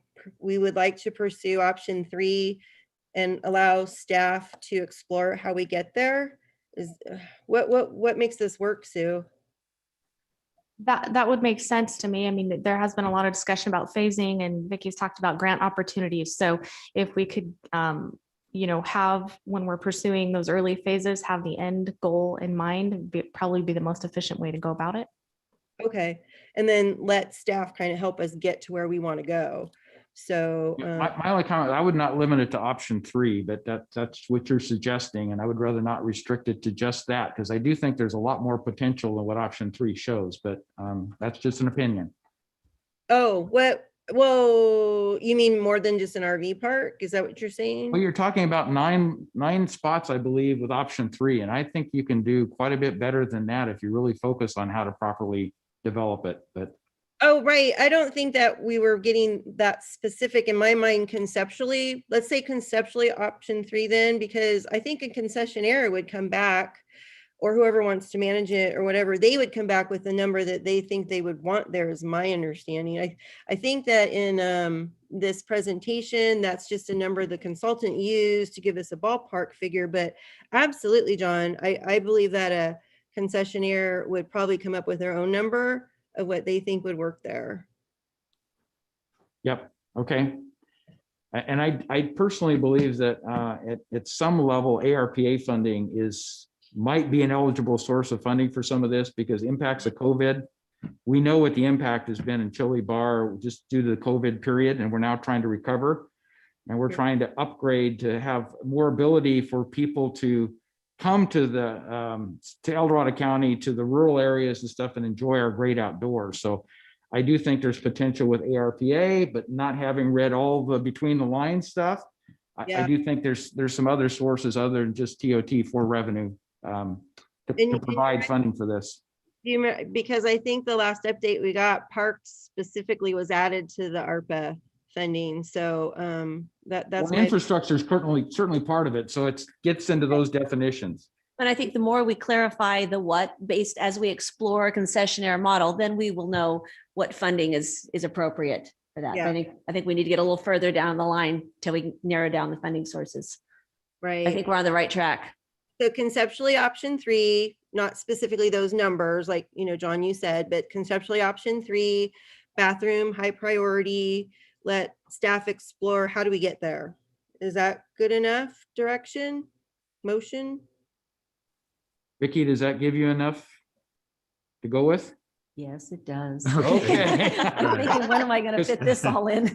Because this is so exciting. I'm taking ad hoc committee and I'm going, no, don't go there, right? Don't do it We don't ad want hoc. to do design by committee, but no, I think there's a lot of enthusiasm with the potential for this project. And I think as we open up that entrepreneurial look, you're going to have a lot of people weighing in on things that can be done that really, really makes good sense in terms of sustainability, the funding, year-round use, those kinds of things. So if you really have enough direction at this point with Lori's motion, I presume that was a motion, Lori? Yeah, and make sure we include number 2, to have staff work with ARC, definitely. Kim, Right. do you feel you were able to capture it okay?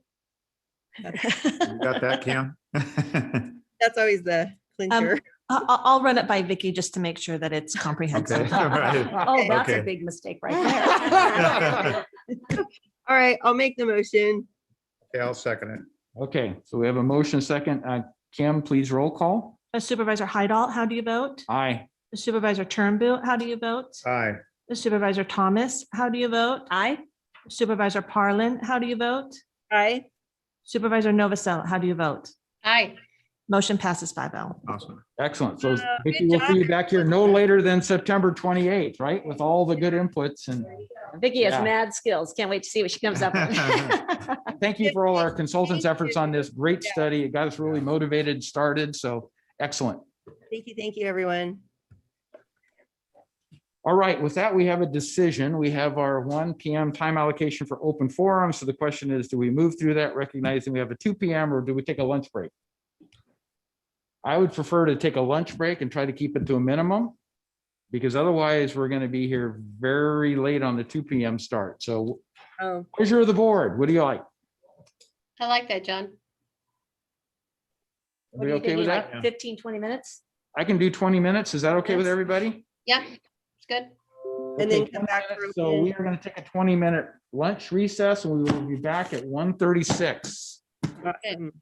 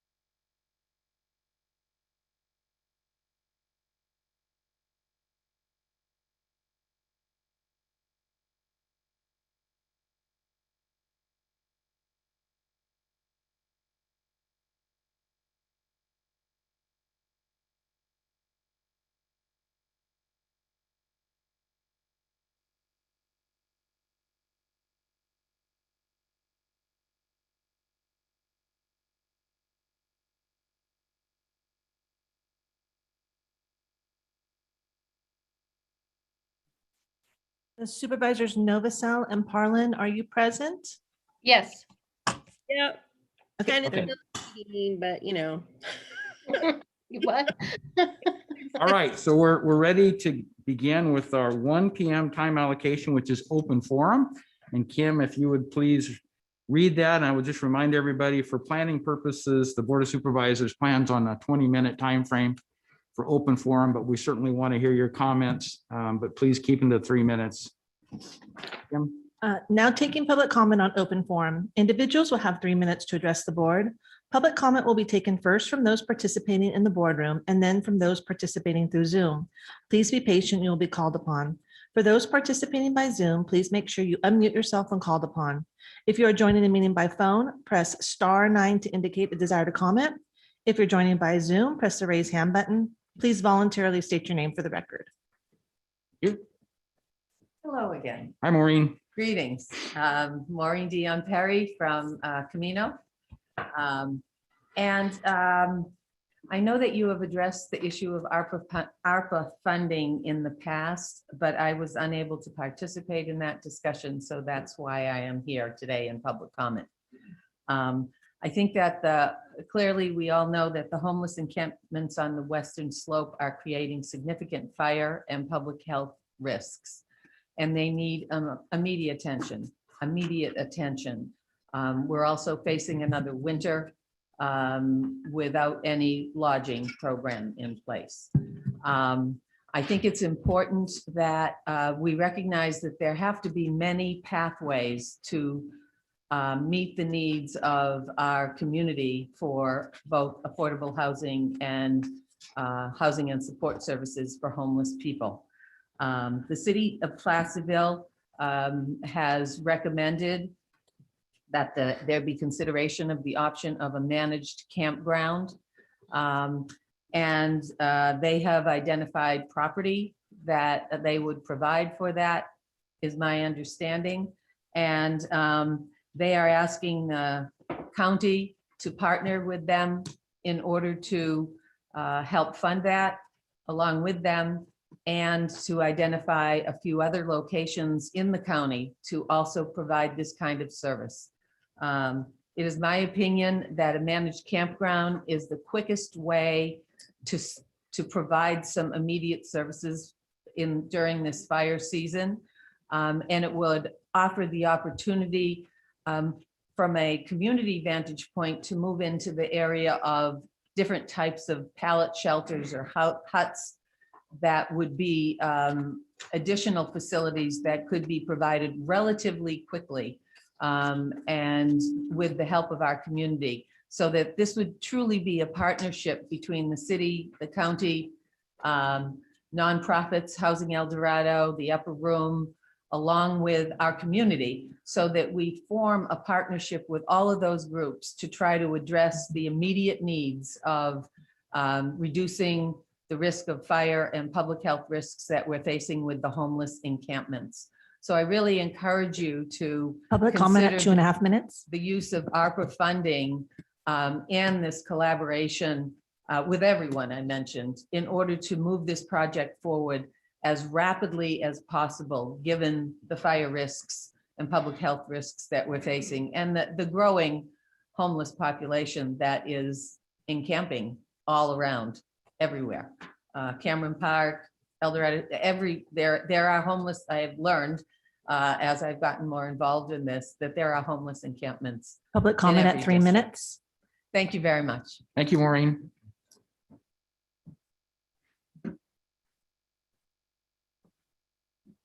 Mr. Chairman and Supervisors, Rod Miller, El Dorado County Growers Alliance.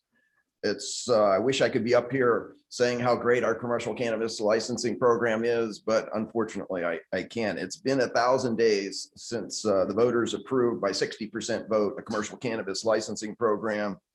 And many of the county departments are doing an excellent job, but unfortunately we've stumbled upon the continued problems with background checks and ownership, such that so far nobody's able to get a license.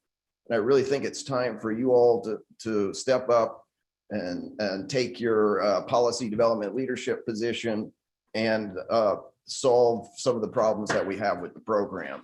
The program was never intended to be the perfect iteration of what the county ordinance and rules should be. It always needed some massaging, and this is the time. Unfortunately, one of the things that we're encountering now is that folks have C corporations, so they have tons of shareholders, 20, 50. And of course, the way our ordinance is written, it's 10 times more stringent than any other county or state program. So consequently, we've run into these programs, and we need to have it adapted so it works. If somebody has a C corporation, they may have, let's say, 25, 50 owners that own stock. And according to our county ordinance, they all need to do background checks. And, we went through this whole process where the sheriff refused to do the background checks, and he basically makes you give up your rights to the planning commission or even any due process rights to go through a third party. Well, 25 shareholders are not going to do that.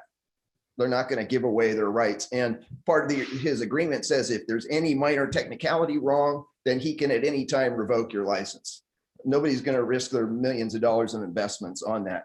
So fundamentally, this problem can be fixed if you follow a similar model to the state. The state says that an owner under cannabis licensing has a more than 20% stake in the project. If we created a definition of ownership that says that owners are more than 95%, in other words, people with less than 5% are not owners and they don't control anything, then that would solve Public this comment at problem. 2.5 minutes. And it also, one of the other gotchas, the many gotchas in our ordinance says that if you add one new investor or owner, you have to go back and do the whole $100,000 CUP process, the whole secret process again. It just is not workable. So what I might ask is that for you all to do what we have been asking and create a cannabis ad hoc committee. Unfortunately, in my opinion, we wasted a lot of time on the hemp issue when this is the program, and a number of you said we should be focusing on commercial cannabis. Public and make comment it at work. 3 minutes. Perhaps those comments were a little disingenuous because it's not working, and we need the ad hoc committee to help make it work. So thank you very much. Thank you, Rod.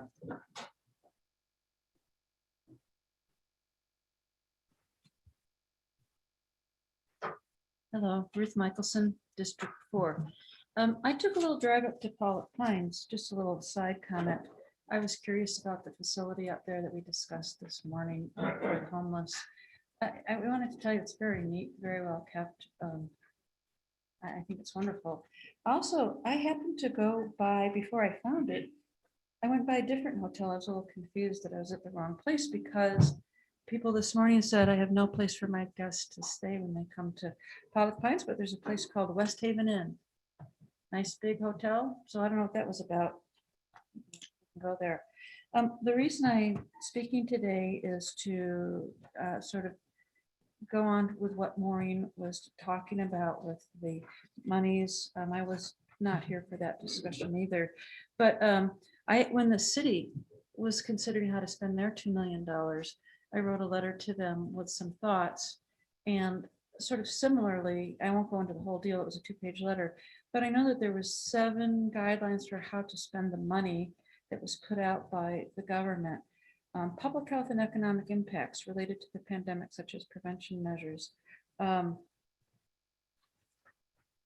Homeless assistance was C. D, educational disparities, etc. Investments in infrastructure. So I'm just hoping that when you had your discussions and continue to have them, you will look at those in our community that are the most needy, those that were heavily impacted. And just as Maureen said, I don't want to repeat all of what she said, but I concur with what she had to say. I've been in this county since December of '84, so I guess that's what, 36, 37 years. And I followed the homeless situation for all of these years. 9 of those years I was a county employee, worked for the Department of Transportation as an engineer, and I was at many of these meetings, and this was sort of back in the era of Jack Sweeney, his 2 8-year stints as supervisor. And I remember back in the day, I mean, we've come really a long ways because back in the day it was hands off for the Board of Supervisors. This is strictly a church problem. But you know, churches have aging members, and this is too much to put Public on the comment at churches. 2.5 minutes. Okay, so what I really appreciate, the county is stepping up, as many places around the country have, and this is a solvable problem if we put our heads together. And so I'm going to concur with what Maureen said, and I really hope that the county and the city come together.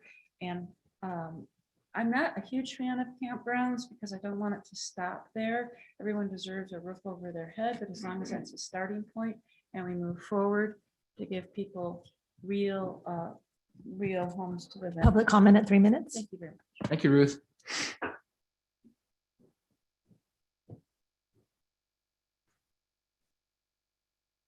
Hello, my name is Adolph Thurkey. I've been a business owner here for about 30 years.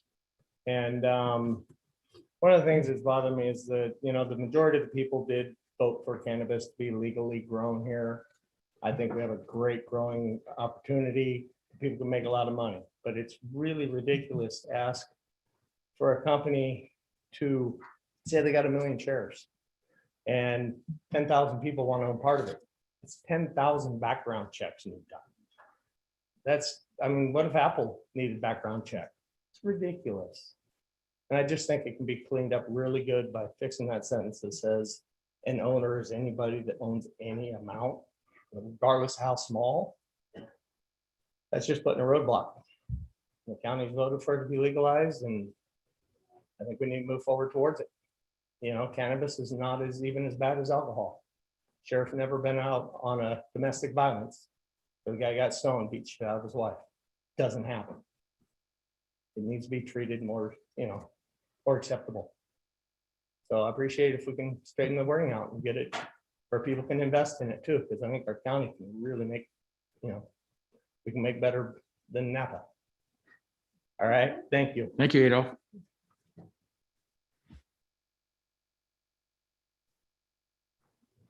Hi, guys. My name is Louis Bradley. I'm new to the area.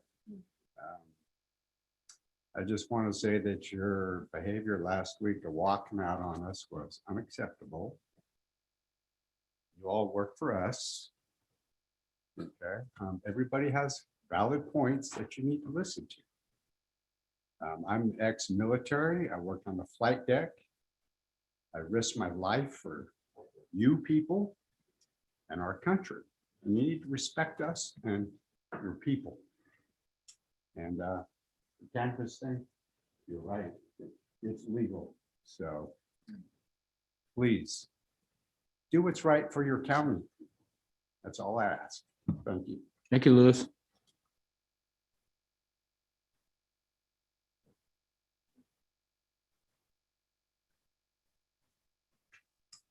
Hello, my name is Krista Grassi, and I'm going to be speaking again about a topic that is constantly in the news and can't be ignored any longer, especially since El Dorado County is pushing a vaccine passport program on its own employees. New York mayor stated that all city employees by mid-September must be vaccinated or wear a mask and take a weekly COVID test. It's about keeping people safe. Even though the Biden administration said they would not mandate vaccines, the Department of Veteran Affairs is now requiring its healthcare employees to receive the COVID shot within the next 8 weeks or face termination. Newsom, who compared unvaxxed to drunk drivers, is requiring state employees and healthcare workers to show proof of the COVID vax or test weekly starting in August. So the tests, these would be the same COVID tests that the FDA will phase out at the end of the year, and that they stated can't tell the difference between COVID and influenza. These are the same tests that used a CT value so high to produce a positive test that it means that there is no viable genetic material. These are the same tests that use a different CT value for the unvaccinated versus the vaccinated. Same tests, they're testing for some unknown genetic material as they've never isolated the virus. Now we've got a Delta variant, even though we don't have proof of the original novel virus. COVID shots, no drug interaction studies, no vaccine interaction studies, no toxic studies on the ingredients never used in humans, no studies to see how long the RNA and the spike protein last, no genetic studies to see if your DNA is damaged, no carcinogenic studies, no studies in pregnant women or children, No studies on pre or postnatal effects on moms or newborns. No studies on the effect of the shots in breast milk. The shots do not prevent you from getting sick or prevent hospitalization or prevent transmission to others. What is transmitted to the uninjected persons? How long after a person is injected do they transmit these particles? What about the lipid nanotech that coats the sperm as it does in ovaries? How long does the spike protein stay in circulation? Does the mRNA cross the placenta? What about the unborn fetus? What about fertility, breast milk?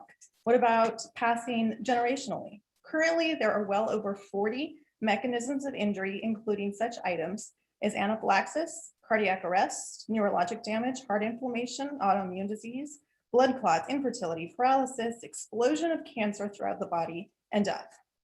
Graphene is finally in the news. It's being used in the PCR tests, masks, and vaccines. Graphene is extremely toxic and deadly to inhale and can be used in the bloodstream to carry other items into the cells. Public that comment at wouldn't 2.5 normally minutes. Be allowed to be in your immune system. Wouldn't normally be allowed to be in your cells, but would be blocked by your immune system. Results of putting graphene in the shots and into the bloodstream or blood coagulation, collapse of the immune system, and subsequent cytokine storm, loss of taste and smell, depletion of glutathione reserves. Sounds familiar. Some might say it is for times such as these that we will be relying on our Second Amendment rights to protect our constitutional and God-given rights.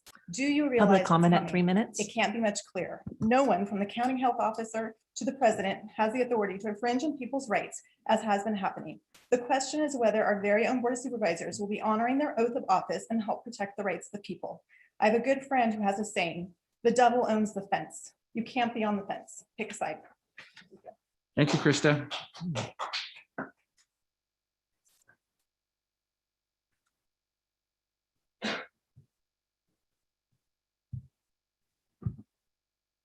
Good afternoon. I'm Laura. I've been here my whole entire life, lived in South Lake Tahoe since I was born.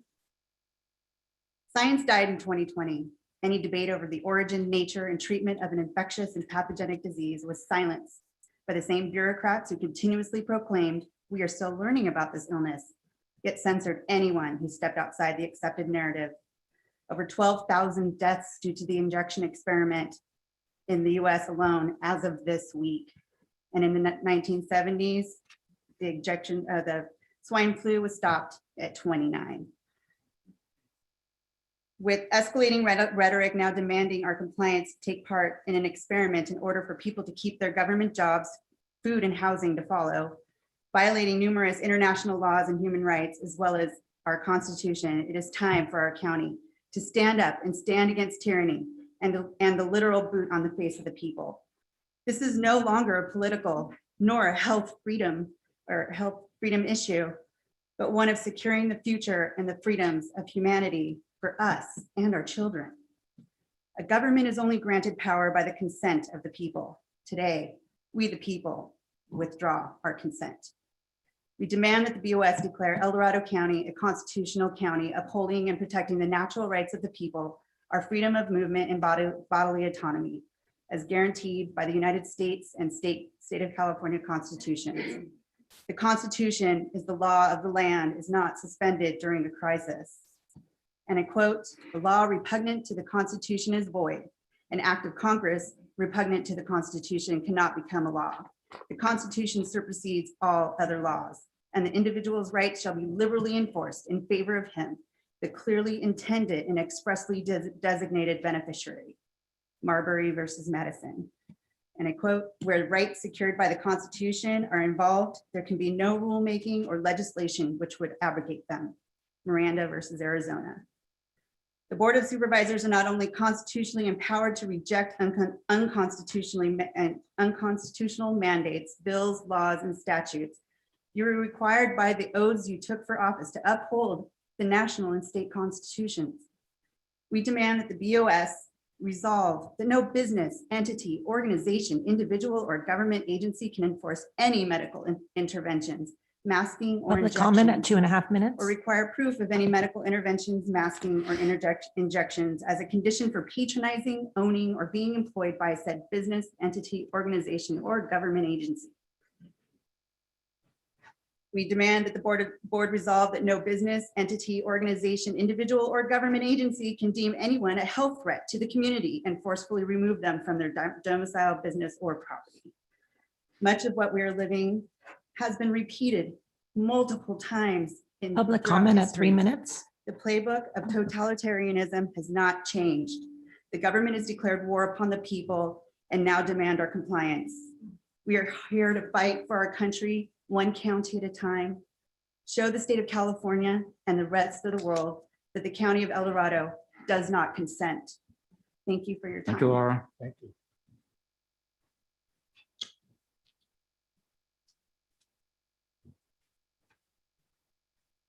Good afternoon, everyone. Laura Bradley.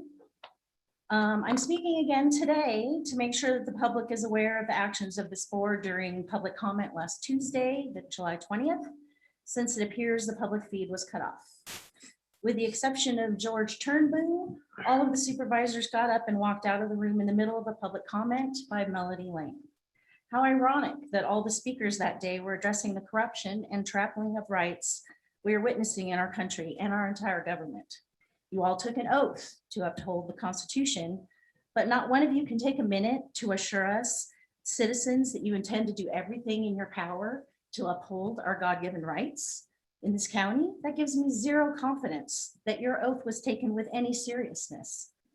Not only did you walk out on citizens exercising their First Amendment rights to free speech, but not one of you took the time to acknowledge or address any of the public comments expressed that day. May I remind you that you work for the public, not special interests or corporate attorneys. I am not sure how you were supposed to do that effectively when your disdain for the public, or at least a certain part of it, is obvious. I've been shocked to witness multiple attempts by this board to discourage the public from expressing their views, including turning off microphones, walking out of the room, and telling people they're not allowed to clap for speakers. The censorship and intimidation has to stop. I would like to remind everyone listening today that free speech includes speech that you may not agree with or like. It includes profanity, even if you personally consider it inappropriate or ineffective. In fact, free speech was specifically guaranteed in our Constitution to maintain people's right to criticize the government. And we can do it loudly if we so choose. That's our right. I want to make sure that the public is also aware this county has used Dominion voting machines since 2006. Audits being conducted in several states are revealing that these machines connect to the internet, which is against the law, and that votes are being manipulated via algorithms. I am submitting with my comment today a forensic audit from Allied Security Operations Group that was done in Antrim County, Michigan in December of 2020 for the November 2020 election. The report concluded, and I quote, that the Dominion voting system is intentionally and purposefully designed with inherent errors to create systemic fraud and influence Public comment at 2.5 election minutes. results. It found an error rate of an astounding 68%. This means that all of you were likely elected using fraudulent voting machines. One has to ask themselves why the media refuses to cover any of the election fraud being uncovered, and why not one of our selected representatives in this state has suggested that our elections be audited to assure the public that our elections here are free and fair. Voters Public from all comment parties at 3 should be minutes. concerned that the voices of everyday Americans are being silenced, not only on the internet and in public forums such as this, but in the voting booth as well. To conclude, what you did last Tuesday was not only disrespectful to everyone in the room, but a dereliction of duty and a violation of your oath of office. If you think that there will be no consequences for violating our rights, then you are sadly mistaken. We are going to continue to demand accountability and transparency from this board that every citizen in this county deserves. And if we do not start to receive your cooperation, we will begin to take the necessary steps to have you removed from office without hesitation. Thank you. Thank you, Laura.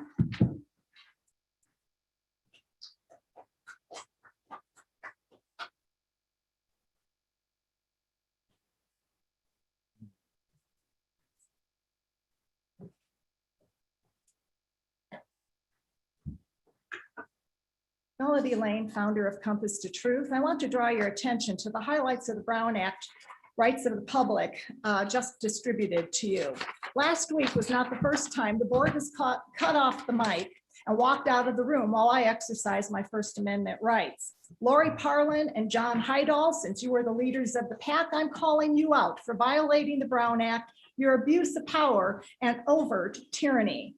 The Supremacy Clause of the Constitution establishes that the Constitution and federal laws made pursuant to it constitute the supreme law of the land and thus take priority over any conflicting state or local laws, ordinances, regulations, statutes, or policies, such as the Good Governance Manual. However, David Livingston demonstrated bad counsel last week after he unwisely attempted to enforce unconstitutional policies which do not rise to the weight of legitimate constitutional law. Marbury versus Madison states all laws repugnant to the Constitution are null and void. Mr. Livingston, you spent 20 minutes last week trying to persuade us with case law your support of the tyranny that this board acted out last week as being constitutional. That was bad advice, Mr. Livingston, really bad. You of all people should know that United States versus Throckmorton states fraud vitiates everything.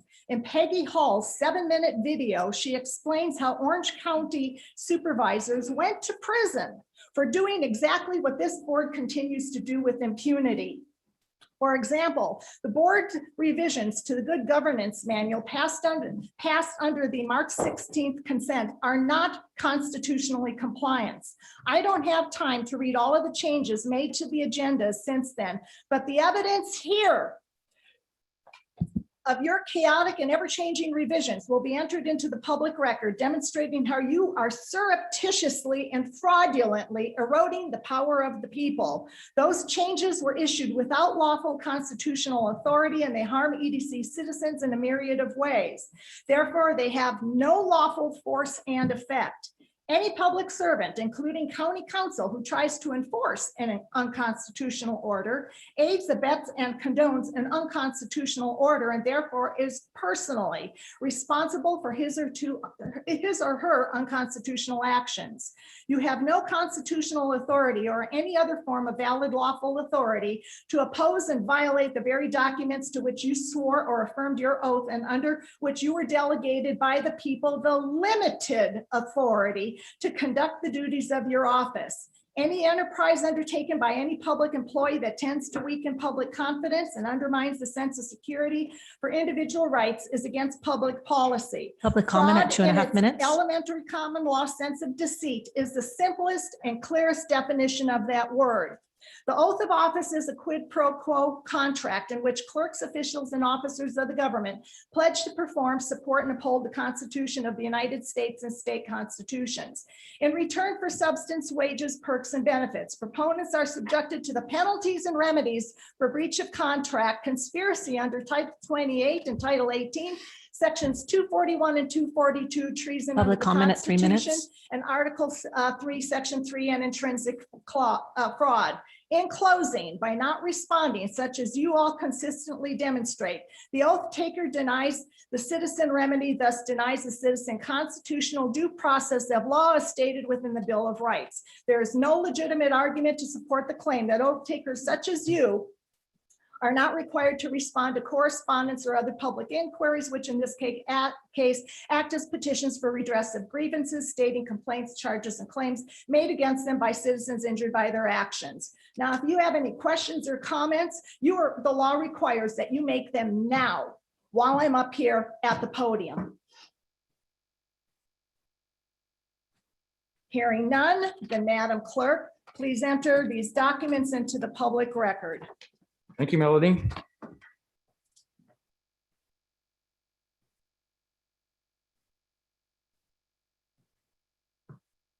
If there's no additional public comment from the room, I'll start taking it from Zoom.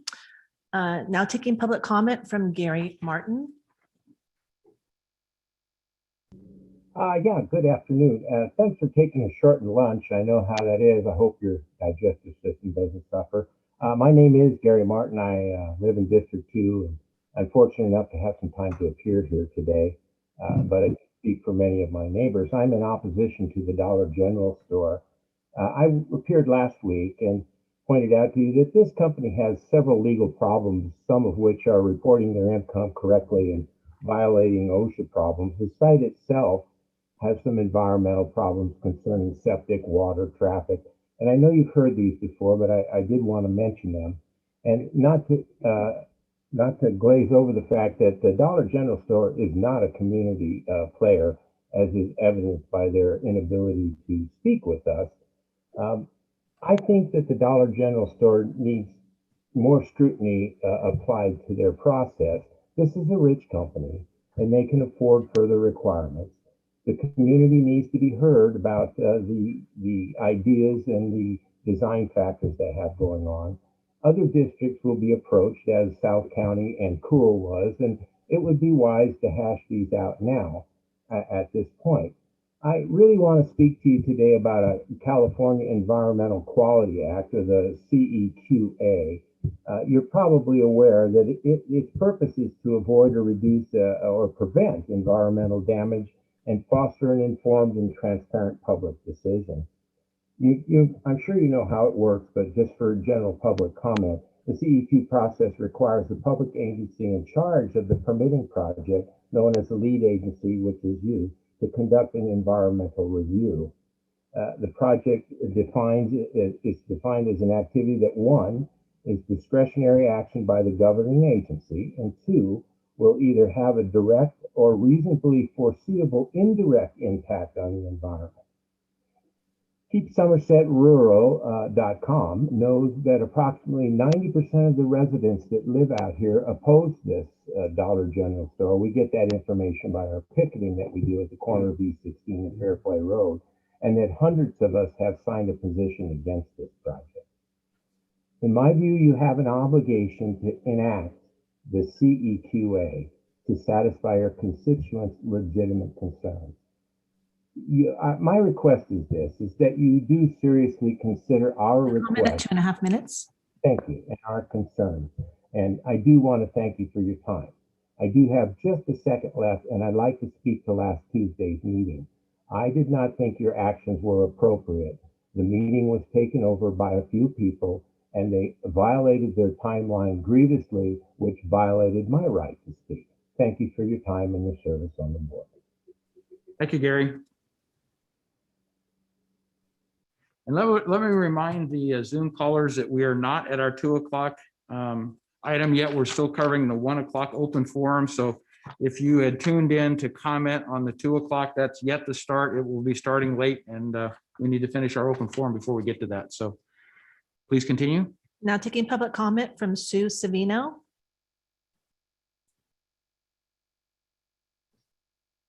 Sue, can you please unmute yourself? Can you hear me? Yes, you're fine. Go ahead, Sue. Okay, great. Thank you. My name is Sue Savino, and I'm calling to just voice my opposition to the Dollar General proposed out in Fairplay. While reading through the El Dorado County General Plan, I realized that certain areas within the county boundaries seem to have been overlooked and not specifically addressed. The areas I'm referring to are the wine producing regions of Camino and Gold Hill, and the federally appointed AVA, American Viticultural Area, and wine touring region of Fairplay. The general plan does contain some guidelines defining wineries and tasting facilities.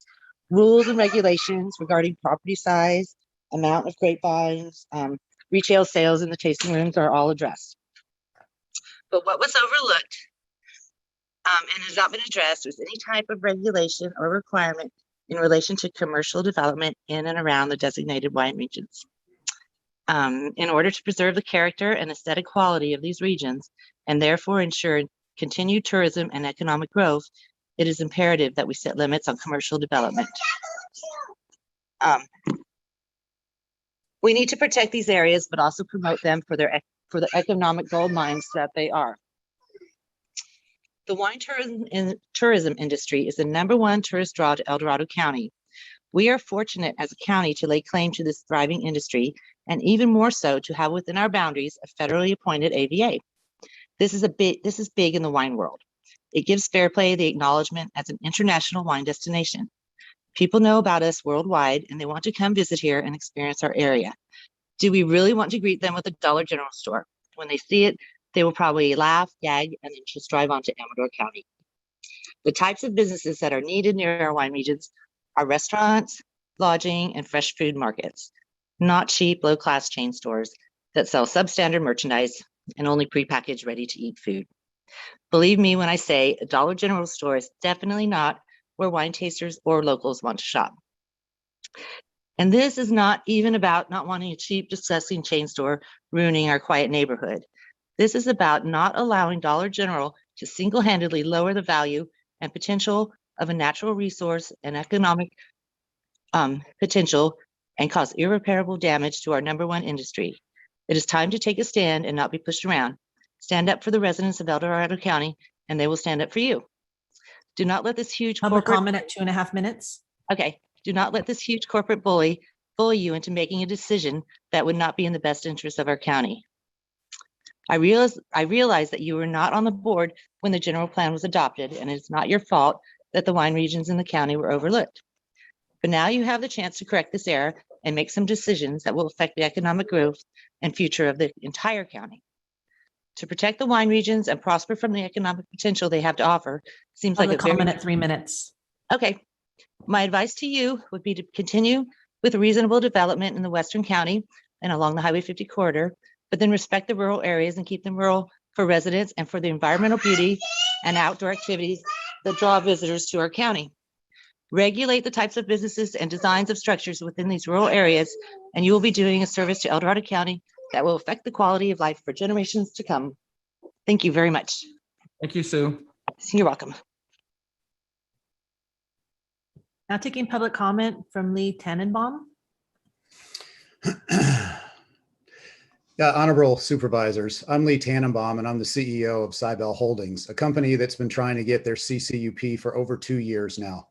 As a follow-up to the last 2 emails that I sent to you all last week, I'm here today to continue the discussion. 1,000 days. That's how long it's been since voters decided to have cannabis be legal in our county. To date, no CCUPs have been issued. The current cannabis ordinance as written has made it impossible for our company to get a CCUP and to keep the business in business. There are 2 primary issues.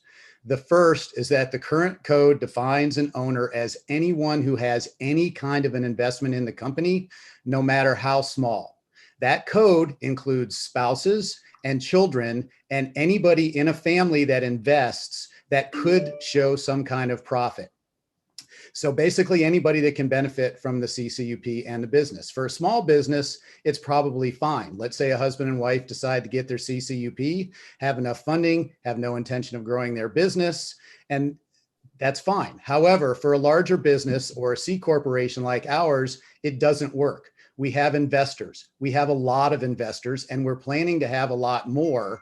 And the issue is, like any corporation, so for every new investor with our code, every single one of them, their spouse and their kids are going to have a background check completed.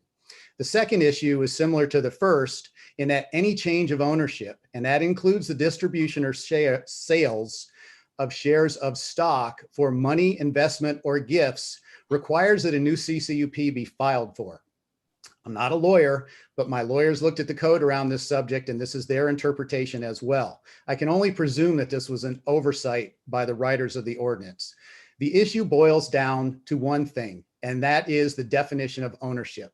And this is my ask of the board and the county. The state, as noted in my previous emails, has clearly articulated what constitutes an owner. The county went so far as to use the exact wording of the state code, but cut out the most important part.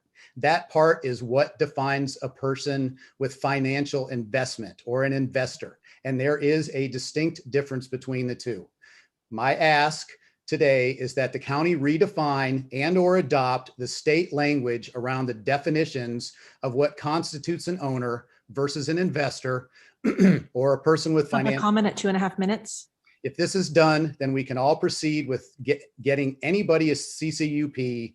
And I'm unsure of the process, but I'm happy to assist in any way that I can to get these changes enacted. Thank you for your time and consideration. Thank you, Lee. Now taking public comment from 390.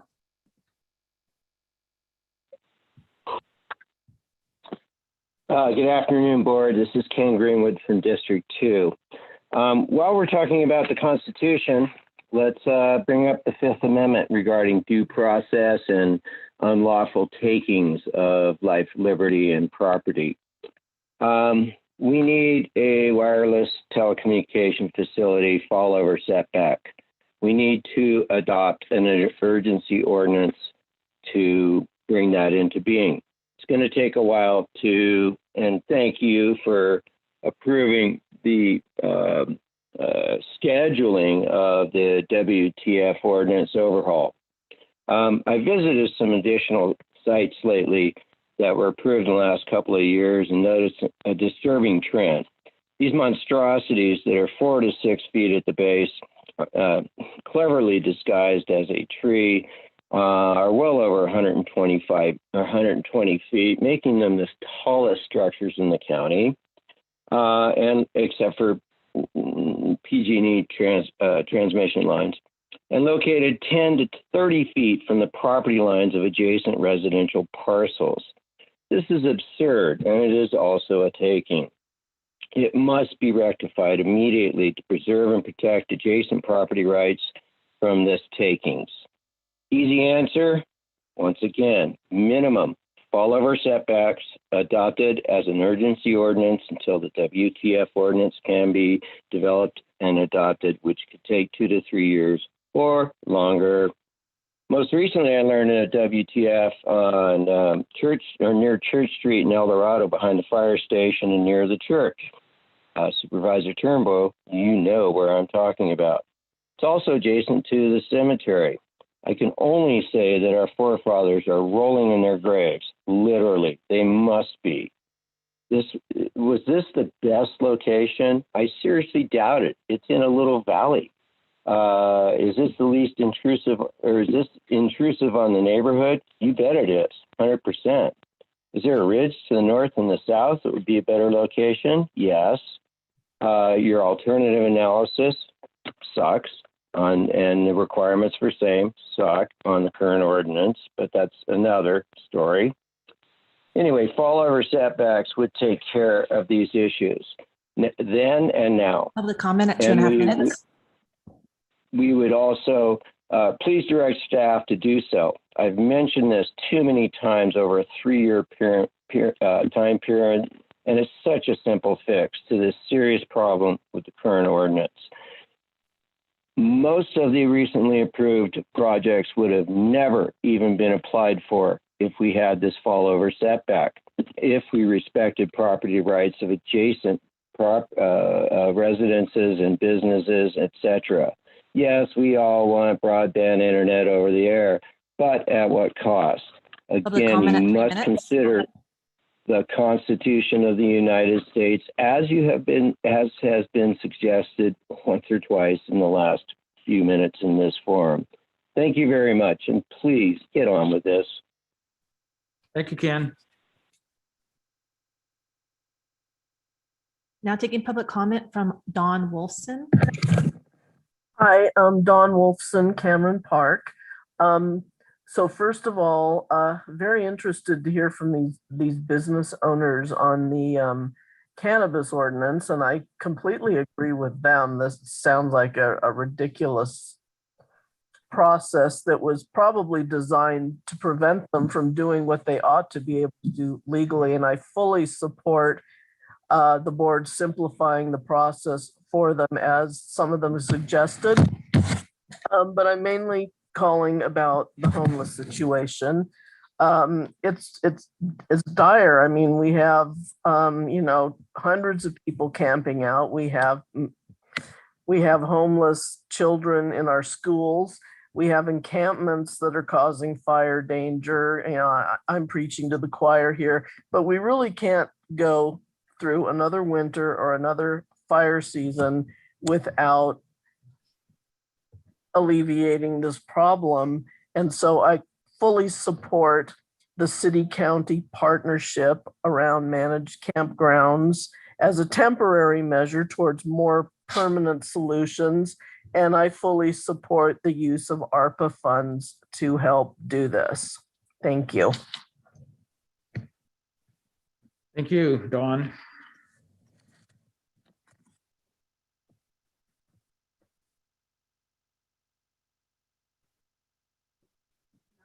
Now taking public comment from Christina.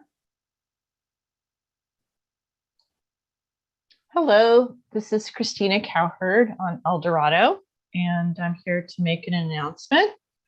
I'm here to invite everyone on this call, anybody that's attending this meeting, to join a 50 states discussion of what it means to be a de jure form of government rather than a de facto form of government. The conversation will take place starting August 30th. And to find out more information, you can go to dejureforsure.com. That's DEJURE, the number 4, SURE.com. Dejureforsure.com. Thank you. Thank you, Christina.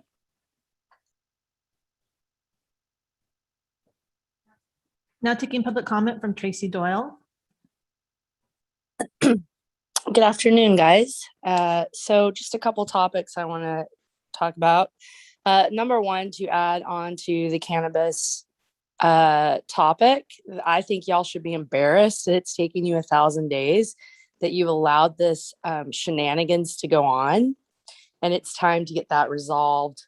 That is absolutely ridiculous, and I hope it was an oversight in terms of the definition of owners as opposed to investors. It's kind of a big confusion to make, though. So anyway, let's get that taken care of sooner rather than later.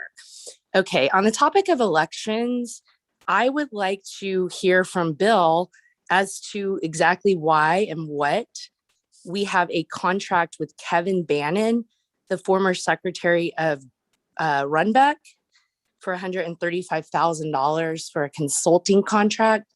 Many of us would like to know the details of that. Also, I think after the way y'all treated Melody last week, that was an arrogant display, and we will not tolerate that. So I think by the time you keep irritating and being arrogant to people, it'll be quite easy to get those recall signatures. I think we could probably add the cannabis community to the list of people who would be happy to sign. Let's see.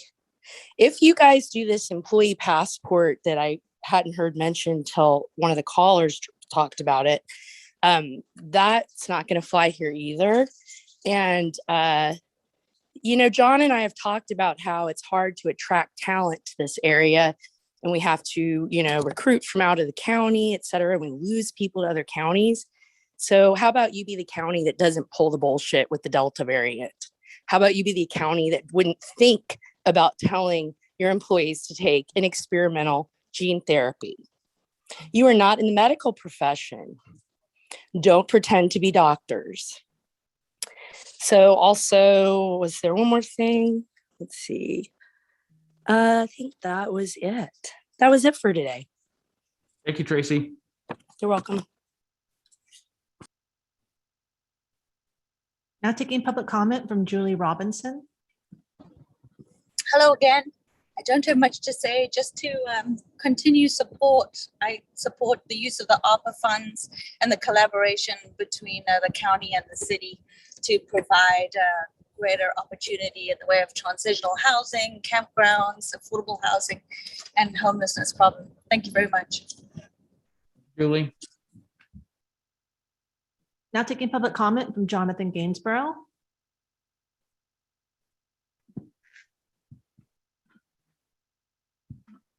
Good afternoon, board. Can you hear me? Yes, you're fine, Jonathan. Great. God bless you, John and board. Several people have spoken up for the homeless. I join them, and I invite everyone listening and everyone in that room to use your constitutional right. Go to the public comment microphone and speak up for those that have no voice. Last week, I spent 4 hours listening to the Planning Commission. I'm looking at page 4-25, speaking about what they have planned for the next 8 years for housing in El Dorado County. There is no talk of a shelter. It has inaccurate information that homelessness is a temporary circumstance, not permanent. Temporary as compared to what? Most of the homeless have been there way over a year, usually 1.5 to 4 years. I've worked with the homeless for 50 years. The housing element previously from 2013 had a statement by a compassionate, wise, visionary board of supervisors, which stated, "We are committed to ending the homelessness crisis in El Dorado County in the next 10 years." Current Board of Supervisors, you are being paid $74,000 a year. That's $1,500 a week. I live a month on that amount of money. You are being paid not only to take care of the uttermost, but the guttermost.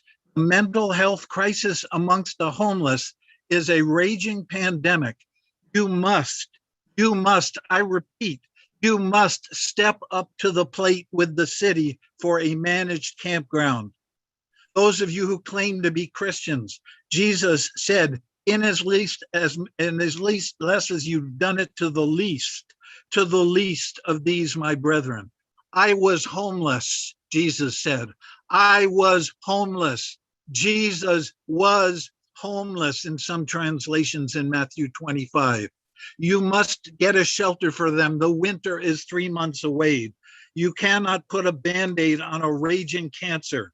It is a crime against humanity that there are no restrooms at the Upper Public comment at Broadway 2.5 minutes. shelter. It is a crime against humanity. You can bulldoze off the edge of the road. I'm going to speak to the mayor and city council about it again tonight. Come to City Hall and speak up for the homeless. Everyone listening, call in, speak to the supervisors until they put a wording for a permanent brick and shelter, year-round shelter for our 600 homeless. They cannot take care of themselves. Mentally illness, 3 minutes. mental illness, which is self-assessed at 33%, but truly among the homeless is 50 or 60, 2/3%, 66%. It is not volitional. They need your help. They're crying for your help. You must do something before the winter. They are going to die on our streets.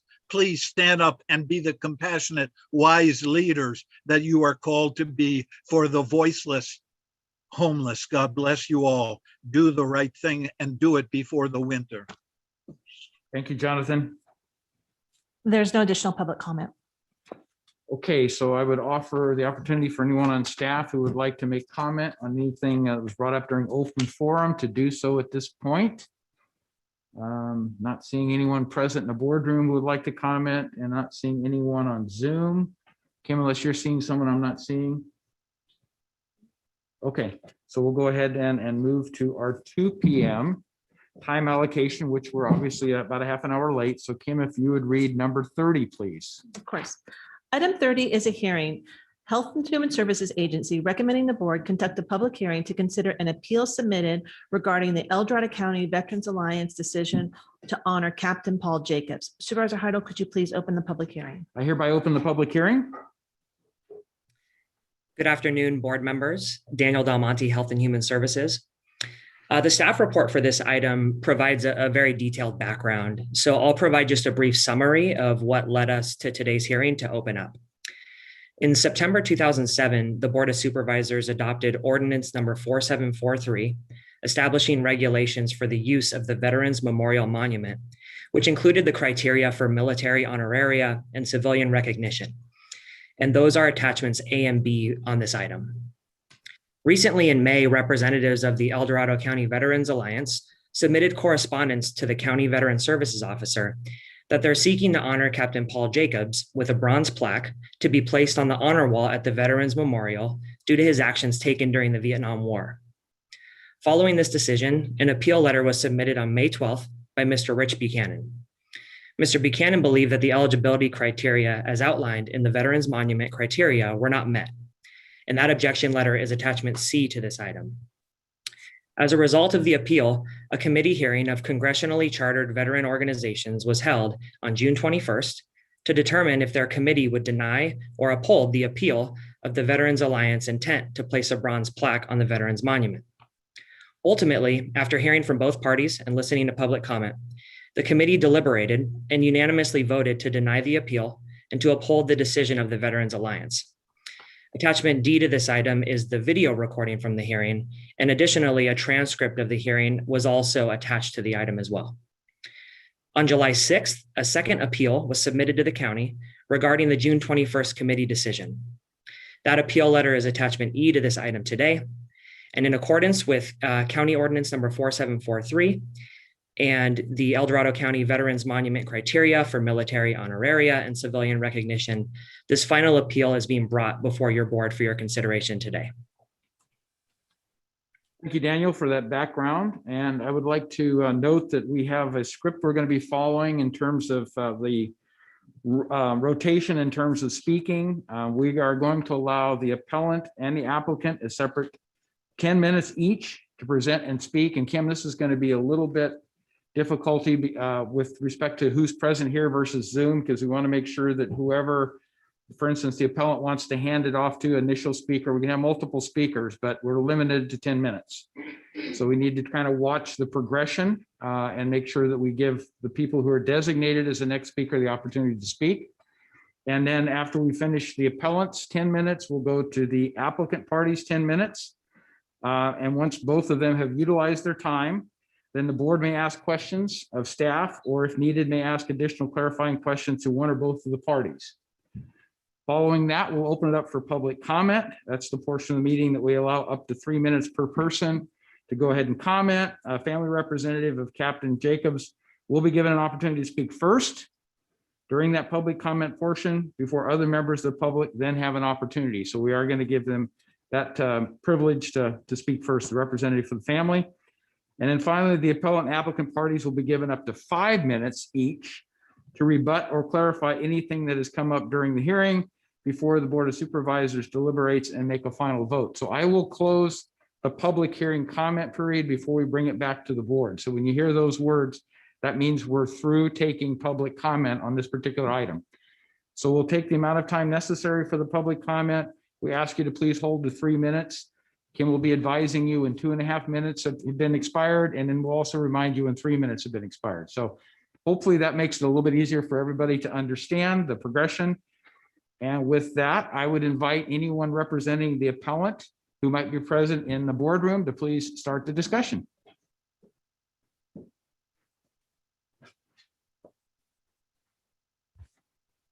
And please voluntarily give us your name so we have that for the record.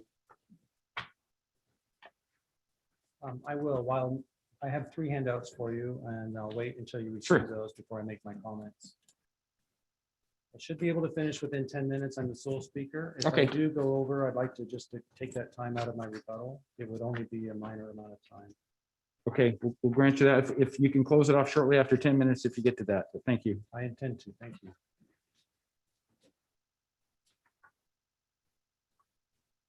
Can you hear me okay? Yes, you're fine. Okay. Okay. Is it, the microphone is on, right? It's got the green light? Okay. Should I be have working. I apologize to the crowd. I have a quiet voice, but I'll try to speak up. And I'm going to start my timer. Sure. Thank you. Good afternoon, Chairman Hydall, board members, county staff, members of the Veterans Alliance, the Jacobs family, my fellow veterans, and members of the public.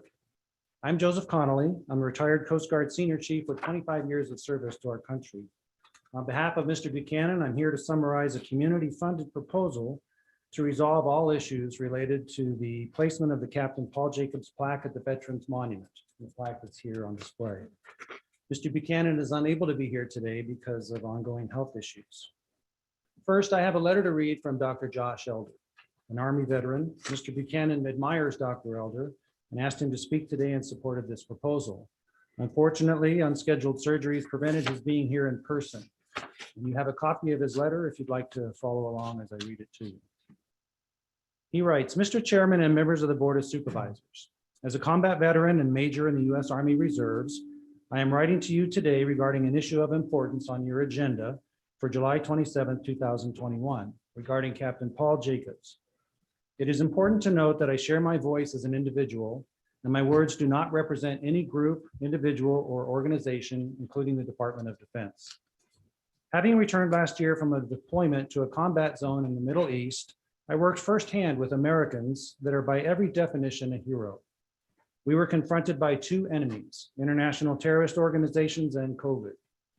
Some of these soldiers, sailors, Marines, and airmen received awards, but most did not.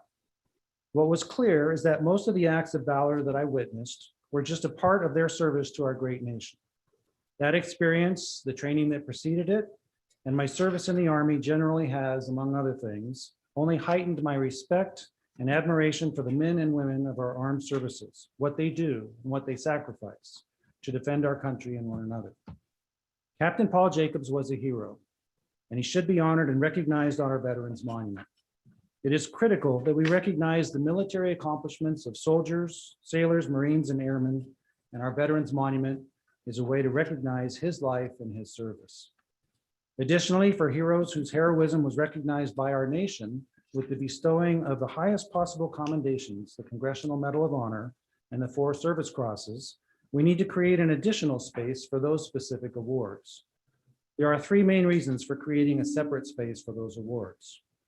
First, it creates a dedicated location to recognize acts of valor under the established criteria, that is, to honor those persons who were recognized with either the Medal of Honor or Military Service Cross medal. Second, it allows more plaques to be placed on the monument's plaza wall that may recognize notable military events or units, including Captain Jacobs' incredible humanitarian feats off the coast of Vietnam in the spring of 1975. Third, it refines the established criteria for military honoraria to remove ambiguities and to reflect the changes inherent in the proposed resolution. In short, the hope is to avoid similar such controversies in the future. It is important that our county and community use this moment to honor Captain Paul Jacobs, as well as take the opportunity to establish a clear process by which we can honor other heroes. Their lives should serve as an inspiration to Americans of what it is possible when we do what is right and fight for those that need our strength. Thank you for your attention to this critical issue. Sincerely, Joshua Elder, MD.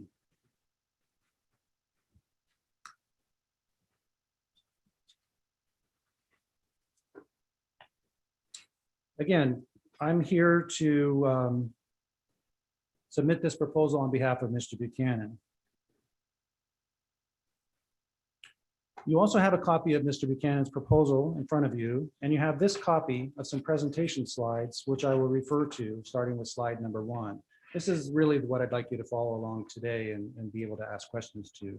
The proposal itself is just the content in here. So I'll start with slide number 1. First off, the proposal includes approval for the Jacobs Plaques installation at the Veterans Monument as intended by the El Dorado County Veterans Alliance. Second, the existing monument design and the criteria for bronze plaques have resulted in an unrecognized conflict when it comes to the installation of those plaques. There is an unintended competition for finite resources, which will recur if it's not addressed by you now. Mr. Buchanan's objection to the Jacobs plaque was to bring this matter to your attention so it can be resolved in this particular case and also for the future. His proposal eliminates these resource conflicts by adding new resources to the monument. The community has pledged to fund this proposal as the means to resolve the existing resource limitations there. If you look at slide number 2, the criteria for military honoraria at the monument includes 3 types of bronze plaques. These may recognize military units, military events, or individuals. There are no conditions for installing a unit or an event plaque. However, individual bronze plaques are restricted to recipients of either the Medal of Honor or one of the 4 Military Service Cross medals, our nation's 2 highest awards for valor. Look at slide 3, please. The location of bronze plaques at the monument is not specified, but in practice, they have been placed on the 4 granite slabs along the plaza wall behind the flagpoles. As you can see here, the plaza's larger granite slabs are already filled, and the smaller slabs at each end have 1 plaque each. The remaining space on those smaller slabs is the finite resource that I referred to. The original monument design always intended that these slabs be reserved to recognize recipients of the Medal of Honor or the Military Service Cross medals. But over time, only one veteran has been recognized in that way, and he is Marine Major Kurt Lee, who was awarded the Navy Cross for his heroism during the Korean War. If you look at slide 4, please. There are El Dorado County veterans who are eligible for recognition by individual bronze plaques, but have yet to be honored in this way. They include, as you see here, Marine Staff Sergeant Sky Moat, Army Master Sergeant William Cathcart from Korea, Army First Lieutenant Andrew Lepielpet from Vietnam, and Air Force Lieutenant Colonel Gregory Etzel, also from Vietnam. These are among others who are eligible. And looking ahead, there is also a need to preserve space for future honorees. When other bronze plaques are installed on the remaining granite slabs, they create an unintentional resource conflict because those plaques take space away from the eligible veterans who are intended to be recognized there. And to eliminate the competition for this existing space, Mr. Buchanan proposes a new plaza to recognize these Valor honorees. This in turn would allow the Jacobs plaque to be installed on the plaza wall as it was intended. And that is a very critical piece of this proposal. We intend through this proposal to honor all veterans and more veterans. The remaining space on the wall can then be used to place all future plaques for military events or units without competition. The Jacobs plaque already fits that criteria because of the 1975 events that the Veterans Alliance has recognized and documented in this book, The Lucky Few. And I'd also like to give a shout out to our local library and the Link Plus system that makes this kind of book available. This came from the San Francisco Public Library, thanks to the generosity of the system that we have in place. Okay, if you look at slide number 5, please. The proposed plaza is a publicly accessible concrete pad adjacent to the monument's main walkway. It is suitable for the installation of an obelisk, which will display individual bronze plaques for those veterans who are the recipients of the Medal of Honor or Military Service Cross Medal. If you look at slide number 6, please. The obelisk will stand atop a 2-foot high base and extend 9 feet above that base, 11 feet in total. The estimated cost of the obelisk and base is $30,000, which the community has already pledged to fund. Once it's ordered, the delivery of the obelisk is expected within 12 weeks, which would be just prior to the next Veterans Day ceremony at the monument, which would be November 11th. As you can see in the center top image of this slide, that's marked in the red border, there are 3 benches, engraved benches, that will be placed around the obelisk. If you look at slide 7, please.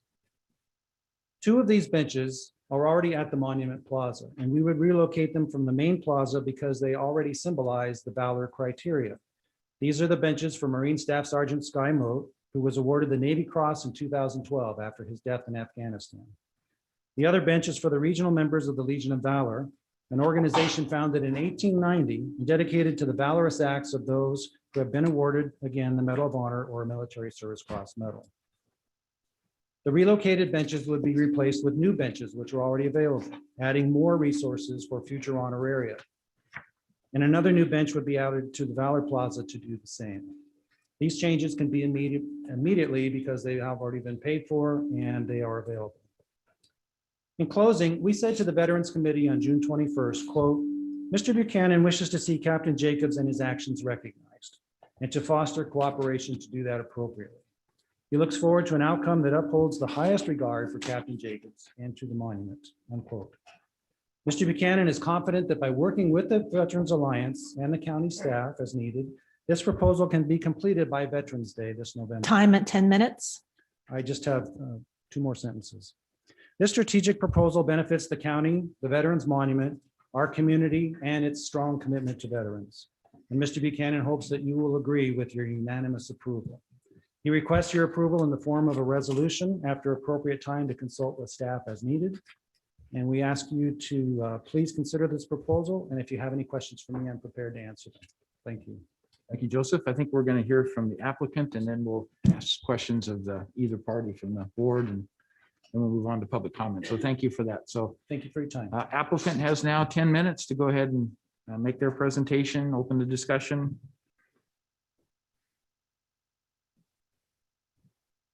Good afternoon. Good afternoon.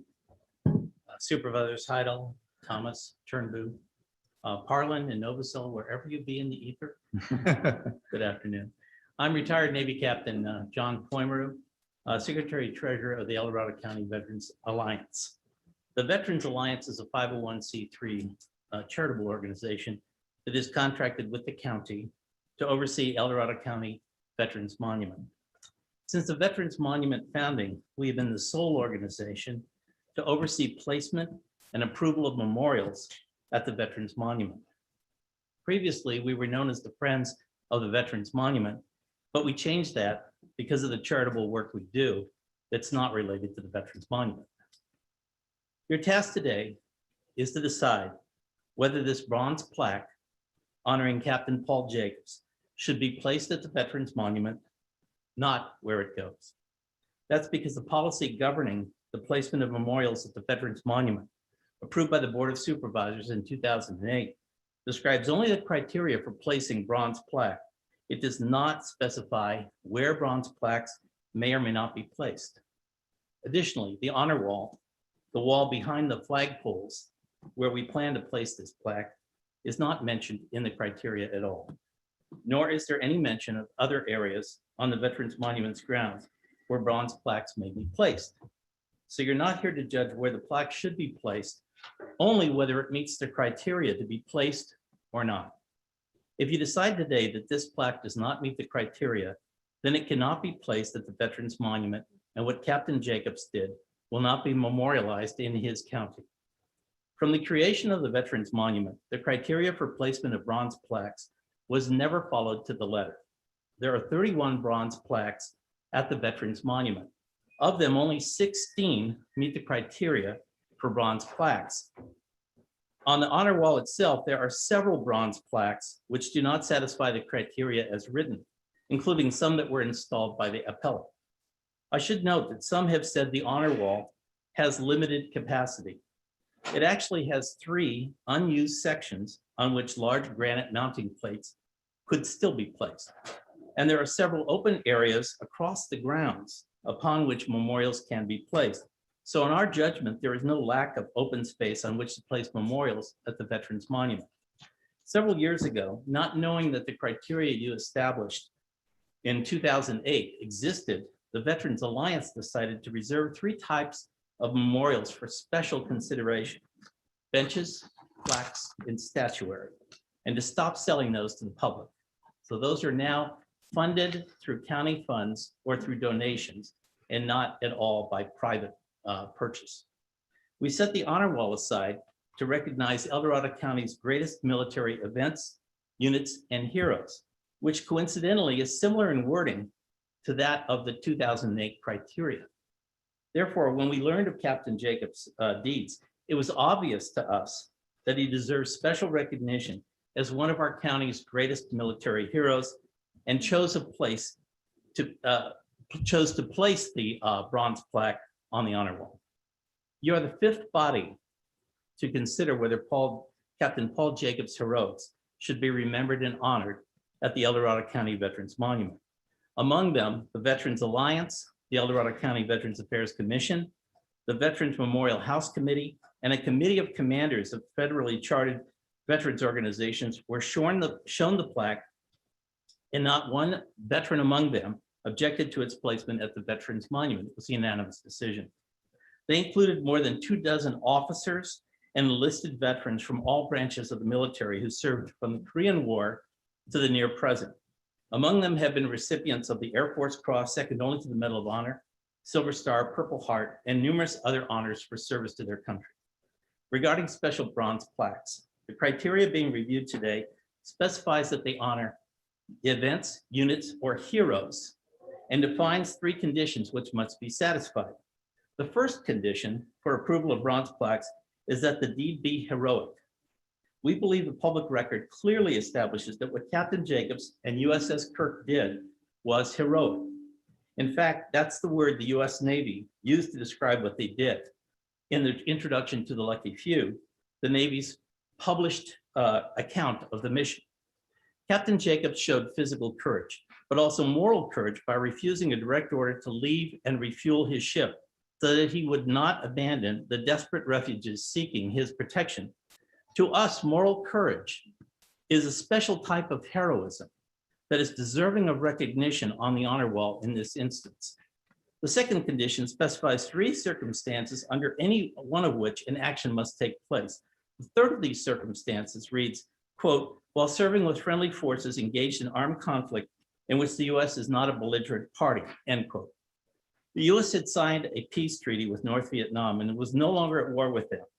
However, on Captain Jacobs' own initiative, Kirk began assisting fleeing South Vietnamese military helicopters loaded with refugees.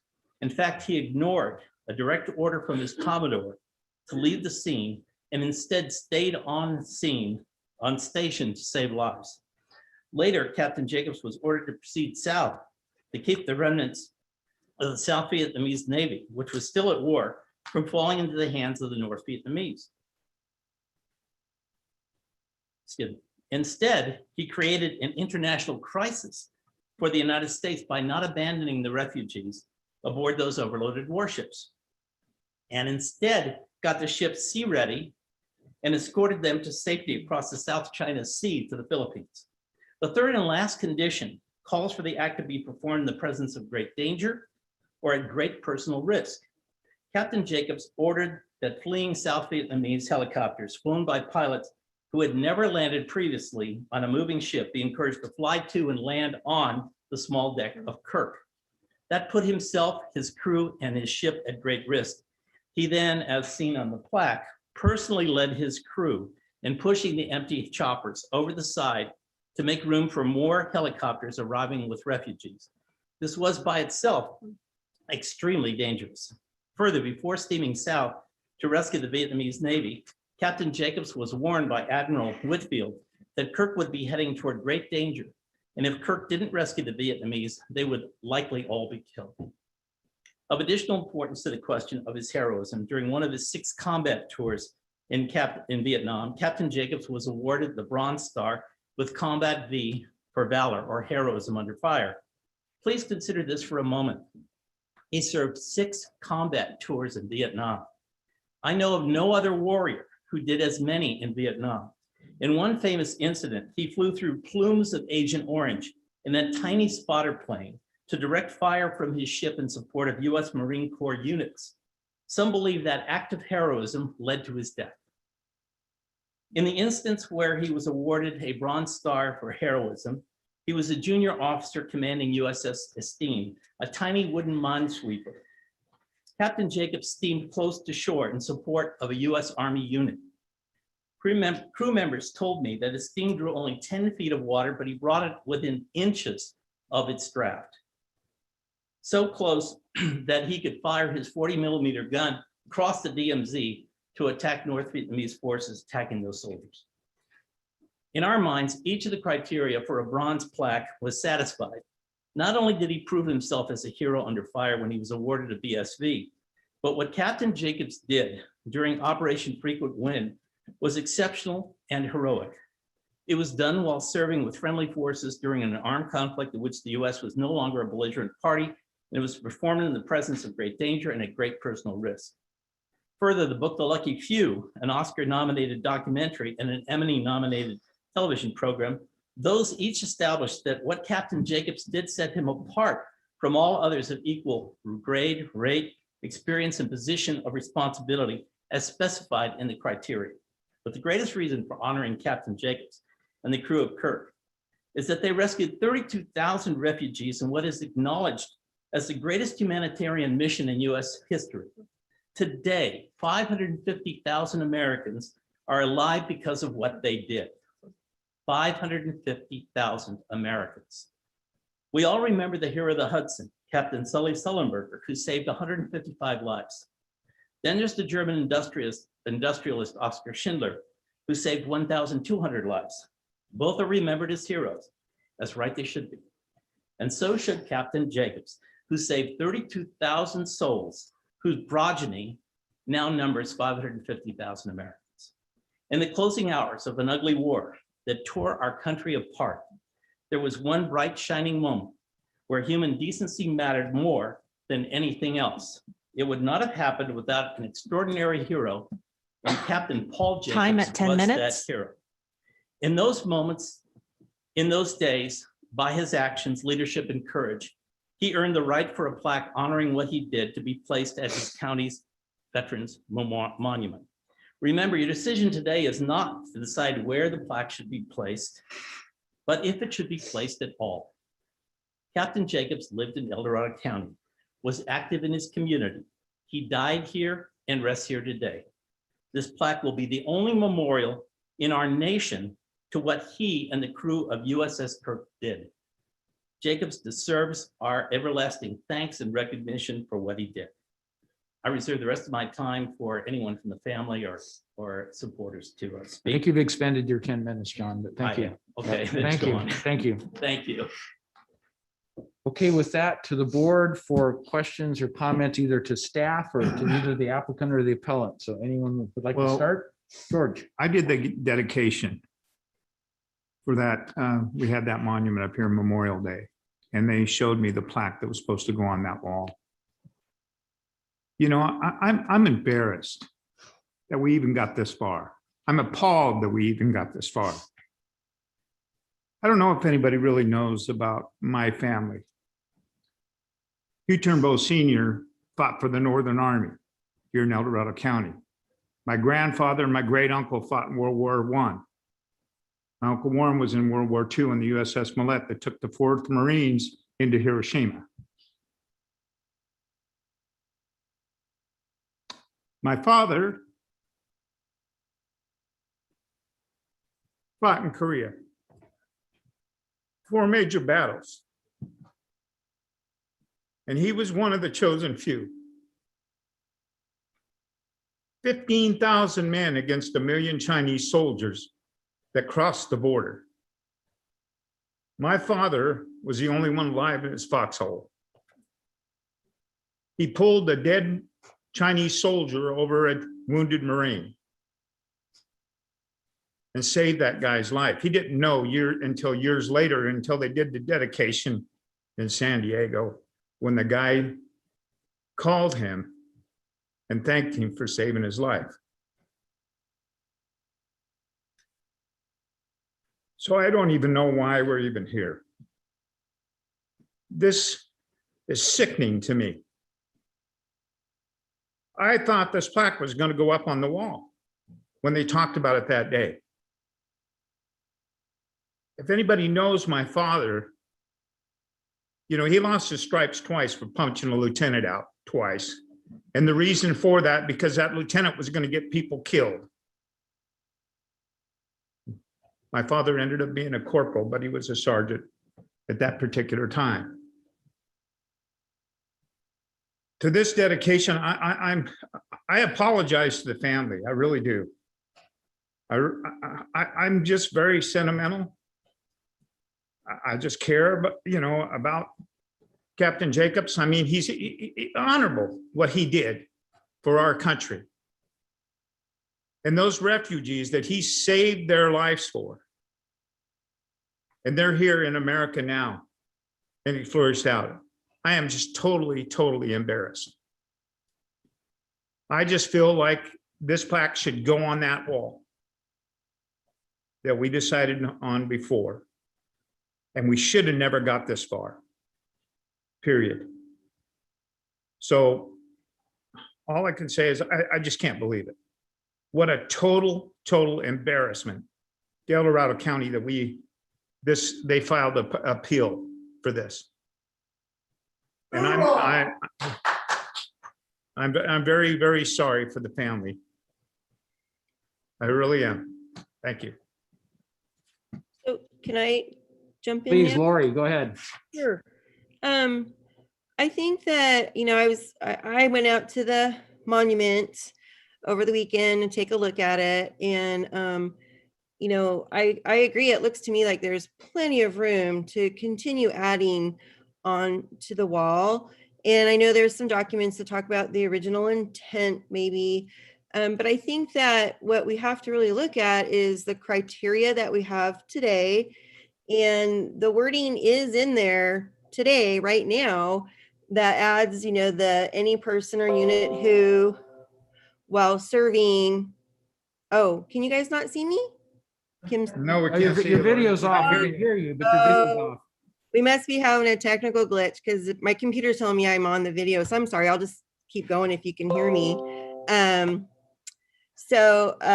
Anyway, the current criteria does have the language in there that says, or any person or unit who, while serving with the military, distinguishes himself in action by extraordinary heroism. So in my mind, that does give the criteria some discretion. And maybe that, because this is my understanding, the criteria is board adopted criteria, and maybe having that discretion in there is a good thing, and that it allows us to, not be so stringent and just go with those lists of medals. And so in my mind, this plaque should definitely be able to go onto the wall.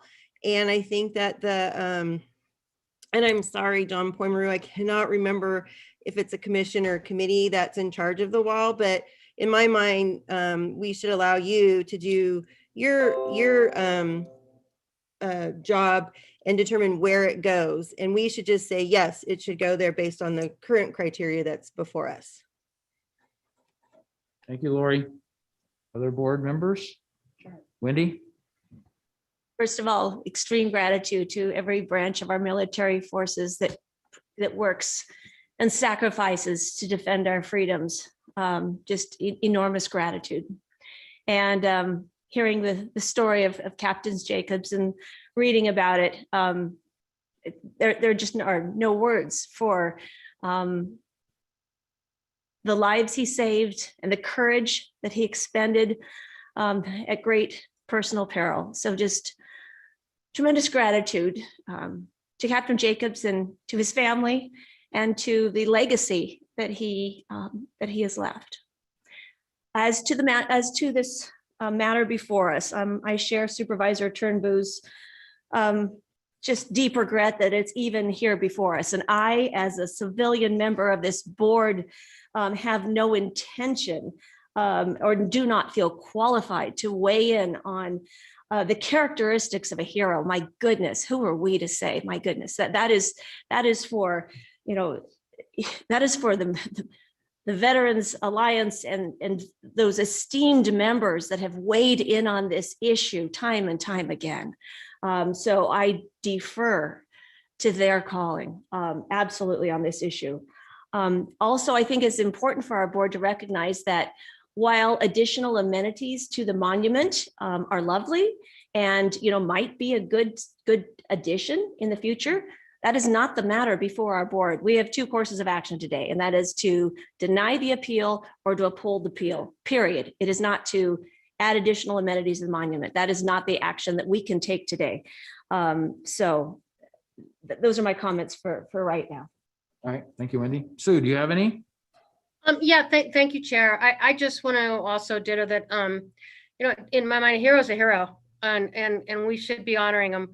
The sacrifices that are given, we just can't put that aside. And I wish we could give every hero a true hero's welcome. I grew up during the Vietnam era where a lot of the soldiers were not recognized, and it was disgraceful and it was a shame.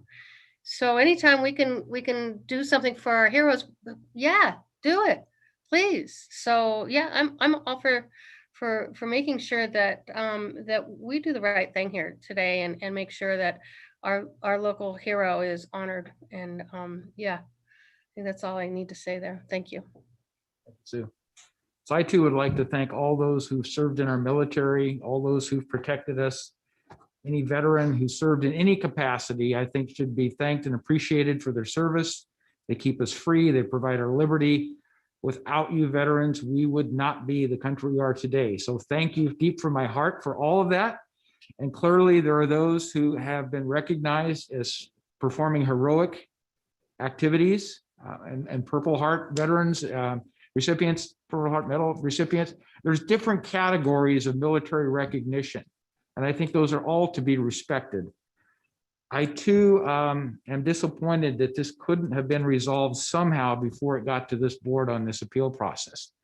I just have to think there was a way to do it if we could get the communication going, but that's kind of hindsight, so I will leave it at that. But I do have a question for staff, and I'm not sure if this goes to Daniel or to Paula, but it regards the way the hearing is noticed.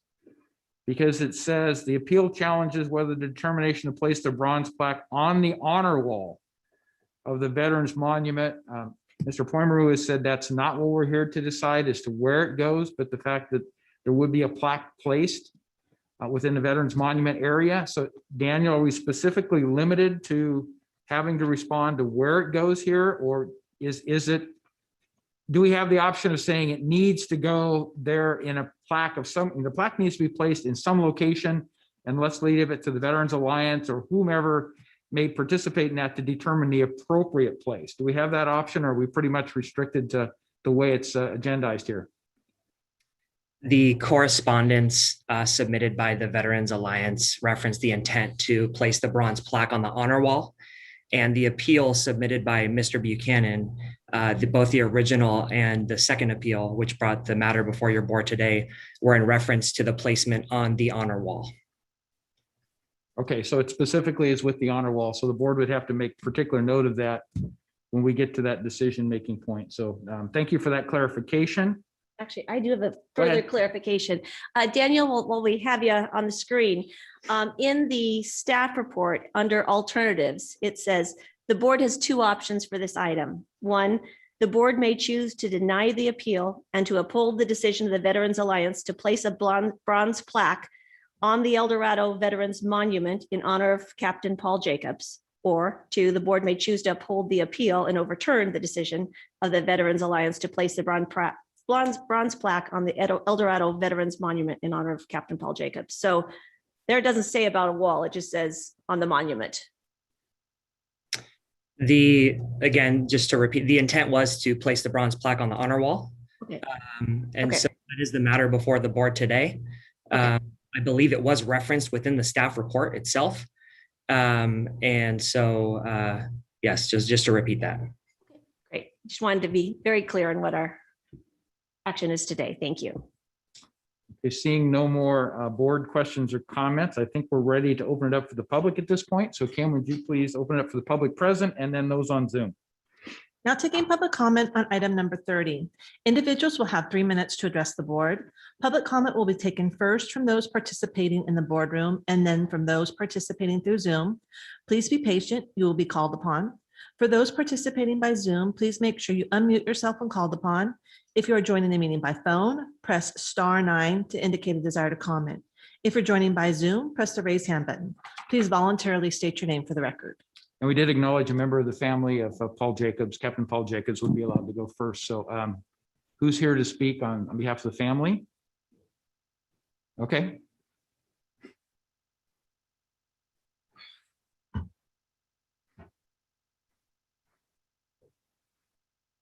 Good afternoon, Chair, Board of Supervisors, Mr. Turnbull. My name is Joe Coca.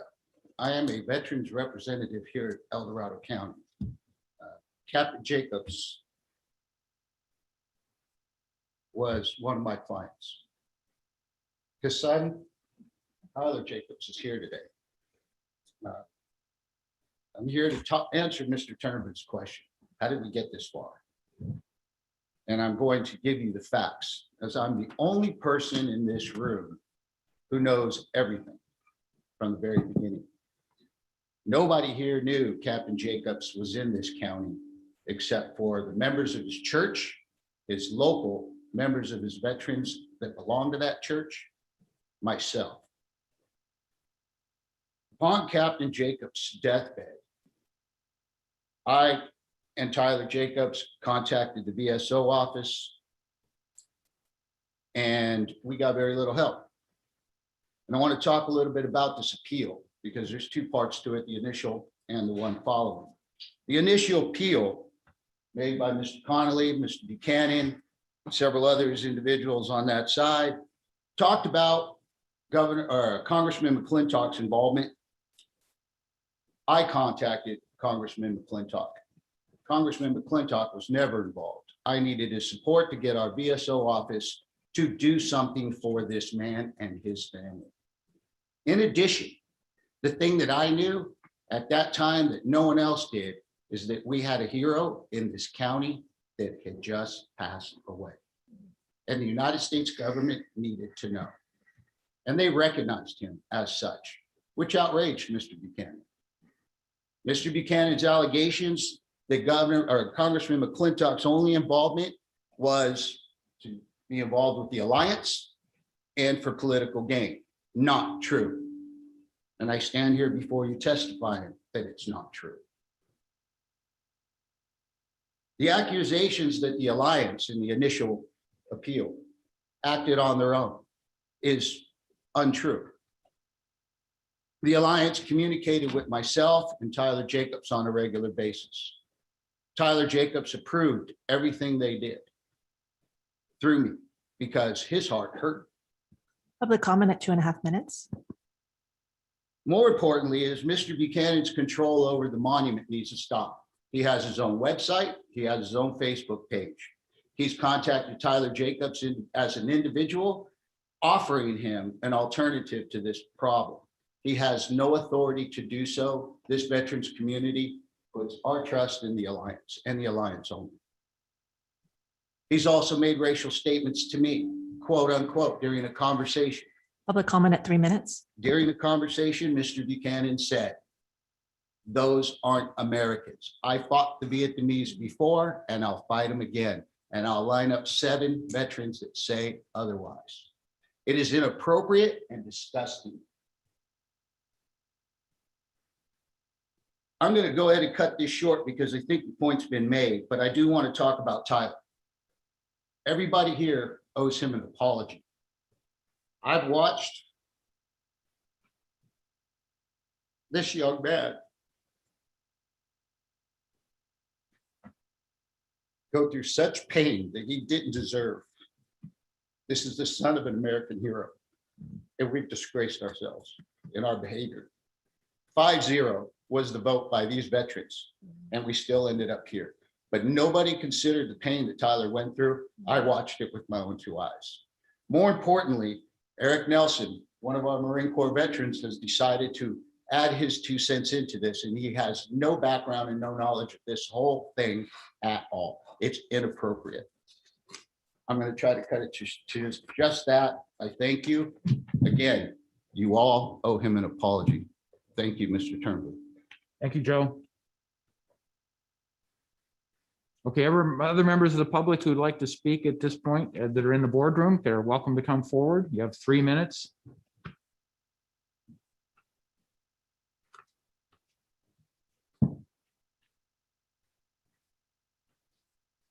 Before COVID, I could fit into a suit. I'm so sorry, I can't do that today. I think honorable people of goodwill can disagree. So I think the board signaled why they're going to rule. They respectfully want to disagree. But first, I want to thank the veterans and their families, both present and watching online, for the sacrifices that have been made. I want to thank the board and your staff, county council. You're helping to continue this county being great. County Ordinance 4743 is flawed, and this could happen again.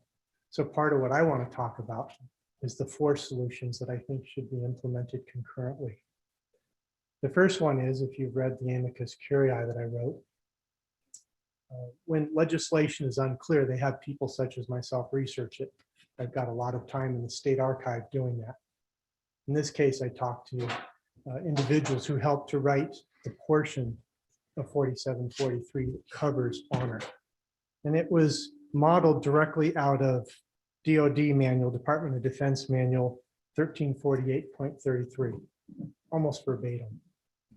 And when you understand that, then the criteria becomes clear. The confusing wording is actually straight out of the description for a service cross. So that understood, the memorial portion, or the honoraria portion of the ordinance, strictly refers to Medal of Honor and Service Cross. The board that met on the 21st of June was, by ordinance, supposed to be comprised of federally recognized veterans organizations that have chapters in the county. There's 6 of them. One was not invited. And another organization from Sacramento County was invited. As it turns out, I talked to 4 of the 6 commanders, and the 4 that I talked with all reversed their vote once they read the brief that I wrote, because they recognized the DoD manual is clear. And that's called military judgment, where even when we don't like something, we're all military members and we do what is laid out before us. So this thing has become a problem. It has become pain for the Jacobs family, a public pain. It has been a cause of strife in the veterans community. And as many have said, an embarrassment for the county.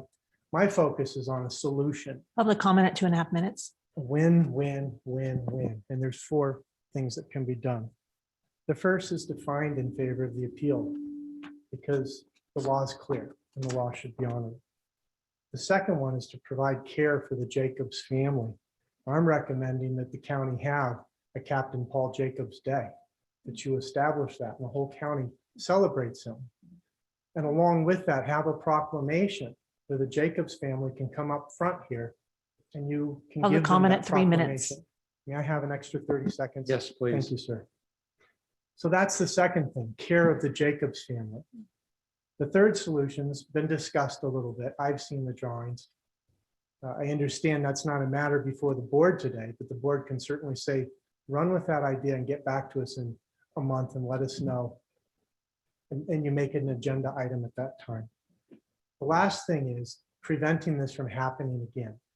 And that's where cleanup language in ordinance 4743 has to be done. If you'll read my amicus curiae, which has been submitted, it's in your file. You'll see how I've explained what cleanup language has to be done, so this won't happen again. Thank you for the extra. And Eric, 30 would you give us your name for the public record? Yes, I'm sorry, Eric Nelson. Thank you. Thank you very much.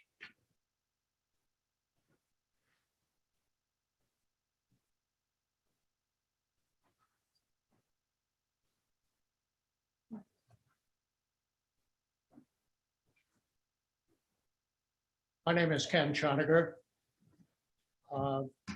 I was asked back in 2006, 2007 by the original Friends to help write policy for the monument so that all veterans could be honored there with some proportion to their degree of contribution to keeping us all safe. Because the county offered the use of the land and the Friends were a 501(c)(3), it was a difficult set of policy manuals to write. The objective was to allow the veterans some control, but not usurp the responsibility of the Board of Supervisors to fulfill their fiduciary responsibilities to the citizens. Fortunately, at the time, we had a very talented Chief Administrative Officer who understood that issue and was very helpful in helping me and others write 4743. I think that it's true that the Jacobs family owes and is owed an apology by everyone who conflated a simple issue about where to locate honoraria into a discussion about who is a bigger hero than someone else. I think that that's just ridiculous. Obviously, the 17-year-old girl that pushed a bear off a wall to save her dogs was heroic. Captain Jacobs certainly was heroic. But what he accomplished, his greatest accomplishment was to help Ambassador Arbitrage escort the remnants of the Vietnamese Navy to the Philippines. It wasn't catching helicopters and throwing them overboard. Other ships, the Blue Ridge, the Hancock, in that task force were doing exactly the same thing. And what happened, I think, is that there was a movie and a book because Ambassador Arbitrage was involved, and he basically commandeered the crew. The Blue Ridge Public get comment enough. at 2.5 minutes. So we ended up in El Dorado County in a situation that's very emotional, very improper, never, ever should have occurred. It's really simple. The honor wall was designed to honor people who are defined by their medals. And the definition of the Public comment at medals 3 is minutes. the Department of Defense, not El Dorado County, to be deciding who's a hero, who's a greater hero, who's not, and so on. So it's very unfortunate, and I think that Mr. Connolly offered a solution, and I hope you will consider it. And personally, I apologize to the Jacobs family. I'm very sorry for any misunderstanding that may have occurred. Thank you. Thank you, Ken.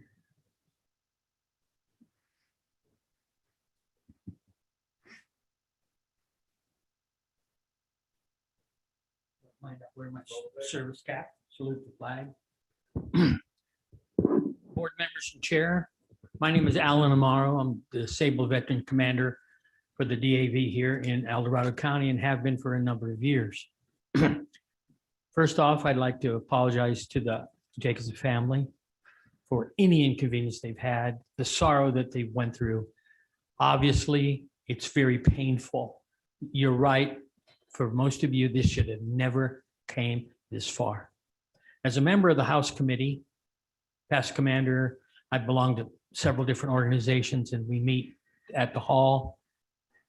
We were never given all the information that was necessary to see that the honor wall was protected. And I say protected, how do I say this? I don't quite understand why we all are trying to figure out whether the Medal of Honor or a Service Cross should be elevated. It is elevated. They are elevated. It comes right out of the DOD. We're not trying to change that. I think Captain Jacobs did an outstanding thing. But I'd like to put that in context. There are many others here in El Dorado County. Mr. Turnbull, you had a gentleman that lived across the street from your service station by the name of Lyle Anderson. I don't remember if you remember Lyle. Yes, I do. Okay, he was a veteran of the Bataan Death March. He carried other soldiers on his back while they marched in the heat, being stabbed, being shot at will. He ended up escaping that death march, went into the jungle, fought with the Philippine resistance. Wow. A hero? Yes, a hero. Does he meet the criteria to fit on the honor wall? I'm sorry, he doesn't. Then we have another gentleman here that belonged to El Dorado County up out of Cool by the name of Bill. Sorry, I'm having a little senior moment here. But Bill was the most decorated World War II to this date merchant marine, captured in Corregidor. Public comment at In 2 prison. 2 minutes I'd and 30 like seconds. to have, since I'm speaking on behalf of an organization, We no longer do that. we don't do that. So Will please you try to please wrap give me it a up. little more time Yeah. then? Okay, so it is a public hearing. I was reminded by county council, so we do allow an extension for a group up to 5 Okay. minutes. So thank you. So Bill was captured in Corregidor, spent 3.5 years imprisonment in a Japanese coal mine in Japan. He wasn't just only a prisoner of war, he was a slave. They worked 16, 18, 20 hours a day in those coal mines in the heat. Now, I knew both these gentlemen personally. I've been in El Dorado County for over 40 years. I've been in the disabled veteran for over 40 years. I've been a commander for many years off and on, and still am today. These gentlemen by far were heroes. All of them were heroes. But did Bill meet the criteria to be on the honor wall? No.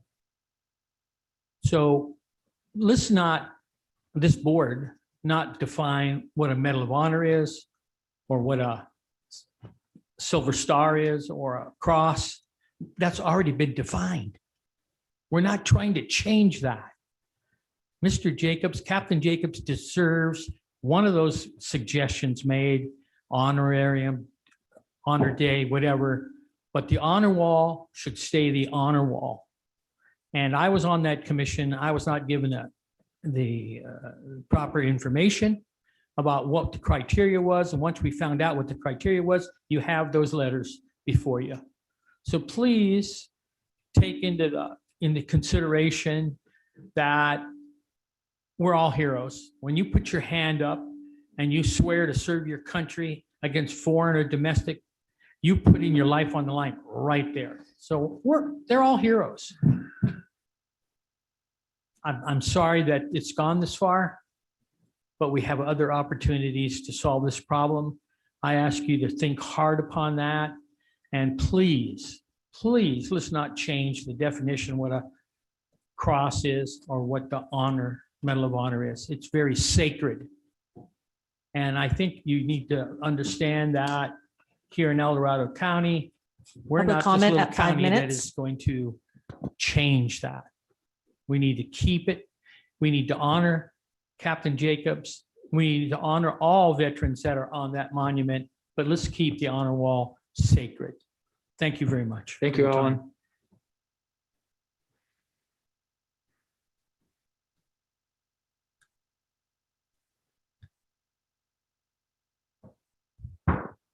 My name is Jack Frame, and I want to make it very clear, I am not a hero.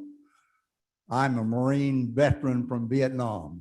I was a captain in 67 and 68, and I retired as a colonel in the Marine Corps Reserves.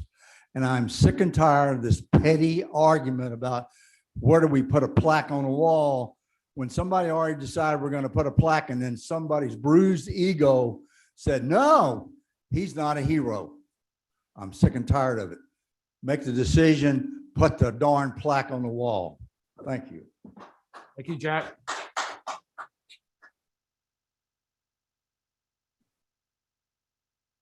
If there's no additional public, oh, Maybe we have one more. Hi, thanks for letting me give my presentation today. I'm here to tell the story about Rich Buchanan, who's not here today. Would And you his please appeal. identify yourself for the public record? Say again, James Cahill. I'm going to get to James, that. thank you. Yeah, my name is Jim Cahill. I left my home in Aurora, Illinois in July 24th, 1968, joined the Air Force, served until 72. And I saw combat in Vietnam for 2 years.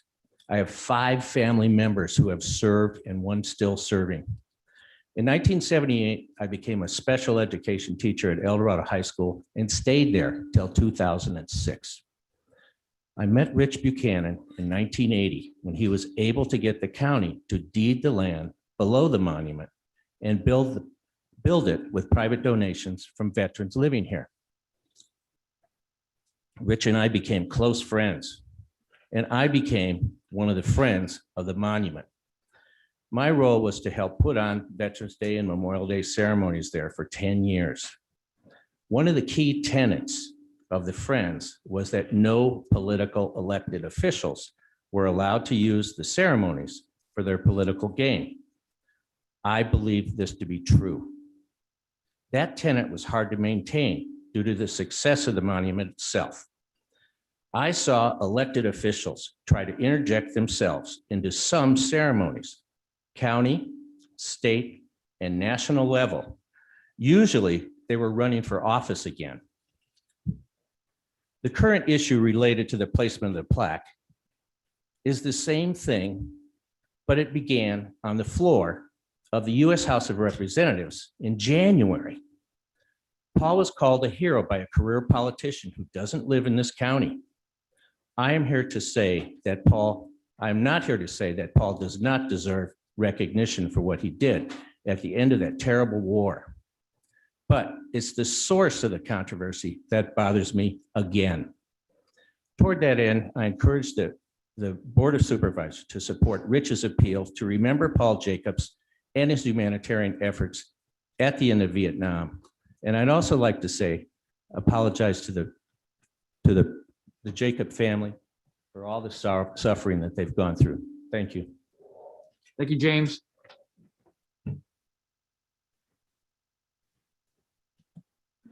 Okay, if there's no additional public comment in the room, we do have some looking to participate through Zoom. Now taking public comment from Dick McKenna.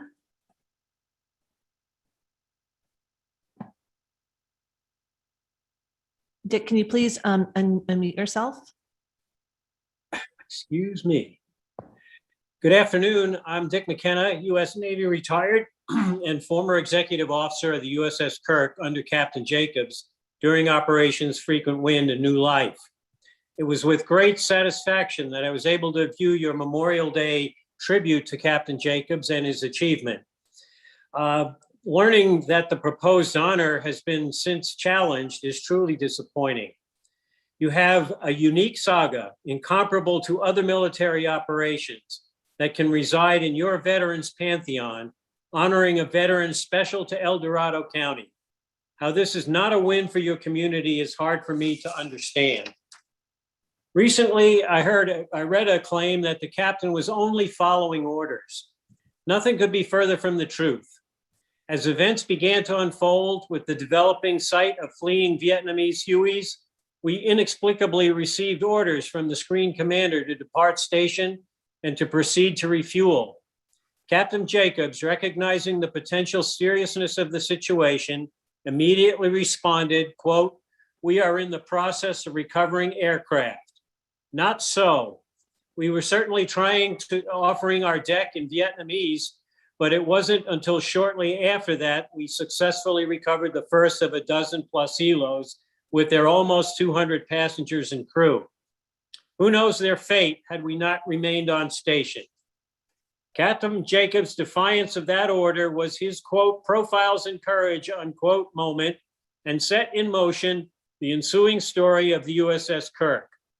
As a note of interest, that evening, we recovered what was likely the last Marines out of Vietnam, 2 Cobra gunship pilots who ran out of fuel and ditched, the last returning from covering the embassy in Saigon. Because of these and other exploits, we were ordered alongside the task force flagship to receive and transport Mr. Richard Armitage, DOD liaison, to the Vietnamese Navy ships assembled at Con Son Island. That was the only order. We were expected to depart and return to the group thereafter. Once on scene, however, Captain Jacobs was so taken with the plight of the ships and their passengers, he decided that our place was with these refugees. The ensuing constant attention to their protection and support with food, medical attention, and engineering support would have been late in coming had we not taken that initiative. The details of that support are a well-documented matter of record. Our provision storerooms were drawn down, several significant mechanical problems were solved, and medical issues were discovered and attended to. A potential maternity ward was even set up for 9 near-term pregnant women. Imagine the effort required to resolve these issues in a 30-ship convoy on a daily basis for almost a week. Public comment at 3 minutes. The captain and the crew were flat out addressing that. Heroism is commonly thought of as an act of valor in a defining moment. Captain Jacobs was certainly qualifies that our place is here defining moment when he cast a questionable order. I sincerely hope the committee can recognize that what you have here. Captain Jacobs, a fearless, decisive leader with an epic tale because of his actions, is offering you a singular opportunity to display a singular achievement by one of your county citizens. I hope you will take advantage of that, and thank you for your time. Thank you, Dick. Now taking public comment from 390.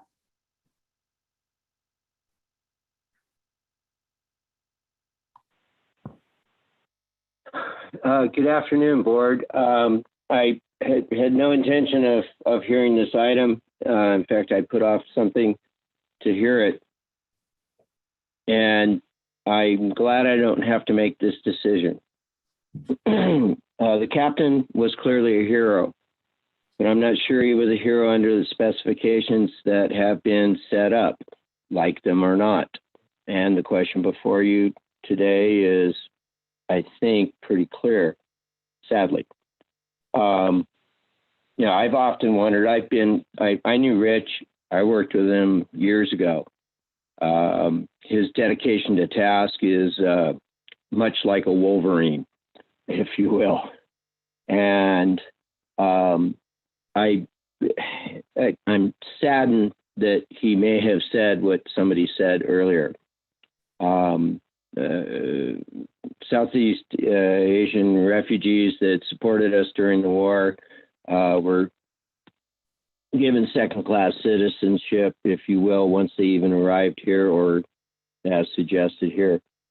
Anyway, because I've even wondered, is it appropriate for me to buy a brick for my father and my uncle? My uncle was KIA in World War II, and my father was in the field artillery and followed Patton to Germany in 1945, and was on his way to Japan when the bombs were dropped.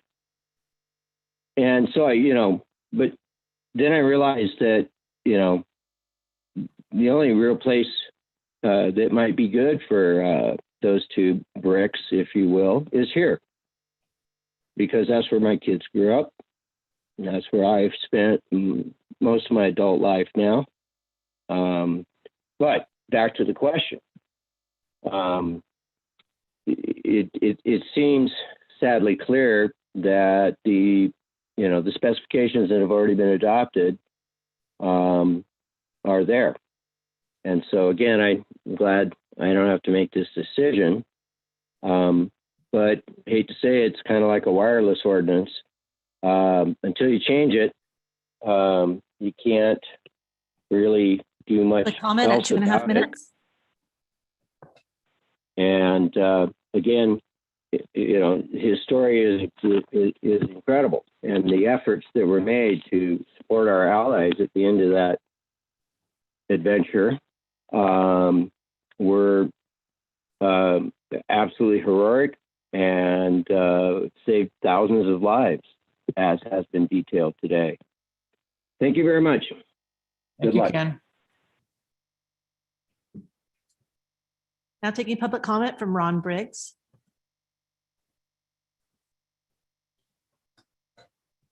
Please unmute yourself. Am I there? You're here, Ron. Go ahead. Hi, that was Ken Greenwood, by the way, just before me. Chairman Hudall and supervisors, thank you. I was the supervisor that jumped in front of this freight train in 2007.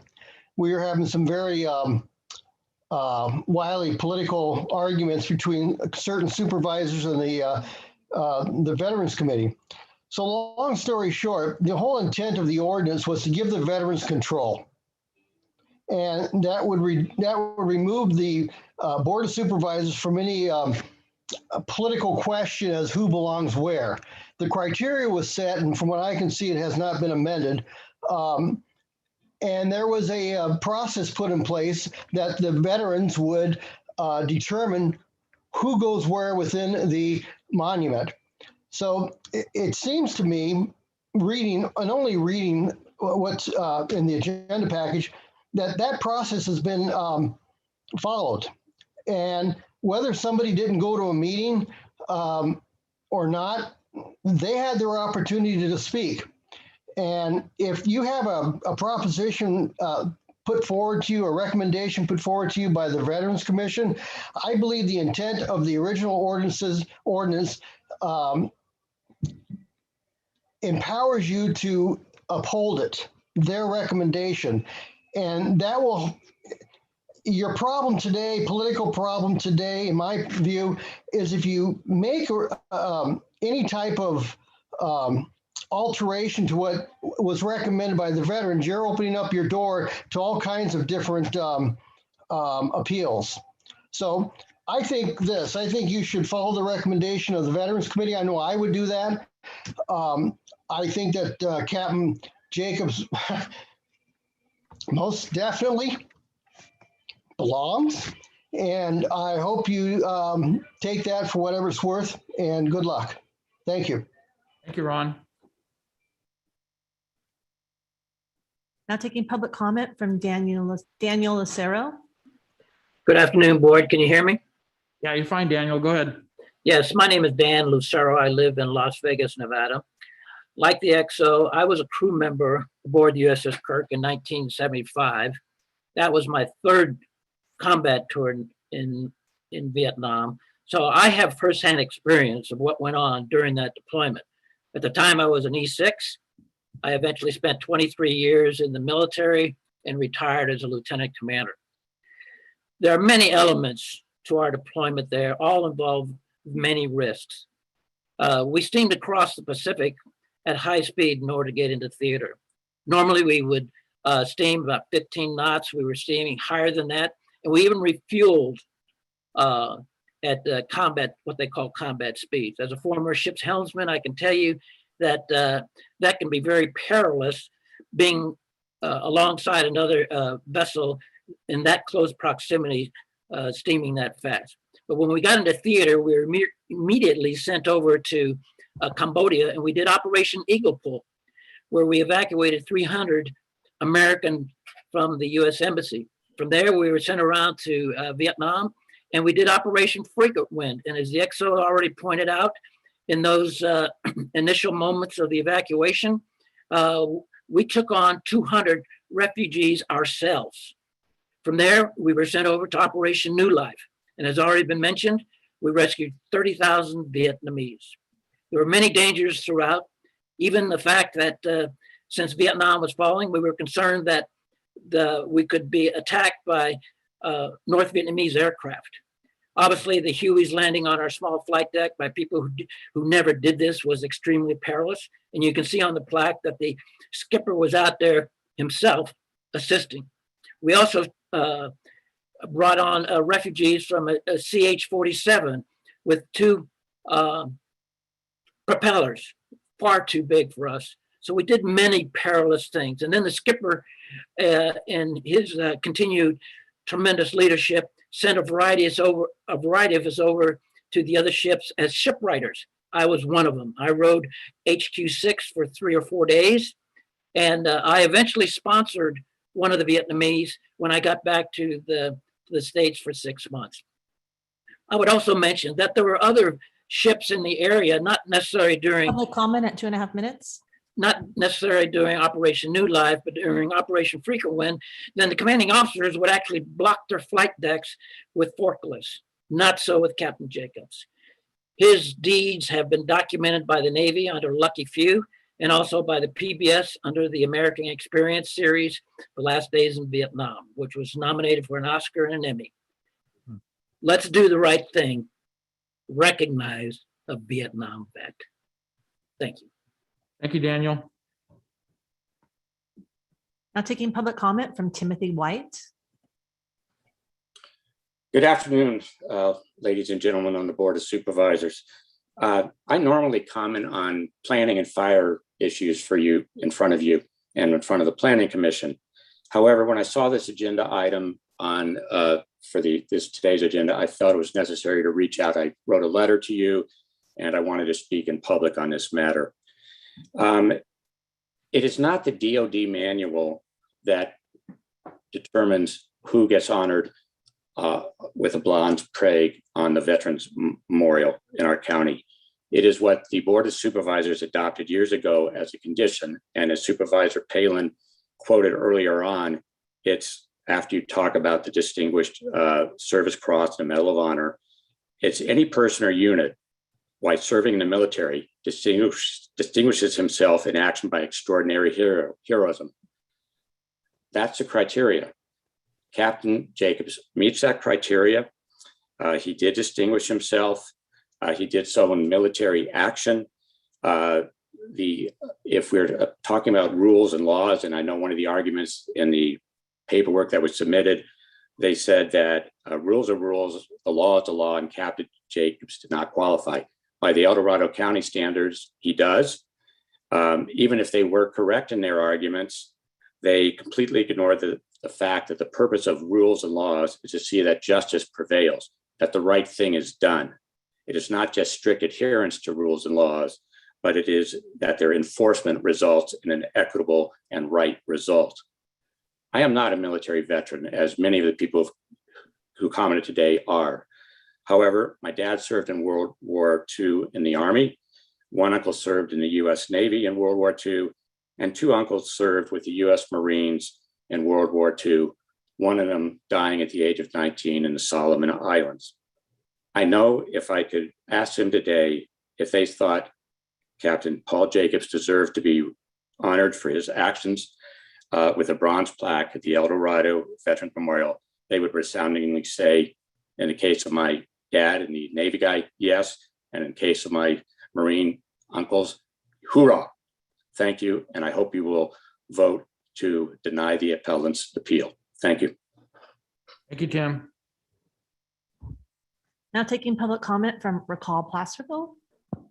Oh, sorry. This is Mandy Rodriguez. Sorry, I have the wrong name on there. You know, I'm not a veteran, but my father is a Vietnam veteran. And this story is such an amazing story. And when you're a child of a Vietnam veteran, a lot of times you don't get to hear these stories. And you grow up with a father that you don't quite understand where he's coming from. And there's so many things that I went through as a teenager, not quite understanding.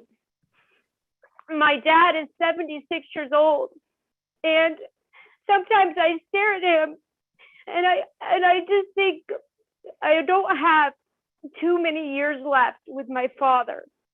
And all the stories that he has, that he keeps inside, he doesn't talk about.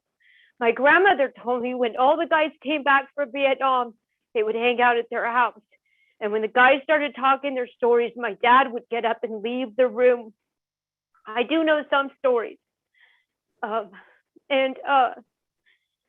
dad saw a lot of things that now that I'm in my 40s, I understand some of the things that my dad did growing, you know, as I was growing up, and the way that he dealt with things.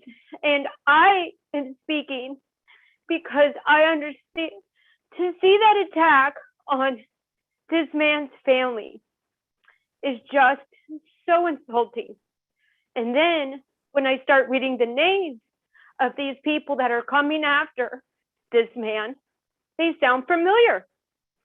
They're the same names that have come after people on the commission.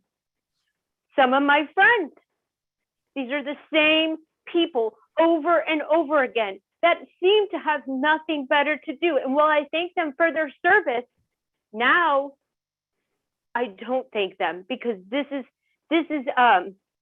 so insulting and it's so petty, and we shouldn't even have this discussion. But it like I said, I feel sorry for the family and for the son, because he's probably my age. And do the right thing.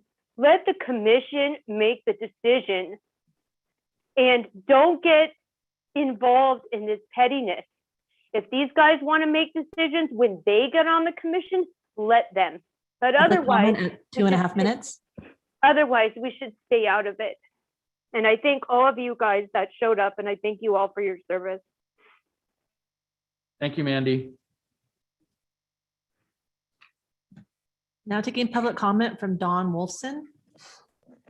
Hi, Dawn Wolfson from Cameron Park. I'm the daughter of a Korean War veteran, and related to many, many, many people who have served and are still serving. I've listened to both sides. Normally, I politically align with the people who have brought the appeal. In this particular case, I have to disagree with them. What Captain Jacobs did was amazing.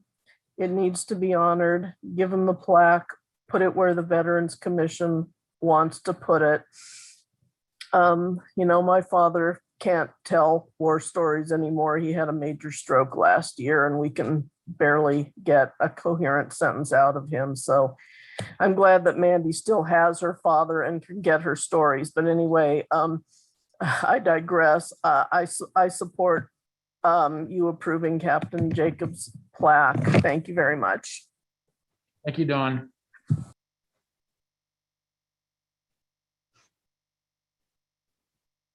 There's no additional public comment.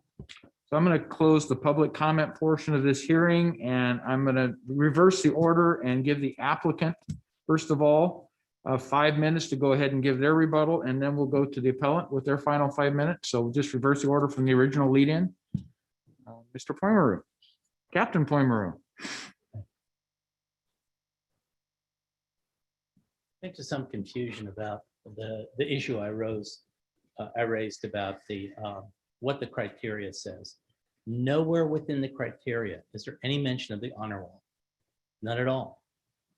The decision here is really whether you approve a plaque or not. There's no mention of the honor roll. Now, there is criteria for a bronze plaque. We think we have satisfied all 3 points of the criteria. 1, that it was heroic. 2, that it occurred in a situation which involved a belligerent force, a friendly force in which the US was not at war. The Vietnam War had ended. Captain Jacobs, on his own recognizance, took his ship in harm's way. He was told they would probably all be killed. He did it. Despite that, he ruined his career. He never made admiral. He did it because he created an international crisis. As I said, the United States Navy did not expect a US Navy captain to be saving the Vietnamese Navy or the 32,000 people there. President Marcos of the Philippines was outraged that these ships were coming to him. He came up with an idea along with Secretary Armitage. Let's reflag these as US ships because they were previously US ships and we gave them to the Vietnamese. Let's just take them back. And they did. And his crew, the crew of Kirk, turned that all around into a humanitarian victory. And this was a time, I was one of those Vietnam era veterans who was spat upon in uniform in our nation's capital. This was a very divisive time when our soldiers, sailors, airmen, Marine, and Coast Guardsmen were vilified. And yet, in the last minute of this war, here was an event that transcends any other humanitarian act in the US military. Obviously, this should be at our Veterans Month. Very good. Thank you, John. Appellant then.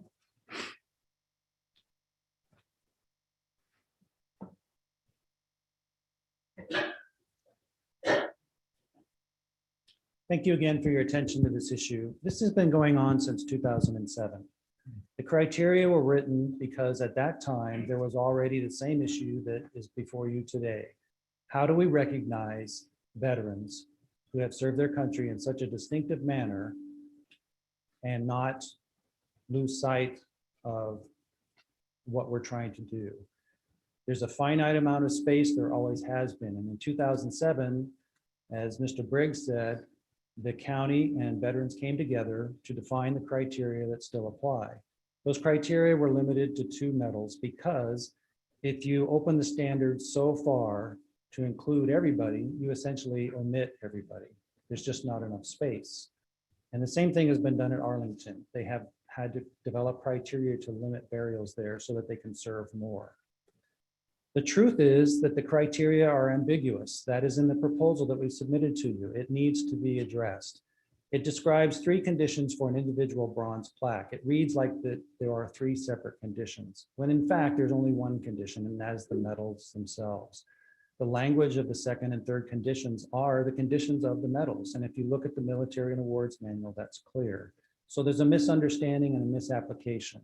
If you are to strictly apply the criteria today, Captain Jacobs does not qualify. Everybody is in agreement about that. We're not here to say that he's not a hero or that he does not deserve recognition. That is absolutely the case. On this 21st, when we met before the committee, we said, we join in commending Captain Jacobs' naval service and his leadership, including his command of the USS Kirk and their evacuation of approximately 30,000 Vietnamese refugees to the Philippines. Mr. Buchanan's objection is not a criticism of Captain Jacobs, the Kirk, or his crew. He supports their recognition at the monument. That is absolutely as true today as it has been always. Mr. Buchanan's appeal or objection or whatever you want to call it has arrived where we're all at the same place. He does not want to apply the criteria strictly. He wants to see Captain Jacobs recognized because he does deserve recognition. But Mr. Buchanan wants to see those that the wall was strictly reserved for in terms of specific criteria to not be sacrificed in the process. There's just simply not enough room. That's the issue before you. We all want to see Captain Jacobs recognized. Nobody's here to say that he's not a hero. He is, and he's an incredible hero to the people that he rescued, the 30,000 Vietnamese. They have gone so far as to name their children after him or after the Kirk. And when we spoke to the committee on the 21st, there was a gentleman named Freedom Nguyen who was among those refugees that were saved. And he spoke very, very highly of Captain Jacobs, as do I. As a Coast Guardsman especially, I have great, tremendous respect for what he did in a humanitarian effort. You don't show up as a military unit and do that unless you do it under great leadership and under great skill and training. And he demonstrated all that, and he has my highest respect individually. The criteria do not apply to this plaque, strictly speaking, but that's not the point. The point is, how do you recognize the veterans that the criteria do apply to? Because they're not being recognized. And Mr. Buchanan wants to see them recognized and Captain Jacobs. He has submitted a proposal for your consideration. I hope you will not discount it, in which the community supports it so much that they're going to fund the entire thing, and it's ready to go. You don't have to construct anything. This pad is ready to put an obelisk on. You can do it. We can work together to have it in place by Veterans Day, and you can honor all of these people. The people that have been waiting to be recognized, that do meet the eligibility criteria, and Captain Jacobs. We support all of the things that have been said about him, and there's no disagreement with that. So I hope that we can help understand that this issue has been here a long time. Mr. Buchanan dedicated his life to this monument. It started in 1968 when he was served in Vietnam, was brought back to the United States. He had blood on his boots from the battle that he had just fought. At that time and place, he said, "I will never forget the sacrifice and the dedication of my fellow Marines and corpsmen that I fought with, and all other veterans. And that's what this monument stands for and what he is committing his life to even now. Every veteran out there is a hero in some respect, one or the other. And I can tell you great stories about many of them. And I'd like to tell Captain Jacobs' story as well. But if we do that and we ignore the criteria and misapply them, we're doing an injustice. We're asking you to do what Captain Jacobs. Time at 5 minutes. Can I have just 30 Go more ahead seconds? and finish up. I'm asking you to do what Captain Jacobs did in 1975. When he was faced with a situation where fleeing Vietnamese refugees were coming out in swarms of helicopters, he had a choice to make. Do I land one and evacuate maybe 8 or 10 and save those? And that was all that he might have been able to do. But he made the command leadership, as you see here on this plaque, to push that helicopter over the side and continue doing it until 16 helicopters had landed and been pushed over the side, and over 260 people's lives were saved because of his command decision. He made it in the moment. He did the right thing. His example was that if you only land one helicopter, you save a few. But if you make room for more, you save more. That's what the proposal is before you, to recognize Captain Jacobs and all the others, and to do it in a way that fits the existing criteria. There are no criteria changes under the proposal. Time at 6 minutes. But there is a request to resolve some ambiguity. If you have any further questions, I'd like to answer those for you. Thank you, Mr. Connolly. Any questions from the board at this point for Mr. Connolly? Thank you, Joseph. Appreciate that. Thank you all for listening. Thank you. Any questions or comments for Captain Poimerer at this point? Anyway, thank you for the numerous phone calls that I received from you and I just can't believe we even got this far. It just makes me sick. And this family deserves an apology from every one of these board members too today, especially what has happened. All I know is coming from my background, my dad, you know, and the stuff that he went through in Korea. In fact, they did an article in the Mountain Democrat. I don't know if everybody knows about it, but it's there about what all he went through. He never talked about any of it. and all, and I understand a lot of the veterans in here don't like talking about it, especially when it comes to, you know, the battles that they were in and how gruesome it was. And Dad never talked about it for a long time until just before he passed away. I didn't know about some of the stuff that he went through and what you guys have gone through. Like a mortar that hit a tent, he went back to get his Bible, and a mortar hit the tent and killed everybody that was in it in Korea. About the time when he was on guard duty, and it was so cold, -80 degrees at night, and drug down the hill, and good thing he had his 45 on him. But he killed the 4 men that drug him down the hill. So there's a lot of things that people go through, like the ammunition that ran out during that battle, where they were taking the Chinese guns and using them against them, the Chinese, and piling the dead bodies up around the foxhole. So they used it as sandbags. So, you know, it bothers me that the fact is this guy is a hero. These guys say he's not qualified to have this plaque put on that wall. That plaque needs to go on that wall, that honor roll. That's my personal opinion. And I don't know what any of the other board members here, but I'm going to deny the appeal that's before us today. Is your motion to deny the appeal and uphold the decision of the Veterans Alliance to place a bronze plaque on the El Dorado Veterans Monument in honor of Captain Paul Jacobs? Yes. I will second that. Okay, and for discussion, I would like to offer the Jacobs family my personal apology for all this. Tyler, I understand the grief you've gone through and how painful it is. So I do personally apologize for that. I wish we had been able to alter the course of this, but it was just not within our ability to do that. But I do respect the family.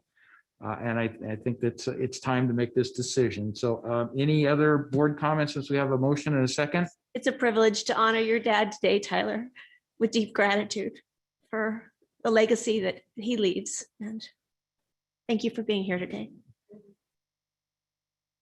Okay, with that, we have a motion, second. Roll call, please, Kim. Supervisor Heidel, how do you vote? Aye. Supervisor Turnbull, how do you vote? Aye. Supervisor Thomas, how do you vote? Aye. Supervisor Parlin, how do you vote? She was just here. Supervisor Novacell, how do you vote? Aye. Get Supervisor Parlin back on. There she is. Supervisor Parlin, how do you vote? Can she hear us?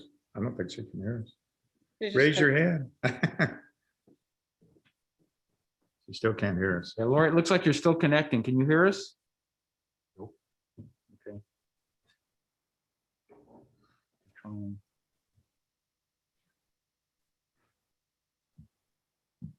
Lori, unmute yourself. Yeah. Here we go. Yeah. Sorry, guys. I am having technical difficulties. I have no idea what you've been saying the last couple minutes. I'm so sorry. Sorry, Read we were that just again. taking a roll call vote. Supervisor Turnbull first, Supervisor Thomas second, to approve this matter. To deny the appeal. Or, To deny the appeal, Yeah. can we add some board direction afterward then? Because I support that. yeah, okay. I think we can add board direction, certainly. So, Okay, thank you. okay, thank Aye. you. So that unanimously passes. And with that, Lori, what board appeal or what board direction to staff would you like to add, or the Alliance, whomever? Right. So my understanding is that we really don't want this type of situation to happen again. And the goal of this ordinance was to take the politics out of it and allow the veteran, alliance to take care of the memorial. And I think that this ordinance needs to be updated a wee bit to make that happen. So can we ask staff to look at it and figure out how to update this so we don't get in this position again? Is that something we can ask?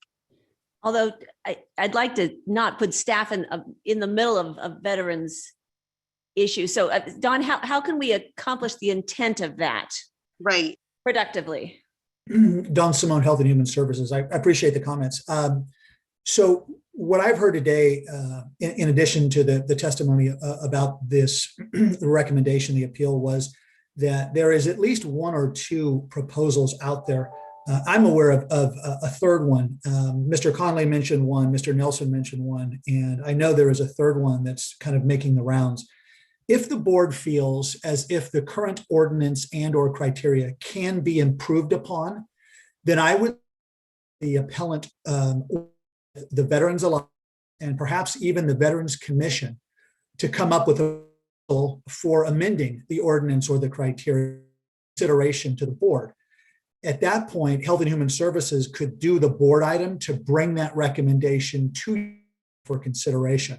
But it sounds like there's two or three options out there. It might be best for these entities to get together so that we have one strong proposal. And I would bring that consideration.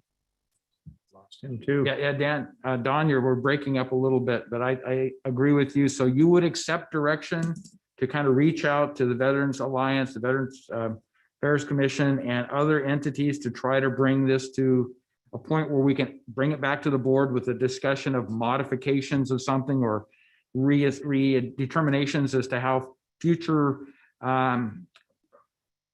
challenges might be handled, or how we might place future nominees into that Veterans Memorial site by working with the Alliance and the Veterans Affairs Commission, because they have to take the lead, but I think we have a supportive role here, and that's what I'm asking if you're willing to accept. So let me know if you guys can hear me now. I didn't know I was breaking up. Can you hear me okay? Yeah, you're fine now. Okay. So what my suggestion is that the appellant, as well as his representatives who may have one or two proposals, I'm about that, work with the Veterans Alliance and perhaps even the commission to see if they can reach an agreement. If they can, then HHSA would bring that proposed agreement to the board for discussion. I would rather not get in the middle of 3 or 4 different entities and try to broker a deal. I'd rather let them work on this. They're the veterans. They're the folks who understand this better than I do. And then if they can work something out, I'd like to, as Health and Human Services, bring it to you for consideration. That's my thought on it. Okay, and we normally don't allow a back and forth, but I am going to allow Captain Poemeru to come and speak as the lead for the Veterans Alliance, because I think we have the desire to work together and work through this and to get us to a better place here in the next several months. Recognizing the problems with the criteria as it's presently written, the Veterans Alliance last month, the board reviewed a replacement for it and it submitted it to the Veterans Commission. The Veterans Affairs Commission actually will have it on its next agenda for discussion and review. And the thinking is that that will then go forward to the Board of Supervisors after public hearings and after public review and comment and so forth as a recommendation for a revision to the criteria. Excellent. So it sounds like it's moving in down the right path. Just So, wanted you to know that. yes, thank you. So Don, you're willing to accept that direction to facilitate, to assist, to try to get something back to the board, correct? If the commission, the Veterans Alliance, want to provide something that is a draft that they support, then yes, I'll bring that back to the board. So just to note a couple things. Yeah. So I think you'd be better served by keeping your direction somewhat general to allow Mr. Simone some flexibility in working with the interested stakeholders. The other thing too, I think we do also have some board processes in place that if they are applicable, I think we need to ensure that we're adhering to them. If we're talking about a formal board policy, there is a requirement for certain review for formal board policies. Yep. I don't think we're talking about an ordinance amendment, though there have been times today where people have conflated the ordinance with the criteria. They actually are separate things. The criteria for honoraria at the Veterans Monument are separate and apart from the actual ordinance. So I don't think we're talking about amendments to the ordinance, which actually simplifies things quite a bit. And I just want to note we should probably be careful about the roles of the Veterans Alliance and also the Veterans Affairs Commission. I think that there is some overlap in membership amongst the two, and I think that could create some issues should members of one then be reviewing the work product of the other. So I think we do want to be careful about that, and that's why I think if you give Don as much flexibility as possible in working with the interested stakeholders, including Captain Poimeru, Mr. Connolly, that I think that would be probably best serve what you're trying to accomplish here. Thank you. So that helps a lot. And Don, you're willing to accept that broader mission, right? Yes. Facilitate, do what you can to bring something back based upon the veterans' desires with this, because I don't think the board wants to get out in front trying to, make changes. It really needs to come from our veterans community. And I'm talking about the at-large veterans community, the whole needs to have an opportunity to weigh in. And it sounds like it's going in that direction with the. Yeah, and I just, and John, I just don't want this to happen again. This is an embarrassment. This was an embarrassment to our county. So I want to make sure that we get this criteria done and we can move forward. That's the intent. So with that, I think we can close this item because we have issued the direction to staff. And I'm guessing that we either want to go to closed session or we want to do twos and froms and then go to closed session. Do you have a preference? I think that if you wanted to do twos and froms, then finish. Can we take a closed break for session. just maybe 5 minutes? And we can do it in closed Want a session. break? It's only 4:15. Yes. Yes, I'd like a break for just 5 minutes. 5-minute break. Okay, so we will. I want to go. We will be back at 4:20. We're going to give us 6 minutes. All right. 4:20.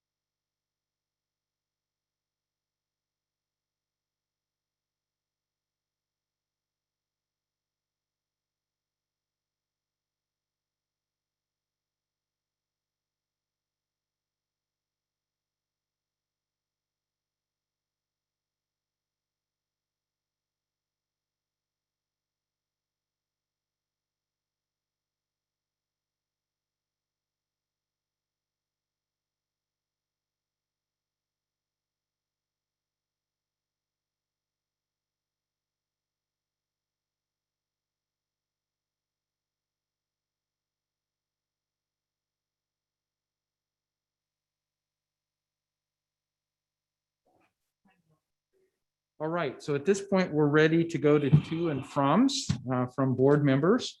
So anyone like to volunteer to start today?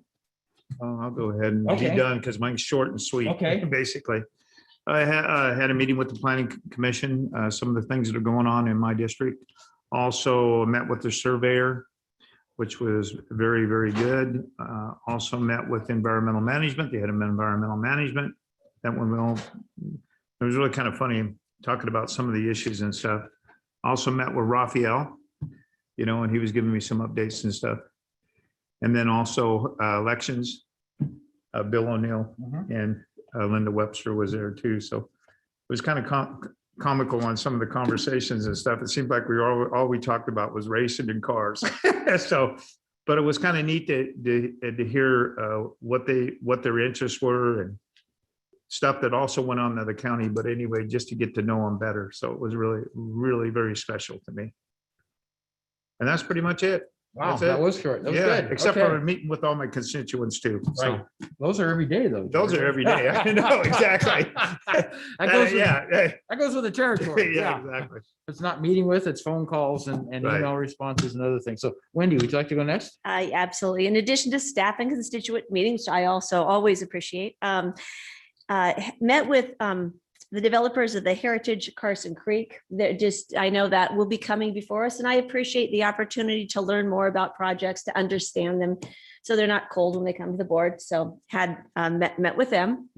Attended the Behavioral Health Commission, and I'm really enjoying digging into that. And I have to commend our staff, who's just been very, very intentional about digging in and understanding our deficiencies and our opportunities within our behavioral health department, and being very intentional about making sure we readjust our funding streams and our processes to be able to serve as many people as we possibly can going forward. So we're on the right track for the Behavioral Health Commission. We're moving in a very positive direction, and happy to be part of that.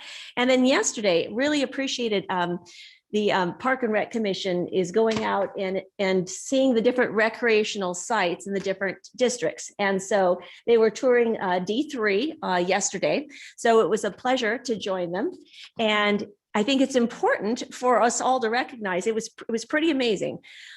In District 3, we toured all of the park sites and the recreational amenities, all of which are inside the city limits. The city pool, gold mine. I mean, who has an active, fabulous gold mine in their district? That's pretty cool. Ball fields at Rotary Park and Lions Park, the city pool, Benham Park, fabulous sites. And the only proposed park recreational facility in the unincorporated areas of District 3 is the bike park that is coming in off of Missouri Flat Road, which I'm really excited about, but the proposed sports complex that will be coming before us. And walking that site with the commission, understanding the opportunities before us, I really enjoyed that. And pretty amazing that the city of Placerville is really carrying the water for the recreational sites for District 3, but I really enjoyed that. So. Also, don't forget the rail park. The railroad Yes, park. absolutely. That's true in El Dorado. Yes. Yeah. Absolutely. All right. So those are the highlights. All right, very good. Lori, District 4. Okay, thanks. I'm on my phone now. My computer just not happy. So not too much either. After all those meetings, I think we were all worn out a little bit. Well, so last Wednesday, I zoomed in on the El Dorado County Fire Safe Council meeting. I specifically was there to ask about the chipper program. I've gotten some inquiries about the funding ran out.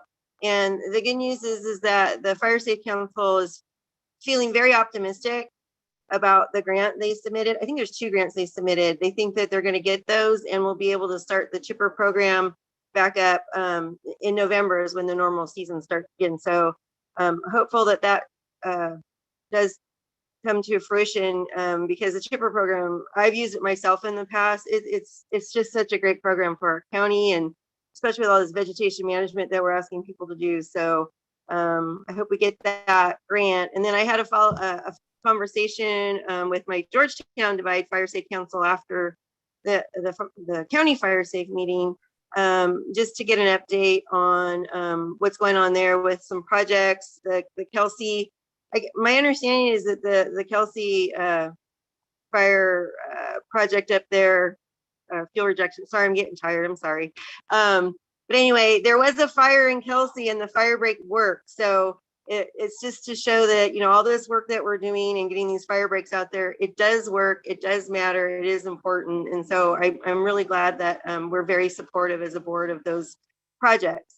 And then long range planning staff, love those meetings. Thank you for all the updates. And just a heads up, code enforcement still struggling with some of our more, I call them egregious cases, and maybe coming to the board for some additional policy help. So I just happen to have a couple of those in District 4.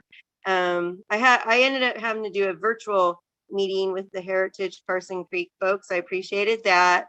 Yesterday morning, I zoomed into the monthly Taxpayers Association business meeting. And if I understood it correctly, they ended up creating a subcommittee, and they're going to be looking at county governance. So be ready. They might be contacting some of you for input.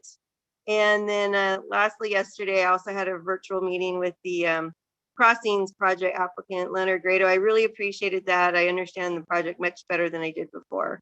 And that's it. Thank you, Lori. Sue. Yeah, thank you guys. I'm sorry, my camera just is not working at all. Yeah, for updates, last week we had CSAC executive committee meeting. Very good. We had nothing but wonderful things to say about our executive director, Graham Cross. He's huge. He's such a big help and really sets a great direction for CSAC and for all of our counties, but especially for our rural counties. Being that I'm on the rural caucus, he's very, very helpful in setting the course for us, and really appreciate it. So it was great having a conversation with him about his duties for next year.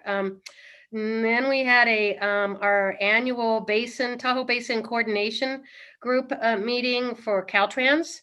It's really nice. Emerty from District 3 invites all of the electeds and most of the staff from around the lake to sit down together for a couple hours, and this time was virtual, and chat about what's going on and how Caltrans is affecting their lives, and and it's a great conversation. So that went really well last week.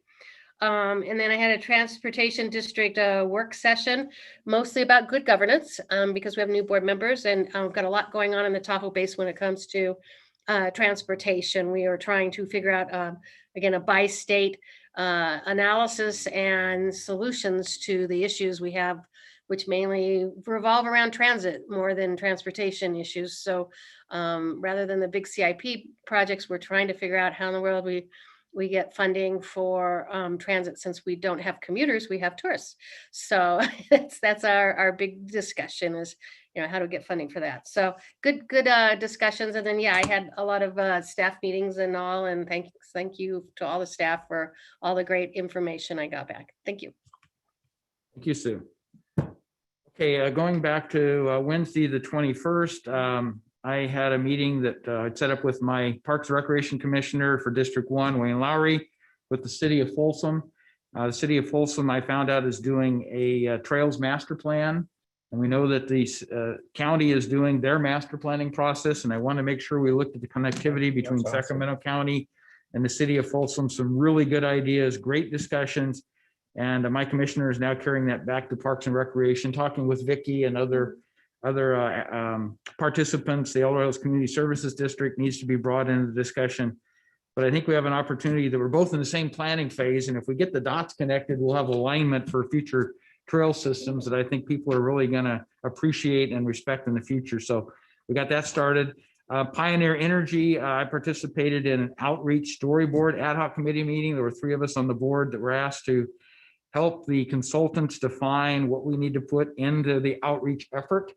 So we went through a storyboarding process, and I thought that was very beneficial. So everybody got to weigh in on what they thought were the most important things. And I think collectively we came up with some good ideas for the consultants then to incorporate into the way they roll out that messaging that I think is all important relative to our alternatives on energy supply from Pioneer as opposed to PG&E. So, and I'll remind everybody, they do have a booth Pioneer has a booth at our El Dorado County Fair.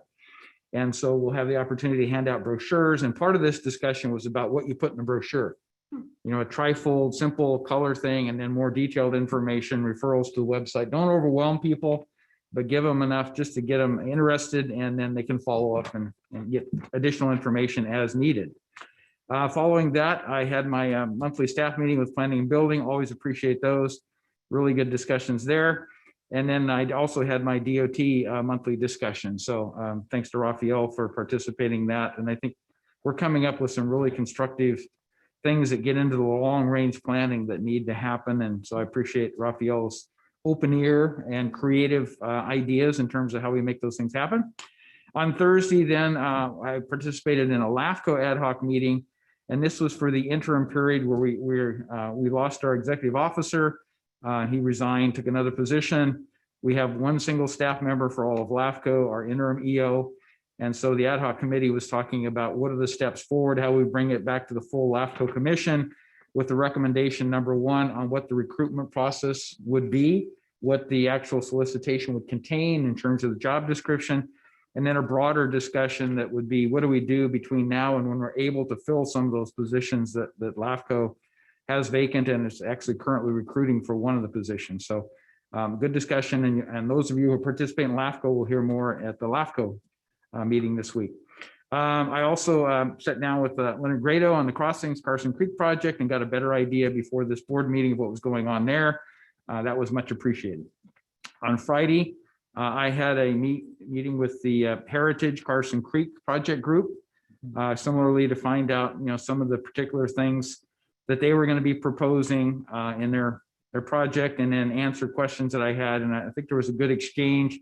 I do believe there's an alternative on the table right now that we're looking at to be able to allow a future connection into the parkland that's been defined there to give us connectivity between Sacramento County, crossing into El Dorado County, down in the southern end of the business park. So those discussions are going on.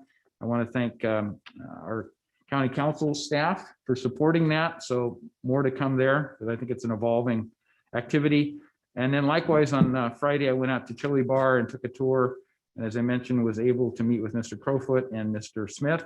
And so got a better understanding of what that opportunity is and walked the project pretty extensively and heard their inputs. And yeah, I think there's a lot we can do there that would be really fantastic looking forward, 5 years, 10 years when that's a fully developed project. The change that will have happened if we're successful in getting grant funds and other things. So that was very much appreciated. Then on Monday, I had a discussion with HealthNet on the Medi-Cal changes that are being proposed. And I think the board of supervisors may remember the board decided to look at a non-profit method of fulfilling our obligations there. And I think some of that needs to be brought back to the board for discussion now that we have a better idea of what is entailed. But HealthNet was certainly reaching out and offering their services in facilitating that discussion. And then lastly, Sue and I had the Human Rights Commission meeting yesterday, and very good dialogue. I think we have an excellent chair that's gotten to start in the right direction, more to come there, but I think it's all very constructive and really getting the full commission now that we have the 5th member on board, to start gelling and understanding individual interests in this and then some of the history. So I think we're on a good path and look forward to many more meetings like that to be productive and bring new ideas. Yeah, and I think she's a very good pick because she's won awards. Yes. Being on that kind of commission where she was from before. So right, Carla. Yeah. Yeah. Yes. And she identified for us some of her background and coming from the Bay Area and her extensive experience there. And she is, in my opinion, a very good fit. And I think she'll be a major contributor to that Human Rights Commission. So those were my comments. Pretty good week overall, and things are happening, but they're happening in a thoughtful and I think a progressive manner from the standpoint of things we're able to do. Sometimes you can't do without one-time money, and that's what it comes down to. What kind of money is available to promote some of these things and some of the other categories as well. But so I want one more thing I need to add. Last night I was listening to what was going on in the El Dorado High School board, and they took our resolution and basically they passed it, the mass resolution 5-0. So I just want to let you know what was going on there. So that's a big step. Which high school board was that, just to make? El Dorado High School. El Dorado Union High School District? Yeah. Okay, very good. Excellent. Good to hear. Yeah. So with that, we'll turn to staff, from our CAO's office. Any thoughts Anything you you have, want- Sue? Anything you want to change? You want to Easy talk on about me. Don's vacation? He dialed in on his vacation. Right? He's been rubbing our noses in it pretty well. I'm sure. So, but thank you for going easy on me while he's gone.